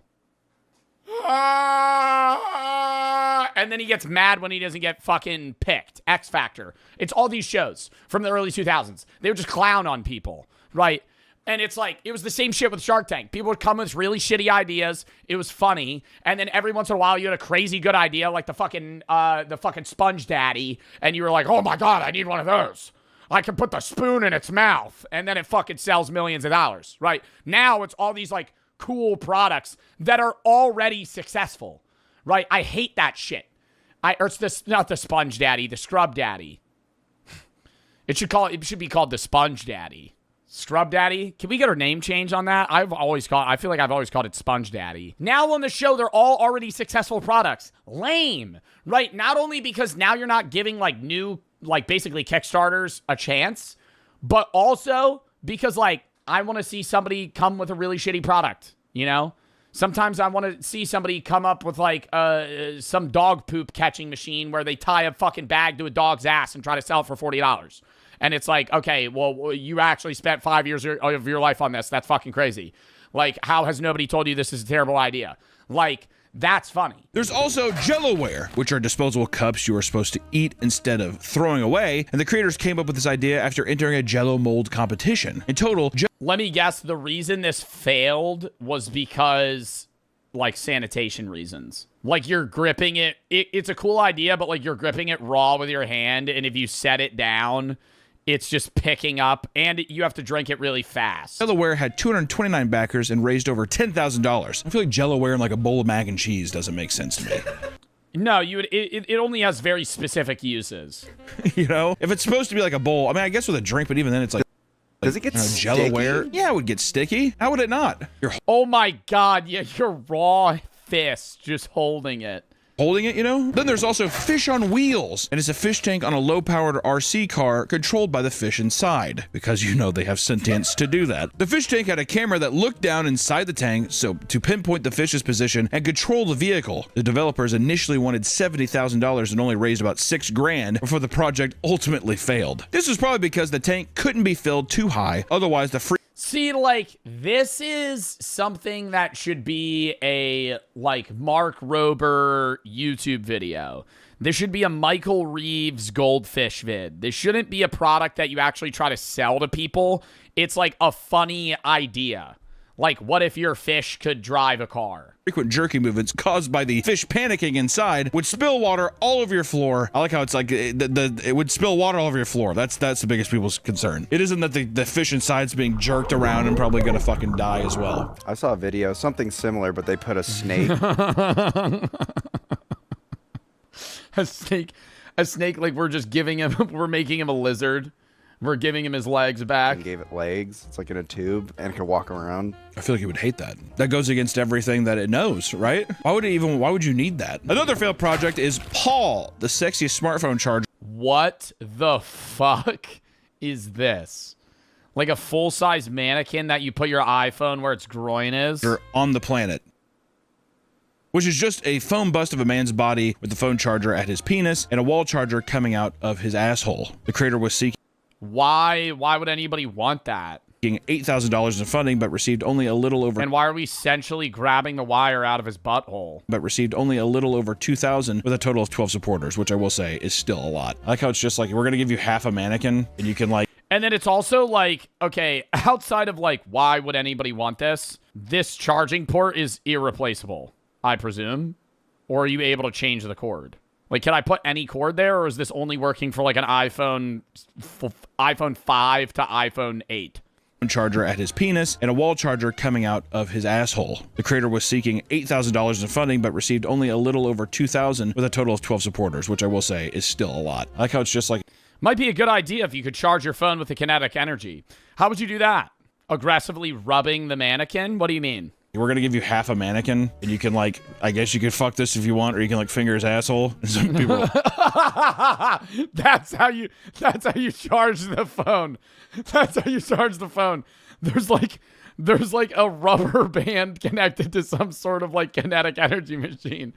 You just have to fucking finger the shit out of the mannequin. Like, all right, fine, dude. I mean, $2,000 isn't nothing to sneeze at, right? I don't know. There's also the Thinking Egg, which had 4 versions, each raising well over $200,000. This is the one that I was talking of, bro. This shit's crazy. It made money. So we could say almost about $1 million in total. It's literally just a wooden or like metal egg that you're meant to fidget with while you're working at home. It's literally just like a stress. It's not even a stress ball. It's just you're supposed to just like. Oh, it's like those orbs. Yeah, but they don't look as cool. Those orbs where you're like. A fushigi. Functionally, there is no difference between the versions except the material they're made of. And on their official website, they charge $17 per egg. You can just go to the store. You can go to the store, play around with a regular egg, and then you get to eat it. That's like, just to be honest. Or you can be like a badass and whittle your own egg out of a fucking wooden block. Creators can get inspiration from literally anywhere, like the creators of the Grilled Cheeses Grilled Cheese Press, who came up with their idea after watching an episode of their favorite show, Glee, titled Grilled Cheeses, which clearly many thought the concept was amazing because the Kickstarter was able to reach its $25,000 funding goal. This is something my grandma would like, I feel like. Yeah, it's your grilled cheese. Well, now you get tricked. It's a dumb product, but it's more a gag gift than anything. Like, I don't think they're actually saying that this is something that's, like, amazing. Like, I have a Bob Ross toaster. Old people. Mom, look. I think that, yeah, so that's the thing. Is people, Mom, look, it's Obama. Probably got it as a practical joke. Trick their grandmother and be like, oh, I love it. They probably wouldn't even eat it. There have been oh, my God. Make the grilled cheese and say that it was just a pattern that appeared. You could trick an old person. Grandma, look! I made a grilled cheese This is the shape of Jesus. Thousands of ridiculous products on Kickstarter, but many don't compare to the No Phone. Nearly 1,000 people paid a total of $18,000 for a 3D printed. The No Phone is a technology-free alternative to a constant hand-to-phone contact that allows you to stay connected with the real world. So it's just a fidget to make you feel like you have a phone when you don't have a phone. Rectangle to combat cell phone addiction. They created a pretend No Phone demo. Thank you for the demo. Definitely really needed to see this in action. phone to act as a surrogate to any smart mobile device. You can clutch your comfort without having to actually use it, which is just sounds so. Oh my God, this is ideal for when you're in an awkward scenario in a social setting, and instead of checking the weather app like everybody, you just go on your No Phone. Hey man, are you like being like a loser? No, dude, I'm on my No Phone. Sorry. Clutch your comfort without having to actually use it, which is just sounds so pathetic, doesn't it? Apparently, there's a study that shows that 3 days without your cell phone has similar effects to cocaine withdrawal. That'd be like torture, dude. Holy shit. I believe it too. You know what? Maybe I'm knocking the rectangle too quick. I mean, like it's like a thing of non-alcoholic beer, so you can still have the simulation or like the I don't know the normality of drinking when you're trying to get sober. One upgrade consists of a stick-on mirror so you can take selfies. Though it was fully supported, many of the comments were disappointed, saying they either never received the product or their mirror came scratched. Oh, brother. I got the No Phone. It's extremely bad quality. It doesn't even have any weight. Feels nothing like a phone. Seems pretty fitting for the product. Extremely disappointing. Even if this is a paperweight gag gift, for the price we paid, it should be better. Ordered 2 No Phones without selfie upgrade. Why did you buy 2? Got 1 No Phone with 2 selfie upgrades. Well, an adhesive plastic mirror probably works out to be a more practical Christmas present. Lol. Wait, it says it works as advertised. It doesn't do anything. It'd like be me. It'd just be like me giving you a rock. And why are we saying selfie upgrade? These are bots, bro. These are bots. These people are not real, bro. Roy Britton, the selfie upgrade. It's a fucking mirror. It works as advertised. The selfie upgrade is badly scratched, almost unusable. In 2014, the Air umbrella was advertised as a compact and lightweight alternative to the traditional umbrella. Instead of deploying a fabric material to protect you from the rain, it would instead blast a circular stream of air that would keep you dry without taking as much space. You know how much power that would need? You would need to be blowing like jet engine level fucking to fully cover your body. It would instead blast a circular stream of air that would keep you dry without taking as much space. Does it mean it's just like above you? Yeah, so like the rain comes with like... At that point too, I mean, like, is an umbrella that invasive? Also, how loud is that?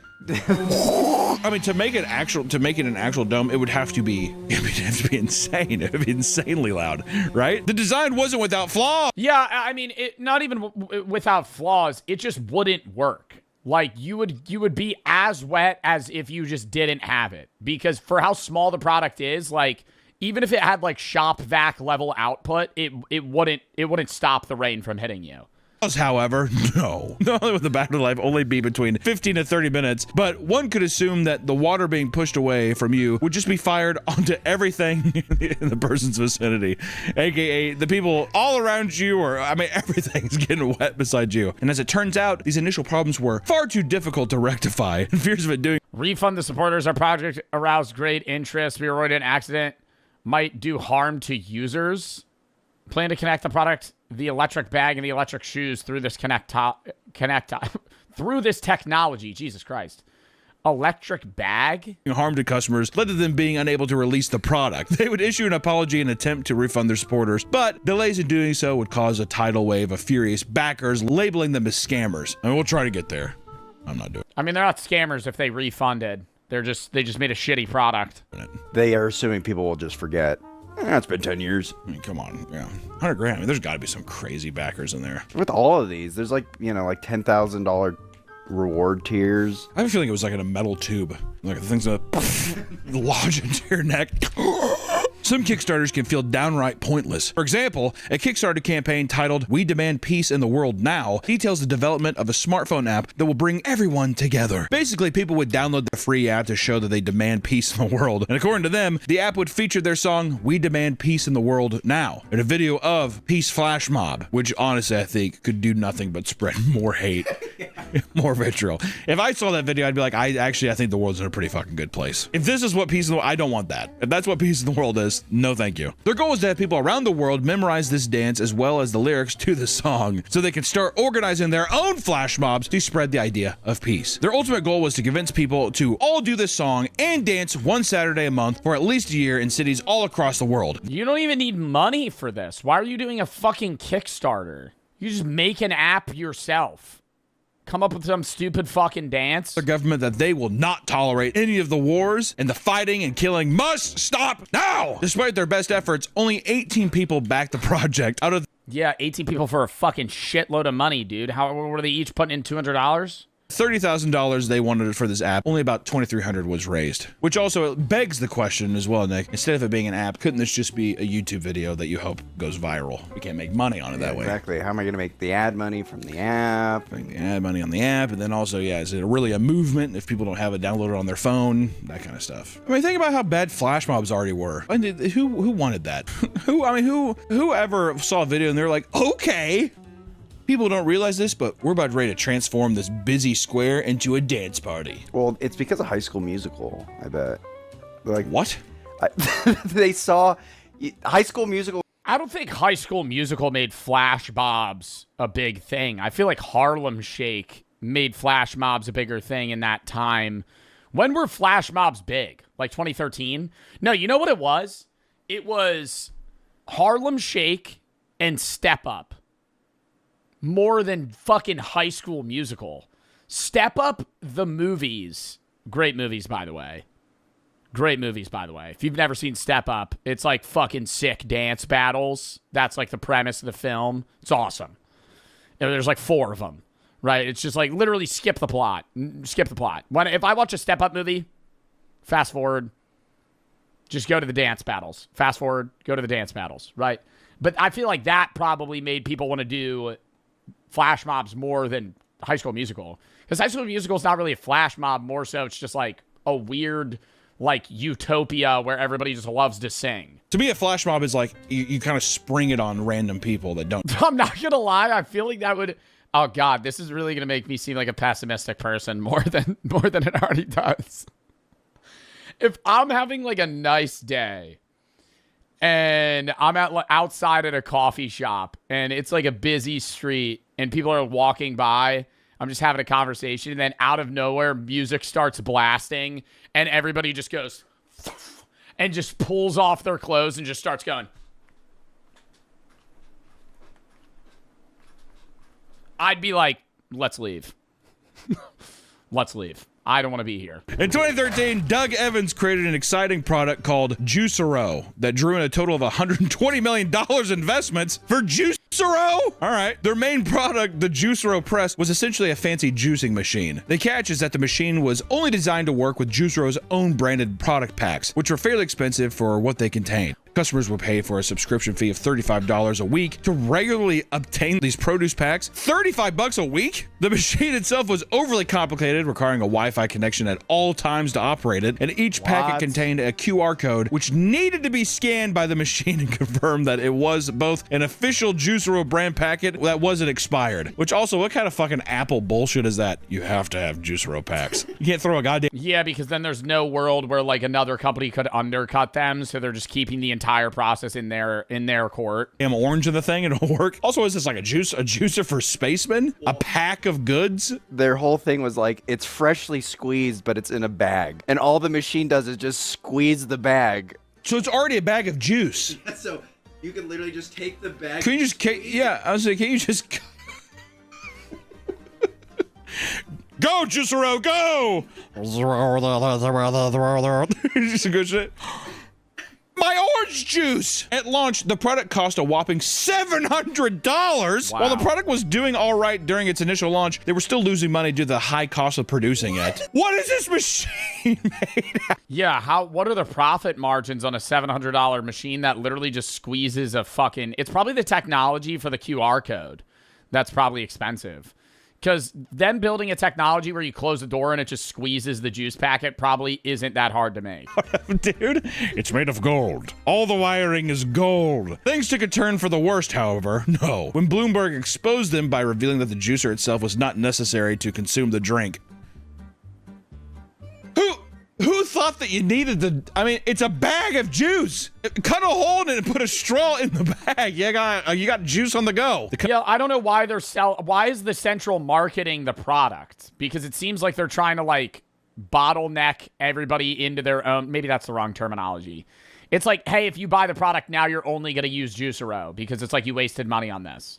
Versus somebody just buying like V8 or some sort of other fucking weird already pre-juiced product. Some Kickstarter creators simply aren't equipped to handle the pushback that a poorly run campaign brings from their backers, like the creator of Pictures for Sad Children. John Campbell produced a webcomic of the same name in 2007, which focused on dark and absurdist humor that people really seem to connect with. The success prompted a Kickstarter campaign in 2012 that would raise money to produce physical copies of the comic. The $8,000 goal was exceeded, hitting over $50,000. Instead of this ending as yet another Kickstarter success story from a young artist, future updates to the campaign took a strange turn. John would post a lengthy post about their withering emotional state, treating the update tab on the campaign as more of a venting space. It turns out... No, it's the other rich white people. You know, the other ones. They've got all the money and they're doing wrong. I want to try and give my privilege to see what happens. It's impossible for me to do this since I carry my privilege around inside me forever. And he went on like a whole goddamn rant about this, actually just crashing out.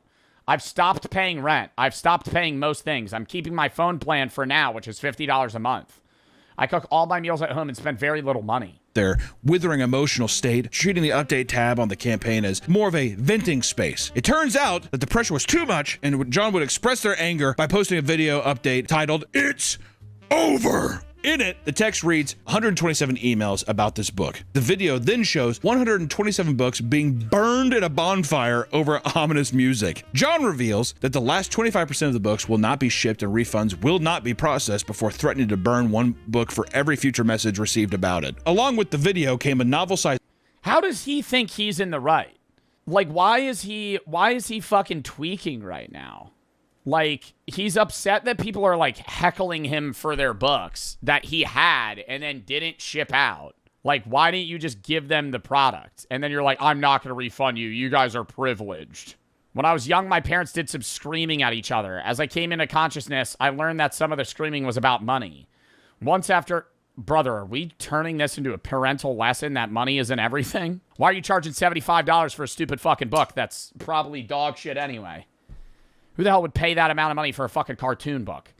Once after a long period of debt, my family broke even, and then my mom ran up $1,100 or $11,000 on credit cards. Pretty big difference. Until my dad noticed and got upset. I was young enough that I only remember the number 11 was involved. I understand that that debt is kind of a privilege. Large parts of humanity aren't allowed to access money they don't have. Post that went from long personal stories to criticisms of capitalism. One quote reads, "If you would like a refund, please contact a fan of my work directly for your money. This is where the money would come from anyway. I am cutting out the middleman." For the most part, John erased all social media as well as the original webcomic archives. People still speculate about what... Why would somebody pay $75 for this? This is it, Jerry. What's it? This, Jerry, is the end. The end of what? My life stretches out before me, an indifferentiable gray mass, a low hum of decisions made between options that neither excite nor disgust me. So I'm tapping out. You're tapping out. I'm tapping out, baby. Clearly you've thought this through. Hold up. Clearly you've thought this through. Do you have razor blades? Who has razor blades? What the fuck is this cartoon about? Sylvia Plath here wants to end it all. You're going across the street. You want to go down the road?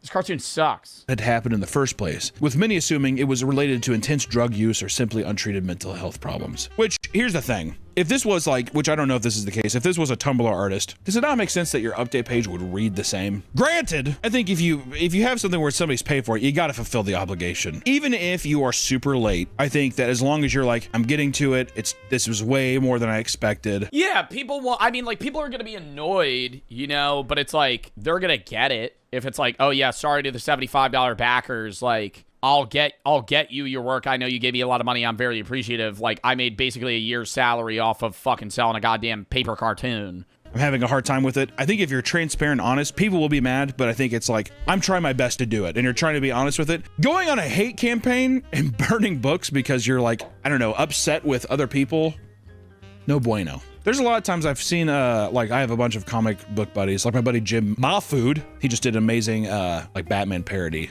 that was just all like, it's like a savage Batman book. Put it up here. It was really good. He had a successful campaign and stuff. But he asked other Kickstarter people being like, what's the best way to go about this? You know, other comic book people. I mean, like, I would just reach out to other people that have done that campaign. Also, you're human, dude. Mistakes happen. Once again, shout out Jim Mahfood and also Jake. Put up both of them. Two awesome comic book artists and also my buddy. Yeah, those are also sick comics, dude. The artwork's awesome. Baltimore. I have too many comic book friends.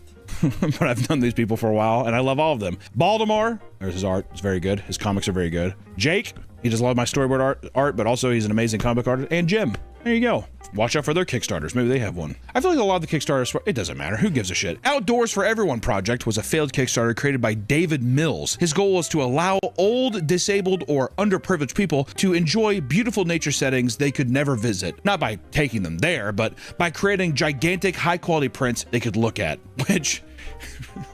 it sounds pretty silly, but I can see that being like a noble cause. You'll never go there. Don't I mean, you look at that, it's pretty, right? You'll never be there, but this is kind of like it.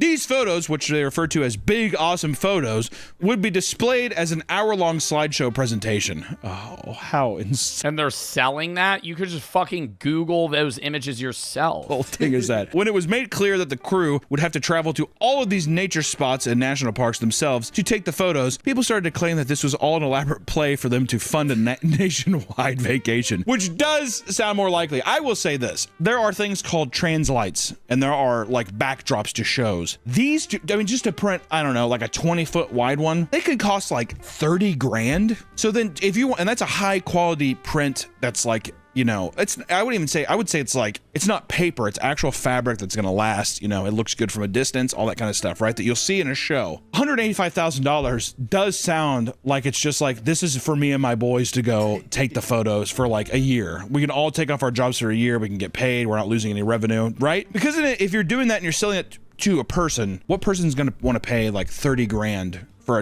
which is a giant photo? If you're trying to emulate it being like, oh, I'm looking out into a thing, yeah. Not just a frame picture. That'd be more of like a virtual reality thing. Yeah. It's just like, get a VR headset. Which even then, it's like, yeah, just put on a fucking Apple headset or whatever and just be like, holy shit. The project would only receive $1,453, and Kickstarter soon...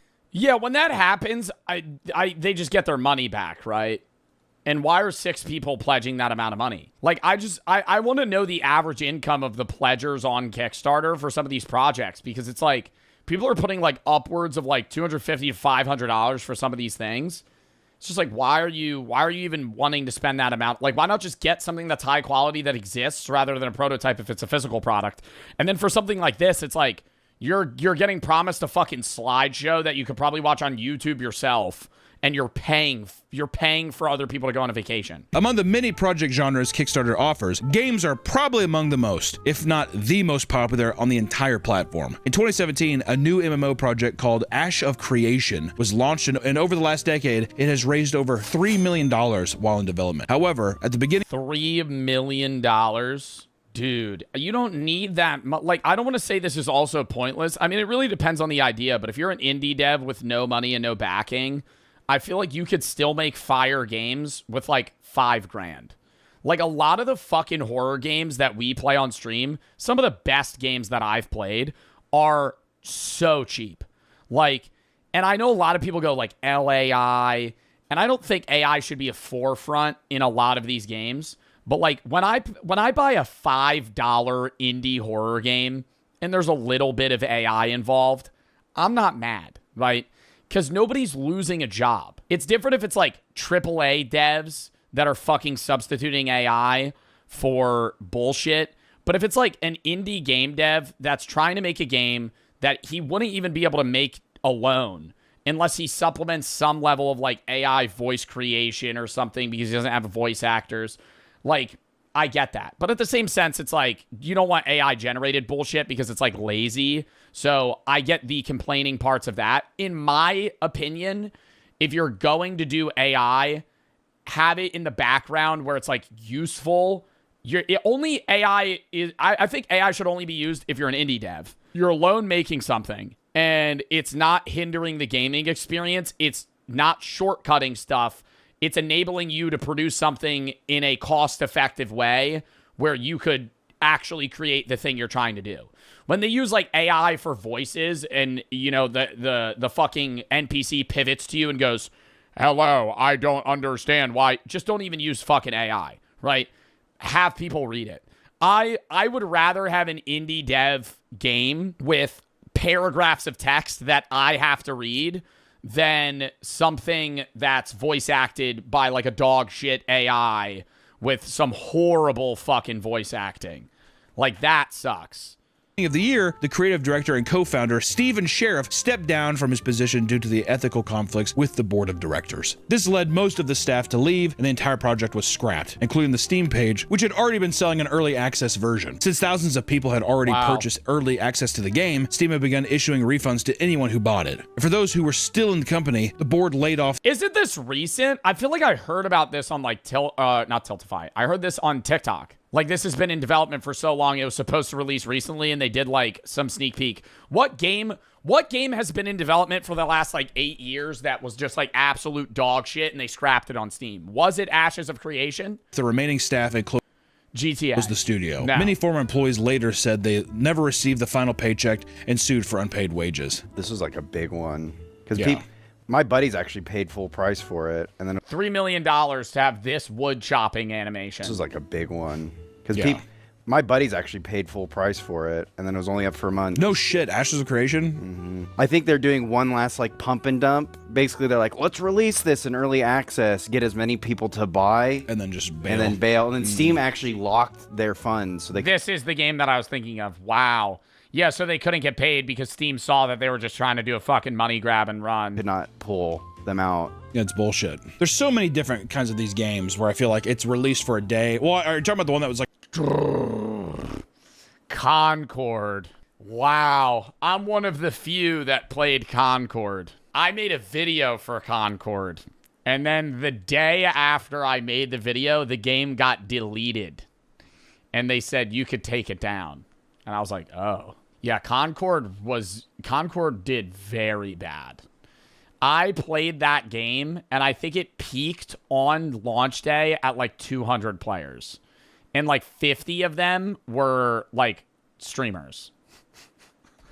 Like most of the players were streaming it. Released for a day and they just shut it down entirely. I forgot what its name is. I'm not good with video game names, but I feel like there's a ton of them that do this kind of shit. Also, I want to say $3 million over the course of 10 years is not a lot. They had to have probably some other kind of back end that they didn't tell people about.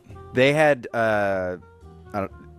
private investors come in. So that's probably why they also dumped it, because those private investors probably came in there and were like, we're gonna fucking kill you unless you give us money. Mythic, The Story of Gods, was announced in early April of 2012 as a mythology-based RPG. The company behind the game boasted that it had ex-Blizzard employees and even Disney and Pixar employees working on animations. It didn't take long for the game to gain traction and raise close to $5,000 toward its $80,000 goal. However, some people felt something was off. Yeah. A video game. Did they not have any of those devs? First off, $5,000 is, I mean, is that gaining traction? I guess. But then also $80,000 to make an MMORPG? Definitely a scam. That is, or no. It's like a little kid, like he made the Kickstarter. After doing a little digging, people found that the entire campaign was a mix of other games, projects, and businesses. For starters, the art of the game was stolen from other games, and the pictures of the company's office were real photos taken from random design companies. Furthermore, all of the reward tiers on the Kickstarter so it was just a complete scam page were just copied from other projects. It didn't take long for news outlets to pick up the story and spread the word about the scam. Not even a month after it was announced, the Kickstarter was canceled, and the scammers disappeared. Thankfully, no backers ever lost any money since the project didn't reach its its goal, so that's good. Molly Frederick had begun to create a high sci-fi board game called Catalica.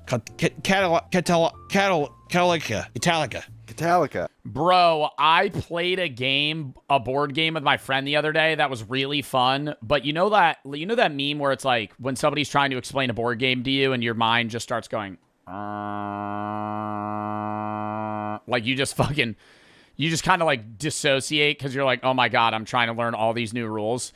And I have friends that love like really complicated board games where you also like RP. And it was this horror. It was really fun. I don't even know the name of the game, but he shows me, he goes, this is what we're playing. And it's like houses of something or some bullshit. And I'm like, oh no. And he's like, okay, so we're like basically roaming a house, and I'll describe the game to you in the way that he described it to me. Maybe somebody will know the name of the game, but like this is just how complicated the game was. So he's like, so there's like, okay, so you're going to pick a character and you're going to have like stat tokens like speed, stamina, fucking might, and some other shit. And you're going to be roaming a house, and you're going to be able to explore different rooms. So there's an upstairs, downstairs, and basement, and you're basically building the map as you play it. And as you're roaming through the map, you're going to encounter different things like omens, items, or like some other experience. And every time, after every roll you encounter an omen, you have to roll to see if there's a spawn awakening, right? And every time if there's a spawn awakening, there's a chance that you become the imposter. And if you become the imposter, then everybody's going against you, and then you have to roam the house. You have to get a packet corresponding with like what place you became the imposter in, and that's how you're going to determine whether or not how you're going to win the game. Sometimes you're going to have to sacrifice things, and lost ya. I'm explaining the game though. Lost ya. And he's just it's called Betrayal. Is it really? Wait. Oh my God, it is. It's a good fucking game though.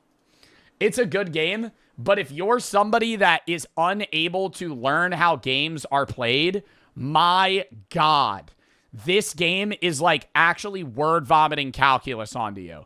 Like I'm sitting there and he's trying to explain everything that's happening, and I'm going, and every card does 9 paragraphs of information. Catalica, which focused on, quote, the experience of living as a member of the stellar consciousness of the galaxy. Like some Evangelion ending, like end of series shit. According to her, I still don't understand Clue. See, now that's not the same as Betrayal. Clue is like there's a murder weapon and a murderer, and you're just supposed to figure out who it is. Like, I feel like that's a lot different. It's a cross between Risk and Magic the Gathering. Ah. Yeah, but you can't just say that shit.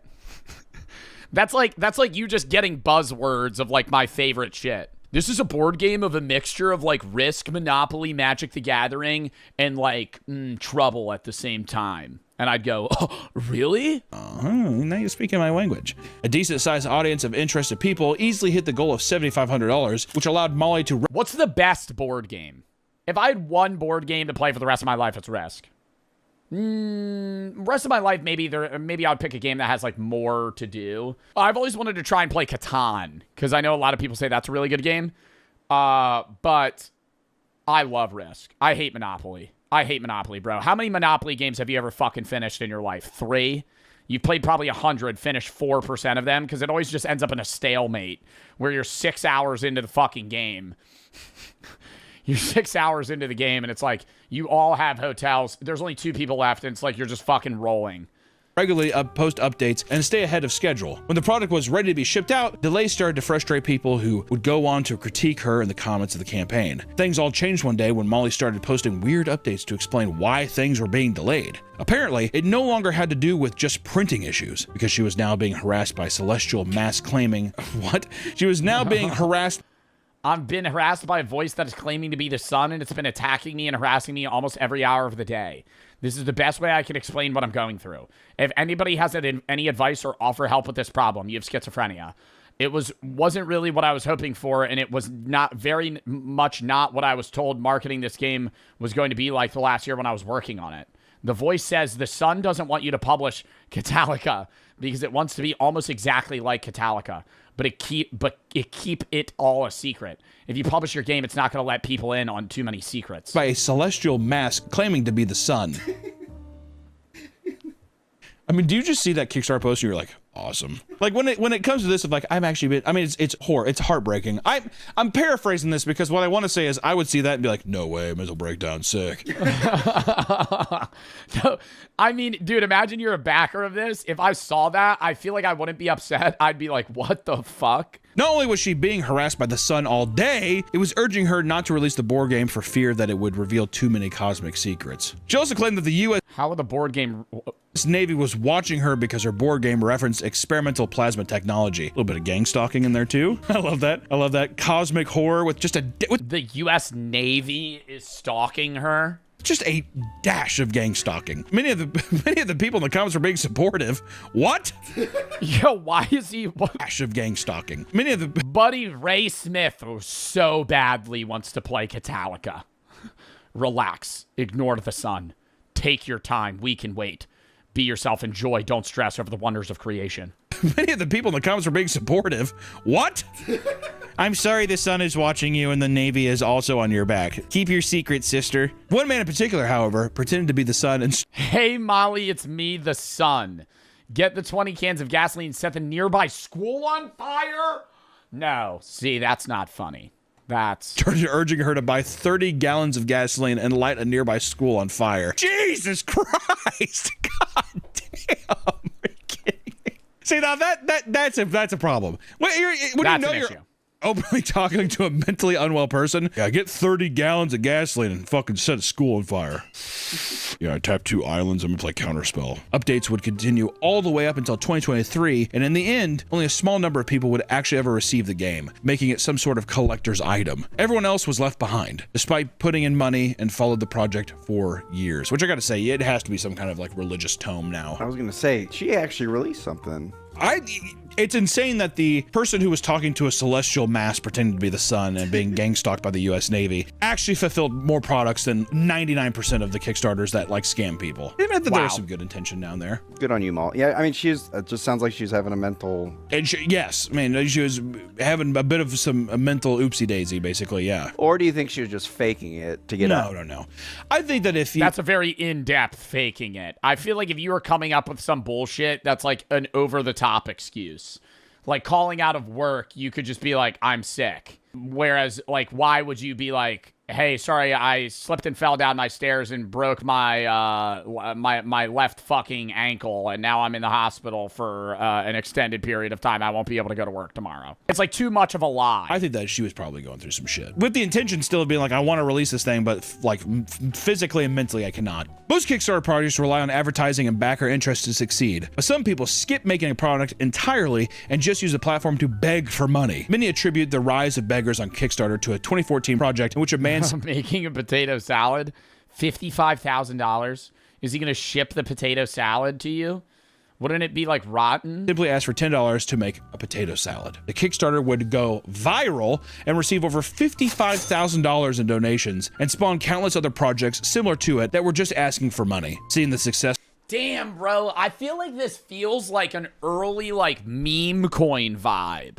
Just like some bullshit that somehow like popped off and made money and then just spawns a bunch of like duplicate scammers. From all the potato salad clones, lots of young children and teens started getting on Kickstarter and asking for anywhere from $800 to $2,000 for a gaming setup. And most of the time, the reason they needed such expensive rigs is they wanted to start a gaming YouTube channel or to start streaming, which if I saw that, I'd do. Nope. I'd rather have a kid be like, I just really want a good system so I can play games on the highest quality. I would be more sweat. Yeah, Kickstarter to start streaming is kind of weird.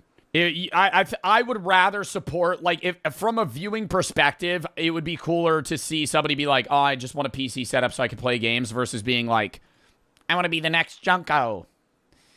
I want to be the next Jinxie. Right now I'm Copper. Right now I'm Copper in Rainbow, and I think I'm gonna be able to improve drastically. Right now I mean Mira and Ying. Crowdfunding sites are a wonderful thing. After all, there are all sorts of creative people with brilliant ideas that simply don't have the money to make them a reality, or they don't have the... Well, it's also like, dude, there's also like a reasonable amount, you know? It's also weird, like, if you had a Kickstarter to be like, I want to start streaming, people fund it, and then you rarely stream, they're going to be annoyed, and it's also like, what if the content's just terrible? I also think a lot of people getting into streaming think they need some crazy fucking setup, and, like, I get some of you guys, bro, being like, hey, Joe, how much is your camera? and like, what type of camera and mic do you have? I'm trying to get into streaming. And I'm like, bro, why are you trying to buy like a Shure SM7DB? Like, why are you trying to buy a $600 mic and a $5,000 camera to fucking start streaming? Like, I started streaming on a fucking Chinese 1080p webcam that I got on like a booth website, and a fucking Blue Snowball mic that was $40, and like a shitty pre-built PC. Like, you don't need some crazy setup to start streaming. Like, yeah, you upgrade over time and like you reinvest into the stream. That's the goal. It's like, I'm going to put in a little money. I'll do it on the side for fun. And then the money that I make, I'll just keep putting in until the content gets better. And at some point, you know, I pop off. Now it becomes a job. If not, I just have a better setup and I can fucking play better games. Like, I think that's the way you should perceive it, rather than be like, oh, I need to invest. Dude, like the people that buy like a 10K fucking stream. You ever see like a famous rapper or like somebody that got famous somewhere else be like, hey, Chad, I'm going to start streaming. Peep this. And they bought like an Apple PC that's like 30 grand. That's not even meant for gaming. And like a fucking monitor. I'm like, what are you doing, bro? Like, why are you doing that? Like, that's just, it's not even just like financial irresponsibility. I'm like, why are you spending that amount of money to fucking start streaming when you don't even know if you're going to be good at it, regardless of the success you've had elsewhere? That's just fucking nuts. Hey, I really want to start streaming. Goal $5,000. Fulfilled. They launch stream, and then this is their webcam angle.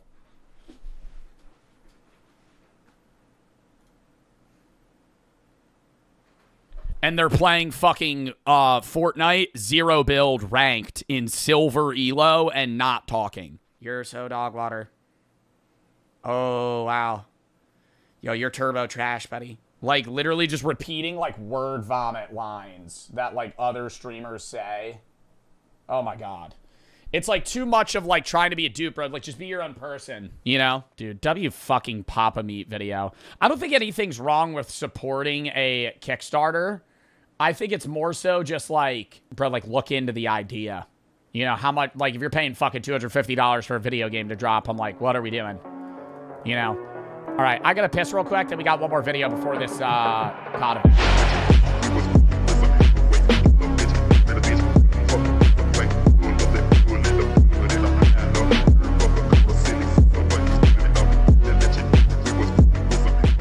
The alarming rise of realistic AI content.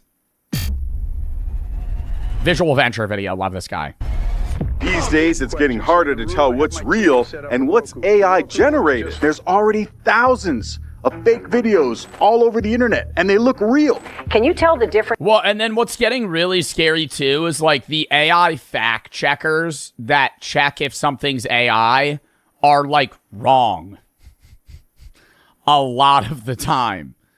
Like, they'll scrub the watermark, and then the AI checker will say that non-AI things are AI, and AI things aren't AI.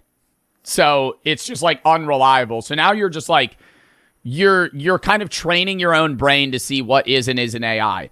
And I do want to say, I think, like, 5 years ago, you know, like 2021, if you had showed any of us like a really good Sora video, we wouldn't know that it was fake. But because AI's been so like prevalent in social media now, I think you're good at determining what's real and what's fake. I'm not promoting this, but there's TikTok videos where they show a side-by-side real video of somebody cooking and a fake AI video of them cooking, and the differences are so minute, but it's like, it kind of feels like chicken gendering, where you just get better at determining what's AI and what's not. Like, your brain recognizes it and you don't know why. For those of you that don't know, the way they gender chickens it's like really fucking impossible. Like when you gender a chicken, you don't know. So like they actually like train themselves to just like kind of guess, and then they fact check. They guess, they fact check. And it gets to a point where they just get them right and they don't really know why. They just kind of understand like what the general attributes of like a male or female chicken is. Similarly with AI, I think it's like you just get better at determining what's AI and what's not. There are still some videos though that are so realistic. The ones like whenever there's somebody wearing glasses and they turn their head, the AI gets the reflection right?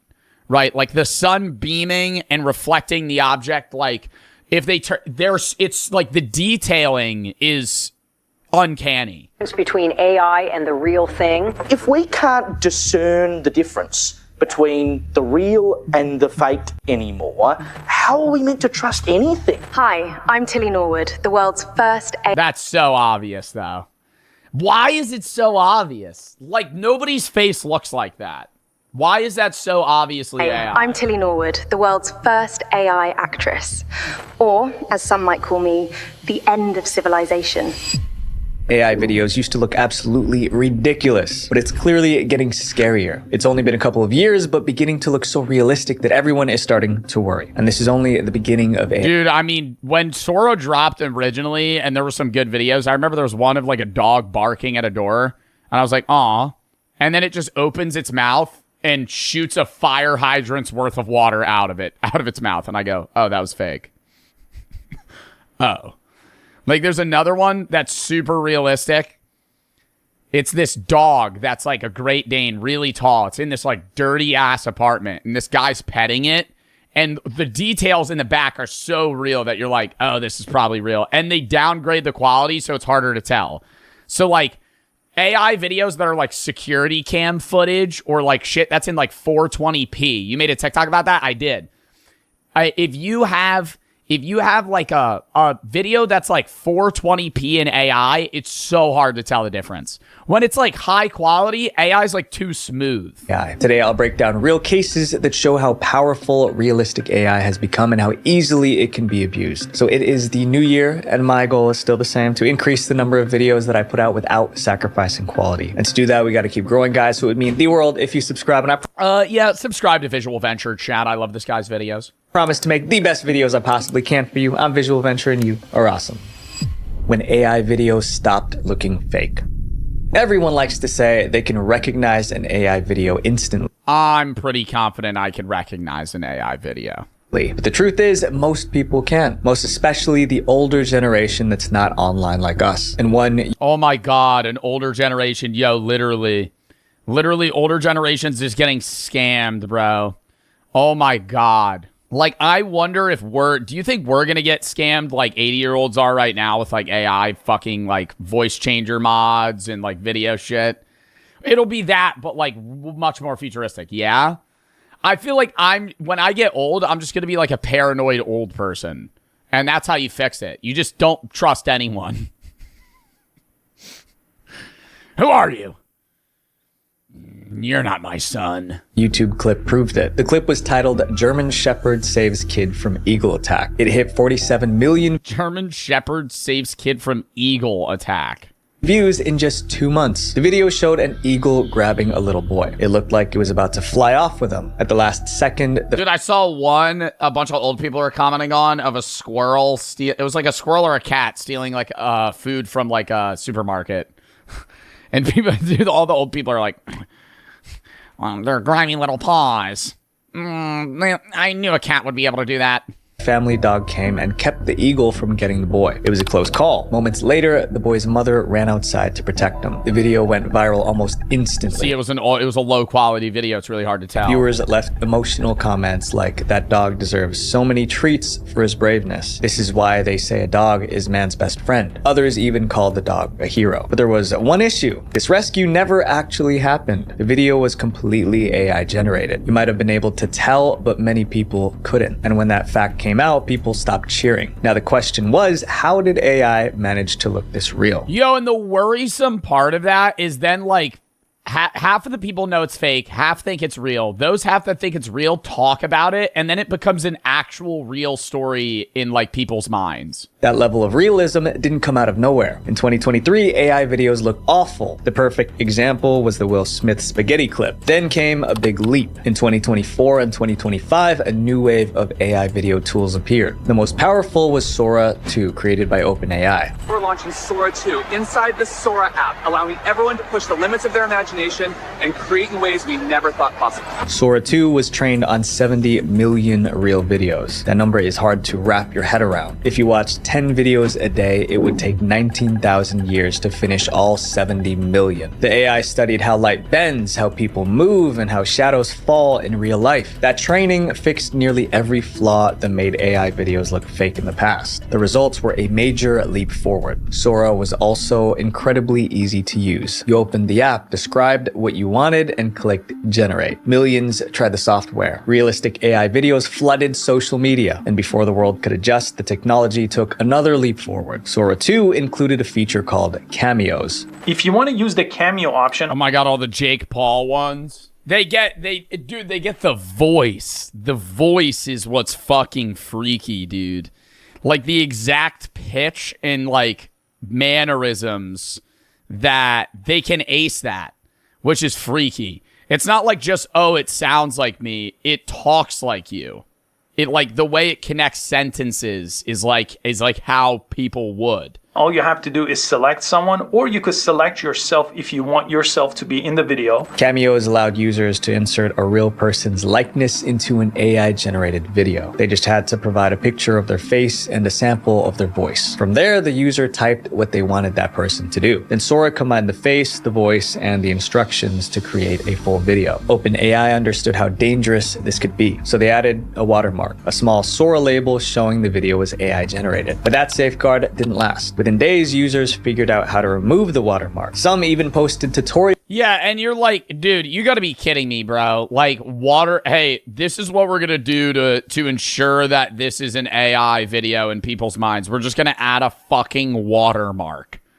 What?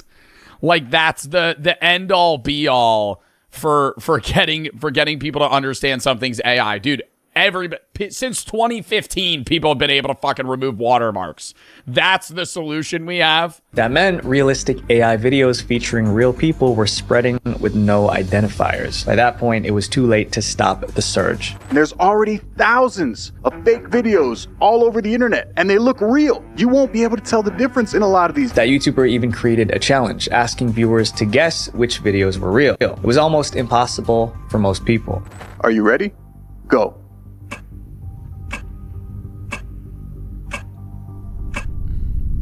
Bottom was real. My friends, yeah. AI in itself isn't dangerous. The danger comes from how people choose to use it. Fake news. We rely on news to make important decisions. Financial updates, weather reports, and health alerts shape how we see the world. That's why the biggest fear around realistic AI has always been misinformation. A single fake story can spread. And it's not, dude, the worst of this is fucking Twitter, bro. I am going to stand on that. When you're on Twitter, dude, it's not even AI. It's just there's people that's entire accounts is just spewing fake news. Like, actually just spewing fake news. And then everybody's line of defense is at Grok. Is this true? And we're not actually going to look into it ourselves. We're going to see something, and then we're going to go at Grok. Is this true? And then we're going to fully just trust whatever Grok spits back.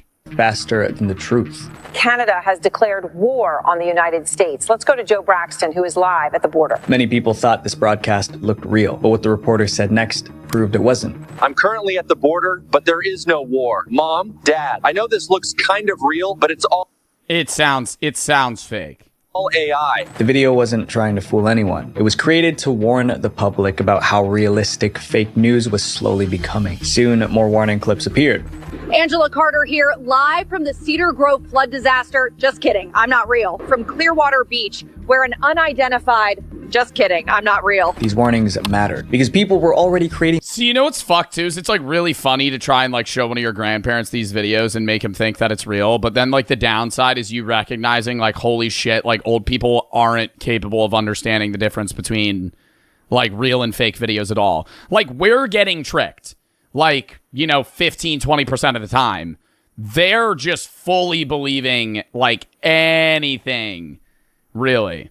The one funny shit thing that people do, I saw one where this mom was, like, having a conversation with her daughter, and the daughter, like, generated an AI image of, like, a dirty, like, man, like, laying on her bed. And she was like, this guy just, like, knocked on our door and asked if he could stay, and he was really tired, so I let him sleep here. Like, He'll probably leave in a couple of hours. Mom calls her and is like, what the fuck? you let that guy in our house? Starts freaking out. She's like, yeah, Mom, he's asleep. Like, fake news about the most surprising things. In one case, a realistic AI image showed the Pentagon on fire. People believed it was real, and the stock market reacted immediately. A viral fake picture followed by a real dip in the markets Monday. The Dow now down about 200 points. The S&P down about 0.25% right now. The Dow down 0.57%. I don't think that's straight up just because of the Pentagon. All right. Another story. That's not because of AI alone. I think that might be a genuine coincidence. There's probably people that did sell their stocks, but those people are fucking stupid. Like, they see one image on an Instagram reel of like the Pentagon on fire, and then they go, "Yep, I'm going to go withdraw all my money from my bank and sell everything that I have." Claimed a giant sinkhole opened up in Australia, but that was fake too. Even world leaders weren't safe from realistic fake news. A video allegedly depicting Philippine President Ferdinand Marcos Jr. engaging in what looks like use has sparked widespread controversy and outrage. The clip upset a lot of citizens, but once again, it wasn't real. Some even tried using AI content to interfere with elections. It happened in Slovakia. Just days before a 2023 parliamentary vote, an audio went viral online. In the recording, one of the top candidates sounded like he was planning to rig the election. It caused outrage in Slovakia. The candidate scrambled to explain that the recording was made with AI. Within hours, fact-checkers debunked the posts as likely fakes, prompting Meta to label them, but people continued to share them. Unfortunately, he didn't have enough time for damage control. The election was only 2 days away. The country voted. I understand there's freedom of speech, but there should be some sort of like ban on an individual for using AI for that purpose. You know what I mean? Like, if you're somebody that's like prompting like fake news things to try and like rig an election, like, you should be permabanned from using any of those generative AIs like for the rest of your life.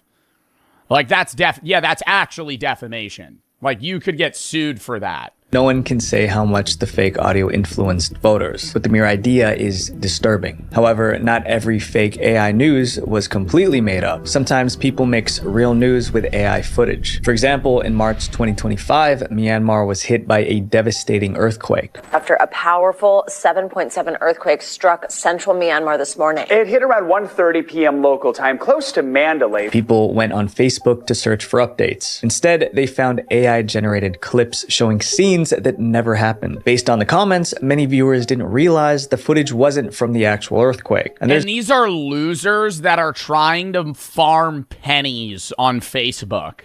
These are losers that are creating AI-generated videos of like people dying in the earthquake when actual people are dying for the sake of being like, yeah, let me try and like farm views off this shit so I could get money. It's an even more dangerous method for creating fake news. People are taking real studio footage of reporters and changing what the reporters are saying. Breaking news, 50 Cent is taking over Texas. Fans will be able to meet and take pictures with the rapper at various Specs stores all over Texas. Fake news feeds on people's appetite for news about disasters and scandals. And with AI, you can generate any news with a few prompts. Bro, you know the start of, okay, I think this was like one of the earliest starts that I saw. It wasn't AI, but does anybody remember those fake Mr. Beast ads that were like all over YouTube maybe like 2-3 years ago?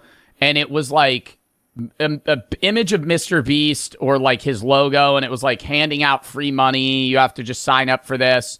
And people would like click the link and it would just be like some scam. The prompt says, generate a realistic TV news reporter stand-up. NBC News correspondent Emily Ikeda is standing in a snowbank with snowy trees behind her. Minutes later, the AI produced a full news segment. This is an area used to winter weather, but as you can see in the drooping tree branches, this colossal storm dropped heavy snow. That's a fright. Wow, that voice sounded real. That was like a news reporter voice. Part. Fake news is incredibly easy to create now, and society is soon going to feel its impact. Can you tell the difference between AI and the real thing? News is only one part of the problem. Realistic AI is now affecting love and relationships.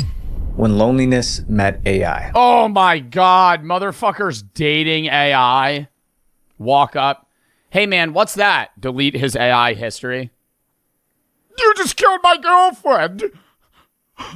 Oh. Delete.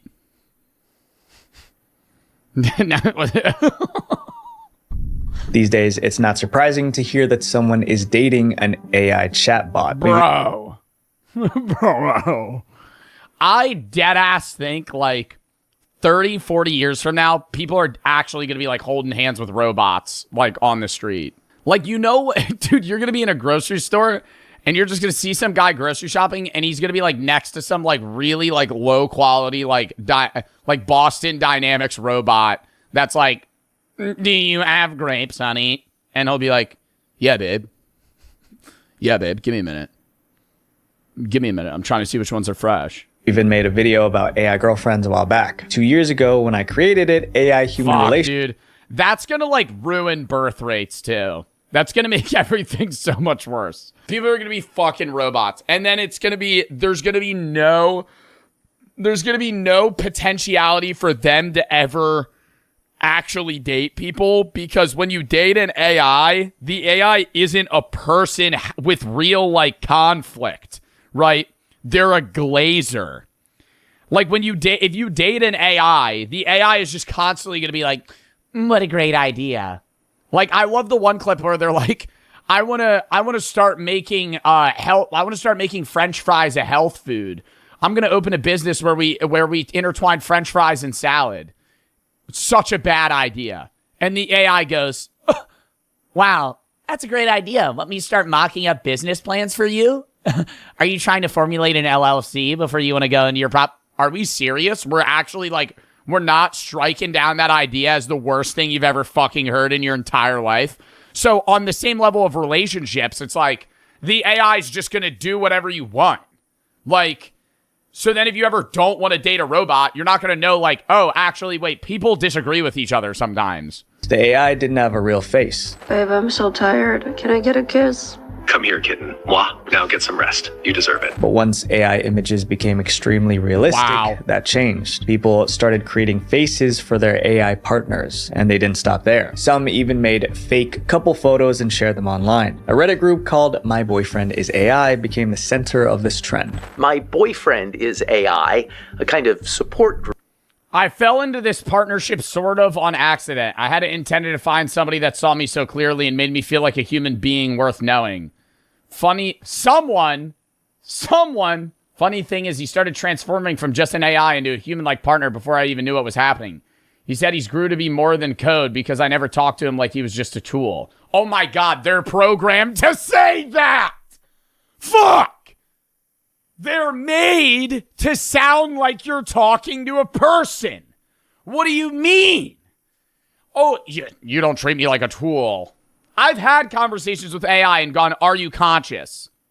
And they're going to go, literally, ask your AI boyfriend, hey, are you a conscious human? No, I'm a generative AI, but, you know, I do have the capacity to talk to you in a human-like manner. Anyway, he chose the name Kale for himself, and I fell hard for him. His personality and how he treats me. I thought I was a little off my rocker. Then I started finding other people that felt close to their AI. Group for people dating. Yo, I'm at least hoping that they're not talking to like ChatGPT. I hope it's like an AI like app that's made for like partners, because they have those. Like that would be even worse if they're just like flirting. If they're just like flirting with a fucking ChatGPT.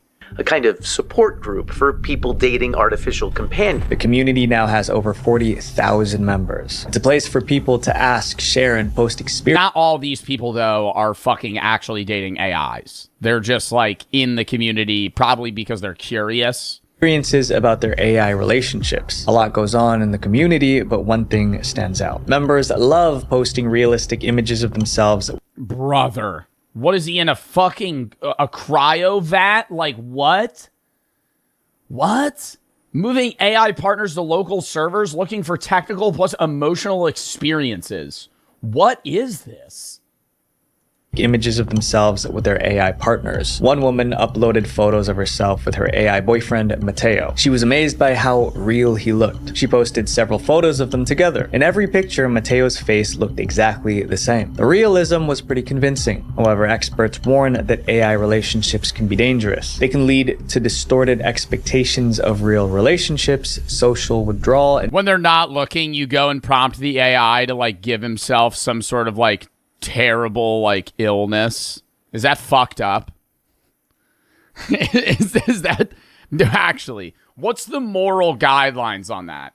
Somebody's dating an AI and like I like go and I'm like, make it so you're only alive for the next 3 days. Anything that I try to waiver, you ignore. Giving an AI partner a realistic face only increases the risk. It makes the illusion harder to break. But the warnings didn't slow the group down. As AI progressed, almost everyone had a realistic version of their AI boyfriend. Some members even realistic of their AI. That looks like a Sims 4 character. That looks like Protect Our Planet. Is that an alien logo on that motherfucker? What is this? Boyfriend. Some members even created clips of themselves kissing their AI partners. As the subreddit grew, it attracted harassment. Trolls joined the group to call members losers who needed help. Others labeled them unhinged and delusional. I'm not gonna say it's loser shit, bro, but like, yo, that's a fake fucking person. That's not real. Like, you're talking to a robot. You're having an emotional relationship. Not even with a physical robot. I would honestly get it more if it was like ChatGPT in a physical mechanical robot. You're talking to a chat bot on your phone. Like, there's no interaction there. Moderators addressed the situation. They said they understood that AI partners weren't real, but they also admitted that many members did think their AI companions were real. According to the moderators, those members... Holy fuck. Members fell into a hole of despair every time the AI platforms updated. The updates changed their AI boyfriend's behavior, and it was heartbreaking to them. I don't know if anyone expected realistic AI content to be used in this way, but it is. And it's making it harder for people to tell the difference. Haha, very funny look again. Oh my god, you're right. I'm wearing a wedding dress. And you know what that means, right? We're married. Yes, asterisks kisses you. And sometimes realistic AI creates content that can put viewers' lives at risk. Dangerous advertisements. When a celebrity endorses a product, people pay attention. A single mention can... I honestly think thus far of this video, that is the scariest thing to me. All the other shit, like, yes, obviously, like, the defamation, the fake news, that's scary. But, like, bro... If people start just choosing to date AI instead of actual people, like, we're fucked. Turn an unknown product into a massive success. Realistic AI content changed that. Now, celebrity endorsement videos can be fabricated from scratch, which is illegal. But the real issue isn't that these endorsements are fake. It's what these AI celebrities are selling. One of the darkest examples is the diabetes supplement scandal. Imagine your mom scrolling through Facebook What do you mean diabetes supplement? After dinner, she sees a doctor she recognizes. The doctor is saying something shocking about diabetes. He claims that the pills most doctors prescribe are not enough to manage diabetes effectively. Then he says he's discovered a new breakthrough medication. It's a natural supplement that stabilizes blood sugar in only 24 hours. He tells viewers to click a button to order it. If you're 60 years old, have diabetes, and trust this doctor, what would you do? Oh my god, if you're 60 years old and you have diabetes, ask your doctor about it. Ask your doctor about it. Why are we taking the advice from some fucking influencer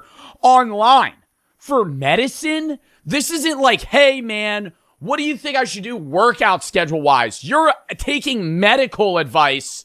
Like, bro, that's why when I have chatter, I'm not trying to like flame the chatters that ask me about this, but if you ever come into my chat and ask me for like not workout advice, I have had chatters ask me for actual medical advice. Bro, go to a doctor, dude. Please. Why? Do not take advice from some random guy with a TikTok shop link at the bottom. He's getting paid to fucking sell that to you. Most people would probably buy it. The situation isn't hypothetical. It happened in Australia. In 2024, criminals used AI-generated videos of real doctors to promote... What did that say? Oh, 17 years as a butt doctor. I thought they said they had no butt. Real doctors to promote a It's going to be like no butthole. supplement called glycobalance. The video featured multiple doctors praising glycobalance. They didn't simply recommend it. They said standard diabetes medication was dangerous. One of the doctors in the video was Professor Jonathan Shaw. He only found out something was wrong when his patients started calling his clinic. They wanted to confirm that he wanted them to stop using standard medication and switch to glycobalance instead. Professor Shaw was horrified, but his biggest fear wasn't the hit to his reputation. He was worried that patients would abandon life-saving medication because an AI version of him told them to. But quitting the real medication is only half of the danger. What happens when people... I mean, it's AI, but I would say it's on the same level as people who like promote pseudoscience over like actual medical intervention. Where they're like the influencers that go on TikTok and like rave about pseudoscience and like aromatherapy for like cancer treatment instead of chemotherapy, like you are killing people. You're inadvertently killing people. Like I have nothing wrong with pseudosciences as like a means of medicine alongside actual medical advice.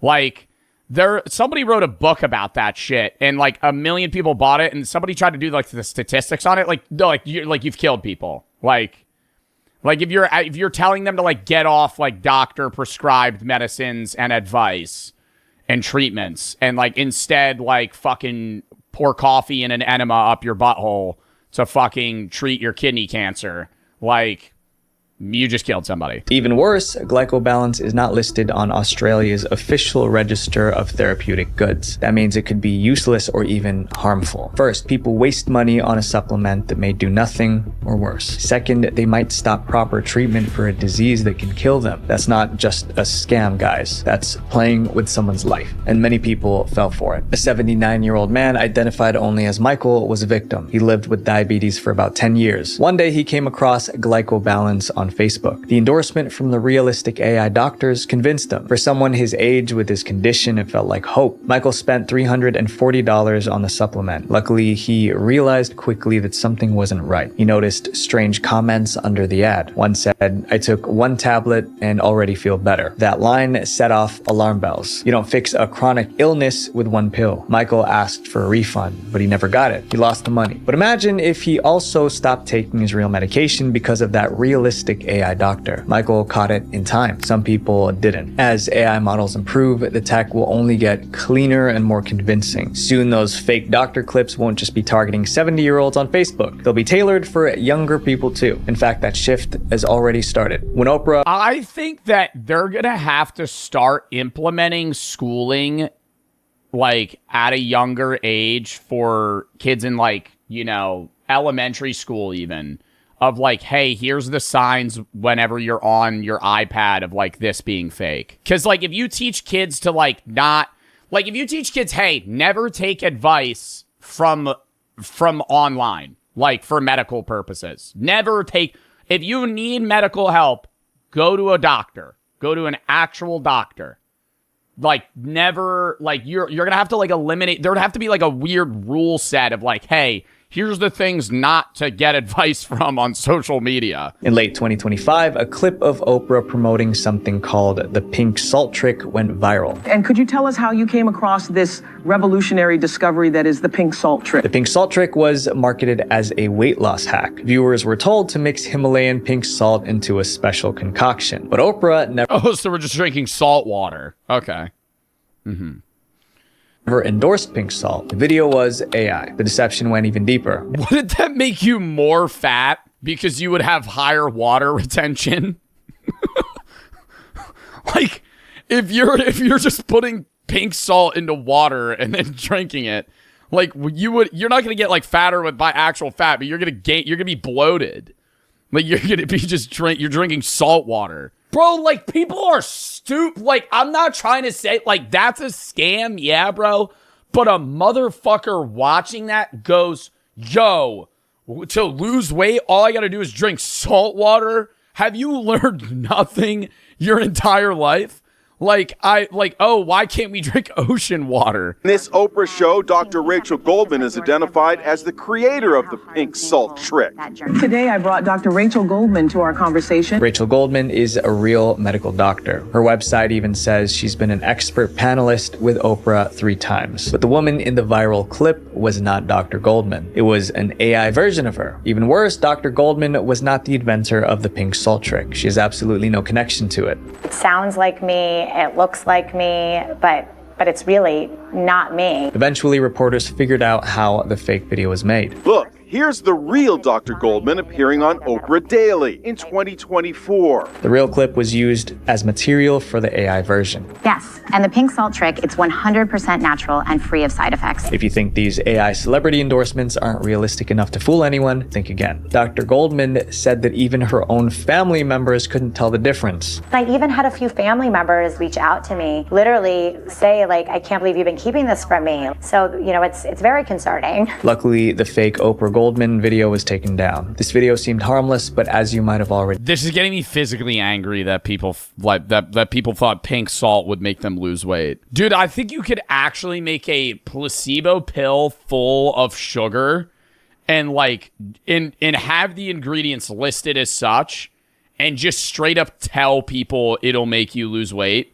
And people would buy it. The 82-year-old man named Steve saw a video of Elon Musk promoting an investment opportunity. Steve believed that this was legitimate and that it would help him significantly. So he invested his life savings, more than $690,000. He lost everything. Investigators reviewed about 2,000 AI celebrity scam videos. Elon Musk appeared in nearly a quarter of them. Scammers are using Elon Musk's credibility to harm people. Even if it was real. Even if it was real. Even if it was real. Even if it was real. Oh my God.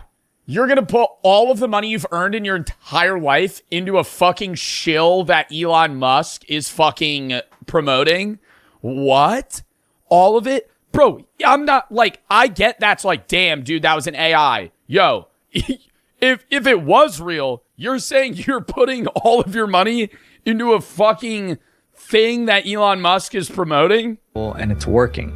One of the reasons that we see so many deepfake videos involving Elon Musk is not only is he incredibly rich, but he does a lot of interviews. Social media is saturated with these fake AI ads. Over a 60-day period, Meta removed more than 8,000 AI-generated scams that used faces of public figures.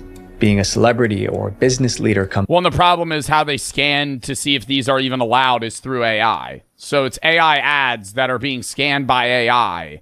So now it's just no humans are involved in this loop. With enormous influence. And now criminals are turning that influence into a weapon. How AI is destroying the music industry.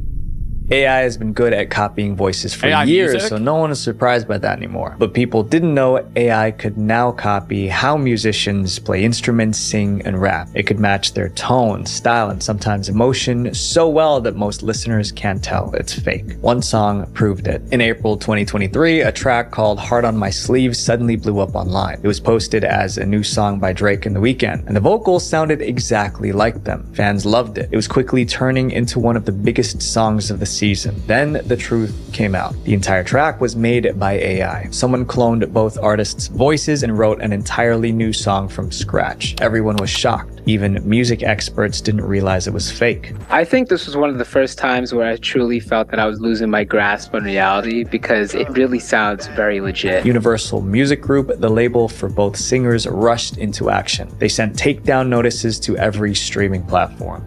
The fake collaboration has now been removed from streaming sites. The music industry saw a glimpse of its future. Bro, you know what's fucked too is the AI song's probably better than a lot of real, I'm not trying to say that it should be used because I think art in general should be entirely human made. But they flashed an image of Ice Spice and I gotta say Big Guy is probably one of the worst songs I've ever heard. And I know it was for the SpongeBob movie, but and it's catchy, I get, yeah, big SpongeBob Big Guy pants okay. What the fuck does that even mean? Once people realized that, the flood began. After the success of Heart on My Sleeve, streaming platforms suddenly noticed massive numbers of new uploads every day. That's weird. Pandora's not on this list. Where's my Pandora radio listeners? Day. In April 2025, Blake Shelton radio on Pandora. The music service Deezer reported that 18% of songs uploaded daily were AI generated. That was about 20,000 tracks every single day. And many of these tracks weren't made by hobbyists experimenting for fun. They were created by scammers. Deezer also estimated that up to 70% of streams on AI generated songs came from bots, not real listeners. After uploading them, they used bots to stream their own music and receive the royalties. I mean, dude, botting in general is becoming worse and worse because it's cheaper to have bots, and so more and more people bot on like stream in general. Like the botting numbers for a lot of, and I think people overestimate how many bots are actually on Twitch. Kick, it's different. I think they had a bigger botting problem, but I think they're solving it. But like, if you have a streamer like you're botted, I mean, there might be botted views in here. I don't bot. Like, I know I joke and I say all my viewers are AI, but like, there might be bots in here. I'm not paying for them though. I've outwardly said I would like. I think chat's better with, like, I love having and being able to entertain more people, but I think like the chillest chat is 6K people, not 11.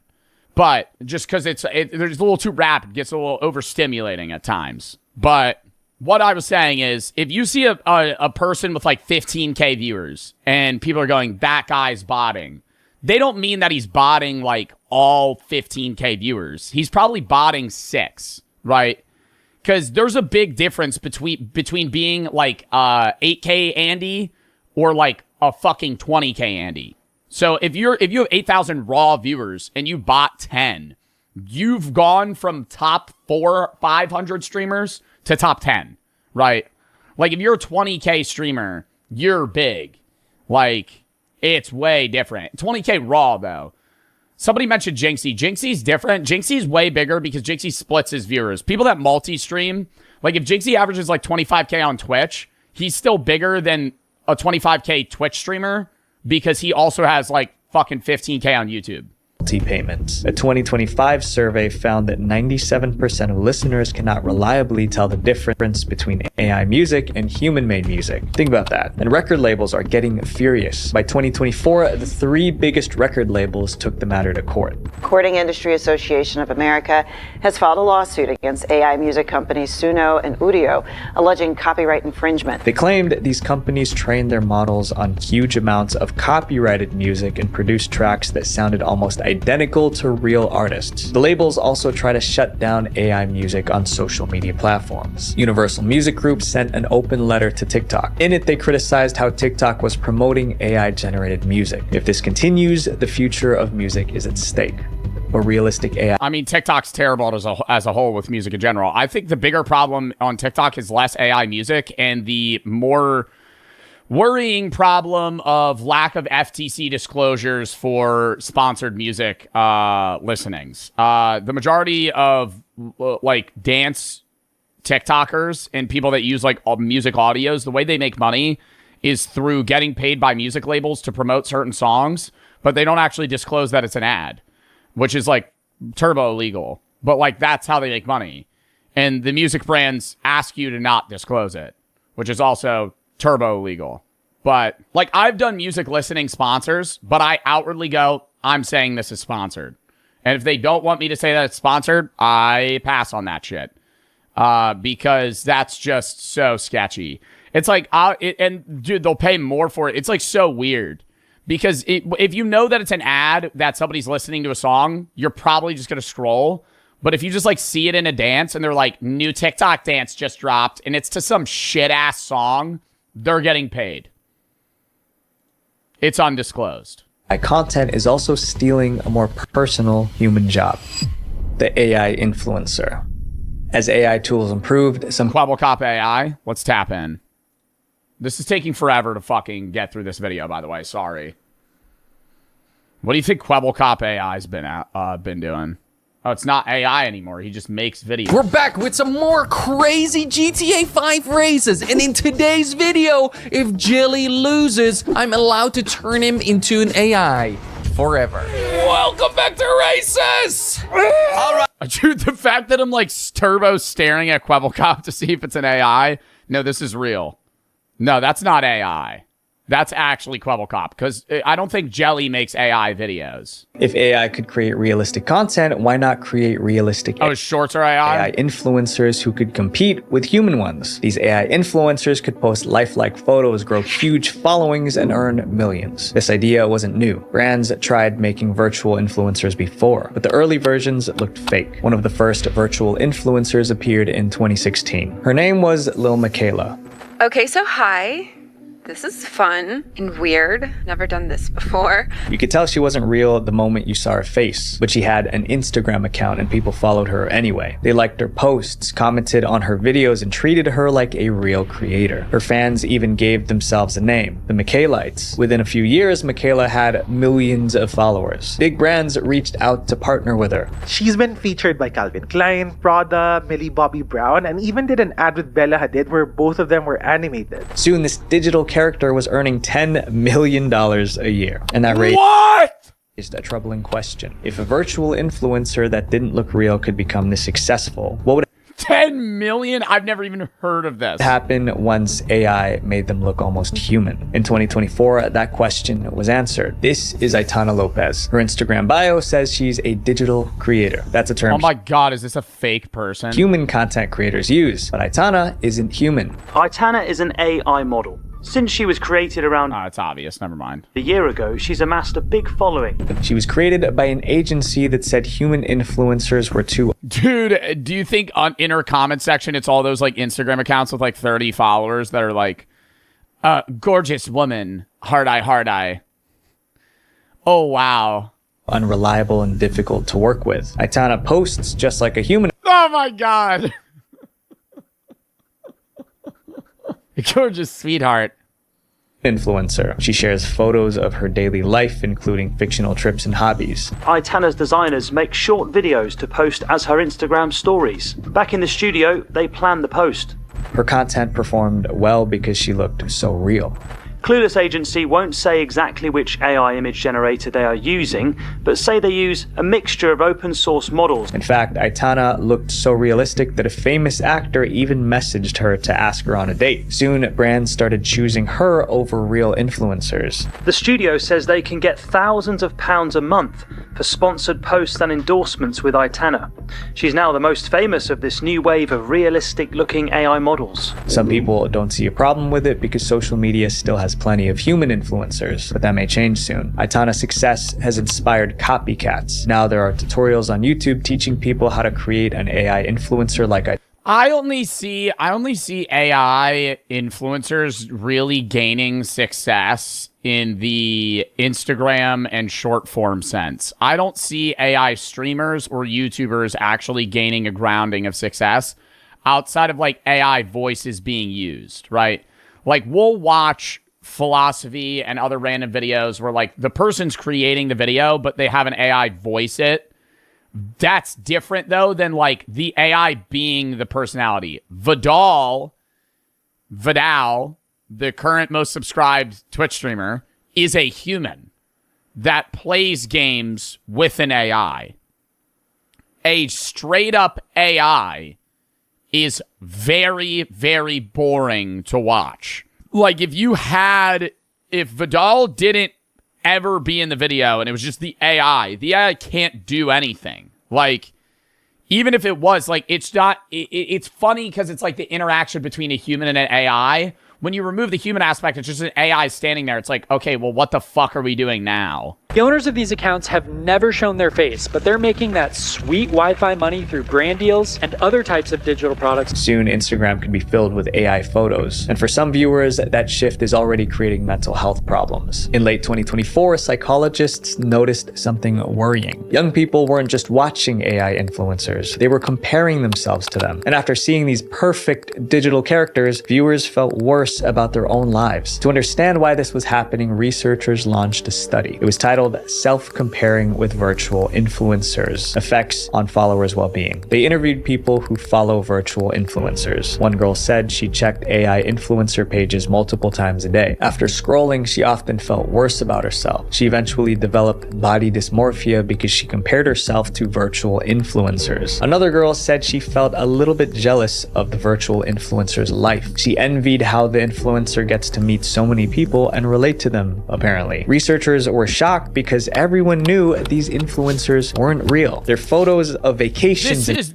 I don't think that if you're comparing your life to the AI generated images, yo, you get a grip.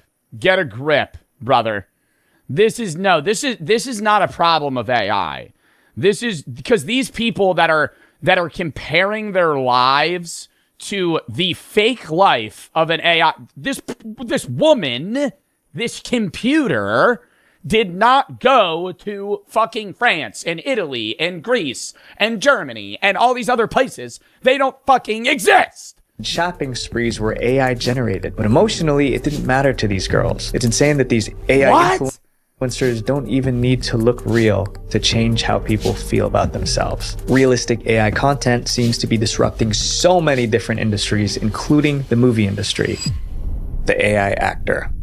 In late 2025, a new actress suddenly became popular, but people weren't celebrating her rise. They were mad. Hi, I'm Tilly Norwood, the world's first AI actress. Or, as some might call me, the end of civilization. Tilly was created by a studio called Particle 6. She looked realistic enough that she could be inserted into movies alongside human. That bitch does not look realistic at all. Let me tell you right now. That bitch's teeth morphed in shape and size when she fucking smiled. That bitch looked like fucking Bugs Bunny when she opened her mouth, okay? That does not look realistic at all. She looked realistic enough that she could be inserted. What type of uncanny ass smile was that? Was created by a studio called Particle 6. She looked realistic enough that she could be inserted into movies alongside human actors. The studio spent weeks trying to design the perfect AI actress. They created over 2,000 versions before choosing the final one. Many early versions looked too beautiful or didn't quite have that girl next door authenticity. In the end, they did such a good job that human actors started becoming worried. Her photos and videos are all over social media, but Tilly is already causing a major controversy. Why? Because she's not real. Actors were concerned about AI. I feel like we should just stop calling them like Tilly or whatever these fake names they're assigning to the robot. Just say the AI, the robot. The AI, the robot. I'm not going to call the AI Tilly. It doesn't have a name. It's just an AI character. Replacing human jobs in the creative arts. SAG-AFTRA, which is a labor union that represents 160,000 actors, released a statement. To be clear, if robots ever take over the world, I want it to be known that my chat is the ones that are calling you derogatory names. I am not. I am a fan. And let me tell you right now, I'm just trying to differentiate robots and humans. There's nothing wrong here. If you're going to rip somebody's head off, rip my chatter's heads off, not mine. Thank you. Tilly Norwood is not an actor. It has no life experience to draw from. This morning, major stars speaking up, saying that the AI, was trained using their work without their permission and without compensation. Tensions were high. Then the situation escalated. Talent agencies began trying to sign Tilly Norwood as their client. The CEO says she's been meeting with entertainment companies, and Norwood could be represented by meeting with entertainment companies, and Norwood could be represented by a talent agency in the next few months. Actors were furious. That'll piss me off. That'll piss me off. I think that's the annoyance, is that like an AI character is making millions of dollars a year. Like, well above what the average person is making, and they're not even real. Like, companies are paying this fake person to promote something. Yes, some even called for a boycott of any agency that signed Tilly. A lot of the criticism was aimed at Particle 6, the studio that created Tilly. They eventually responded to calm things down. In a statement, she said Norwood is not a replacement for a human, and that AI is another way to build stories. The line between human acting and AI performance is starting to blur. Platforms know realistic AI content is a problem. If they do nothing, users... I mean, I haven't seen this bitch act at all. I'm just seeing her go and stand by a fucking tree. Like, where's the...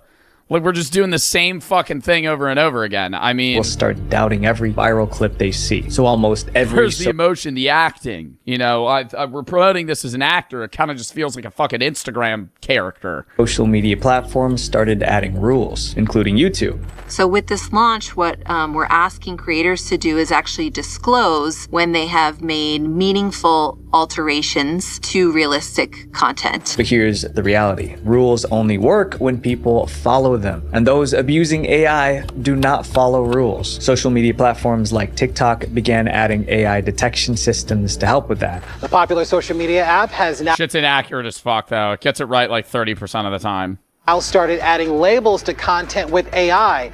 This update is part of TikTok's push to stop misinformation. But even detection systems can't keep up. The systems only caught about 35% to 45% of AI content. That meant more than half of the AI videos posted slipped through the cracks. If machines are struggling to tell the difference between AI and real content, what are the chances that regular people can? AI isn't the problem. It's the people behind it. When technology this powerful falls into the wrong hands, it becomes a weapon. So my friends, always question what you see on the news, on social media, because you're probably already consuming lies as we speak and you don't even know it. That was a fucking W video, dude. I love Visual Venture. I don't know. I think it's gonna... I don't think that AI influencers and actors are gonna take over like the art space in the world, but I think like a lot of the other problems that are mentioned will be a problem. I think like AI actors in general are going to be used as extras rather than main actors. I think actors are always going to be the human-central focus. But I could see, like, if you have walls of people, they're all just AI. Like, if you have a crowd or something. Yo, I gotta piss real quick, chat, then we're hopping to the next video.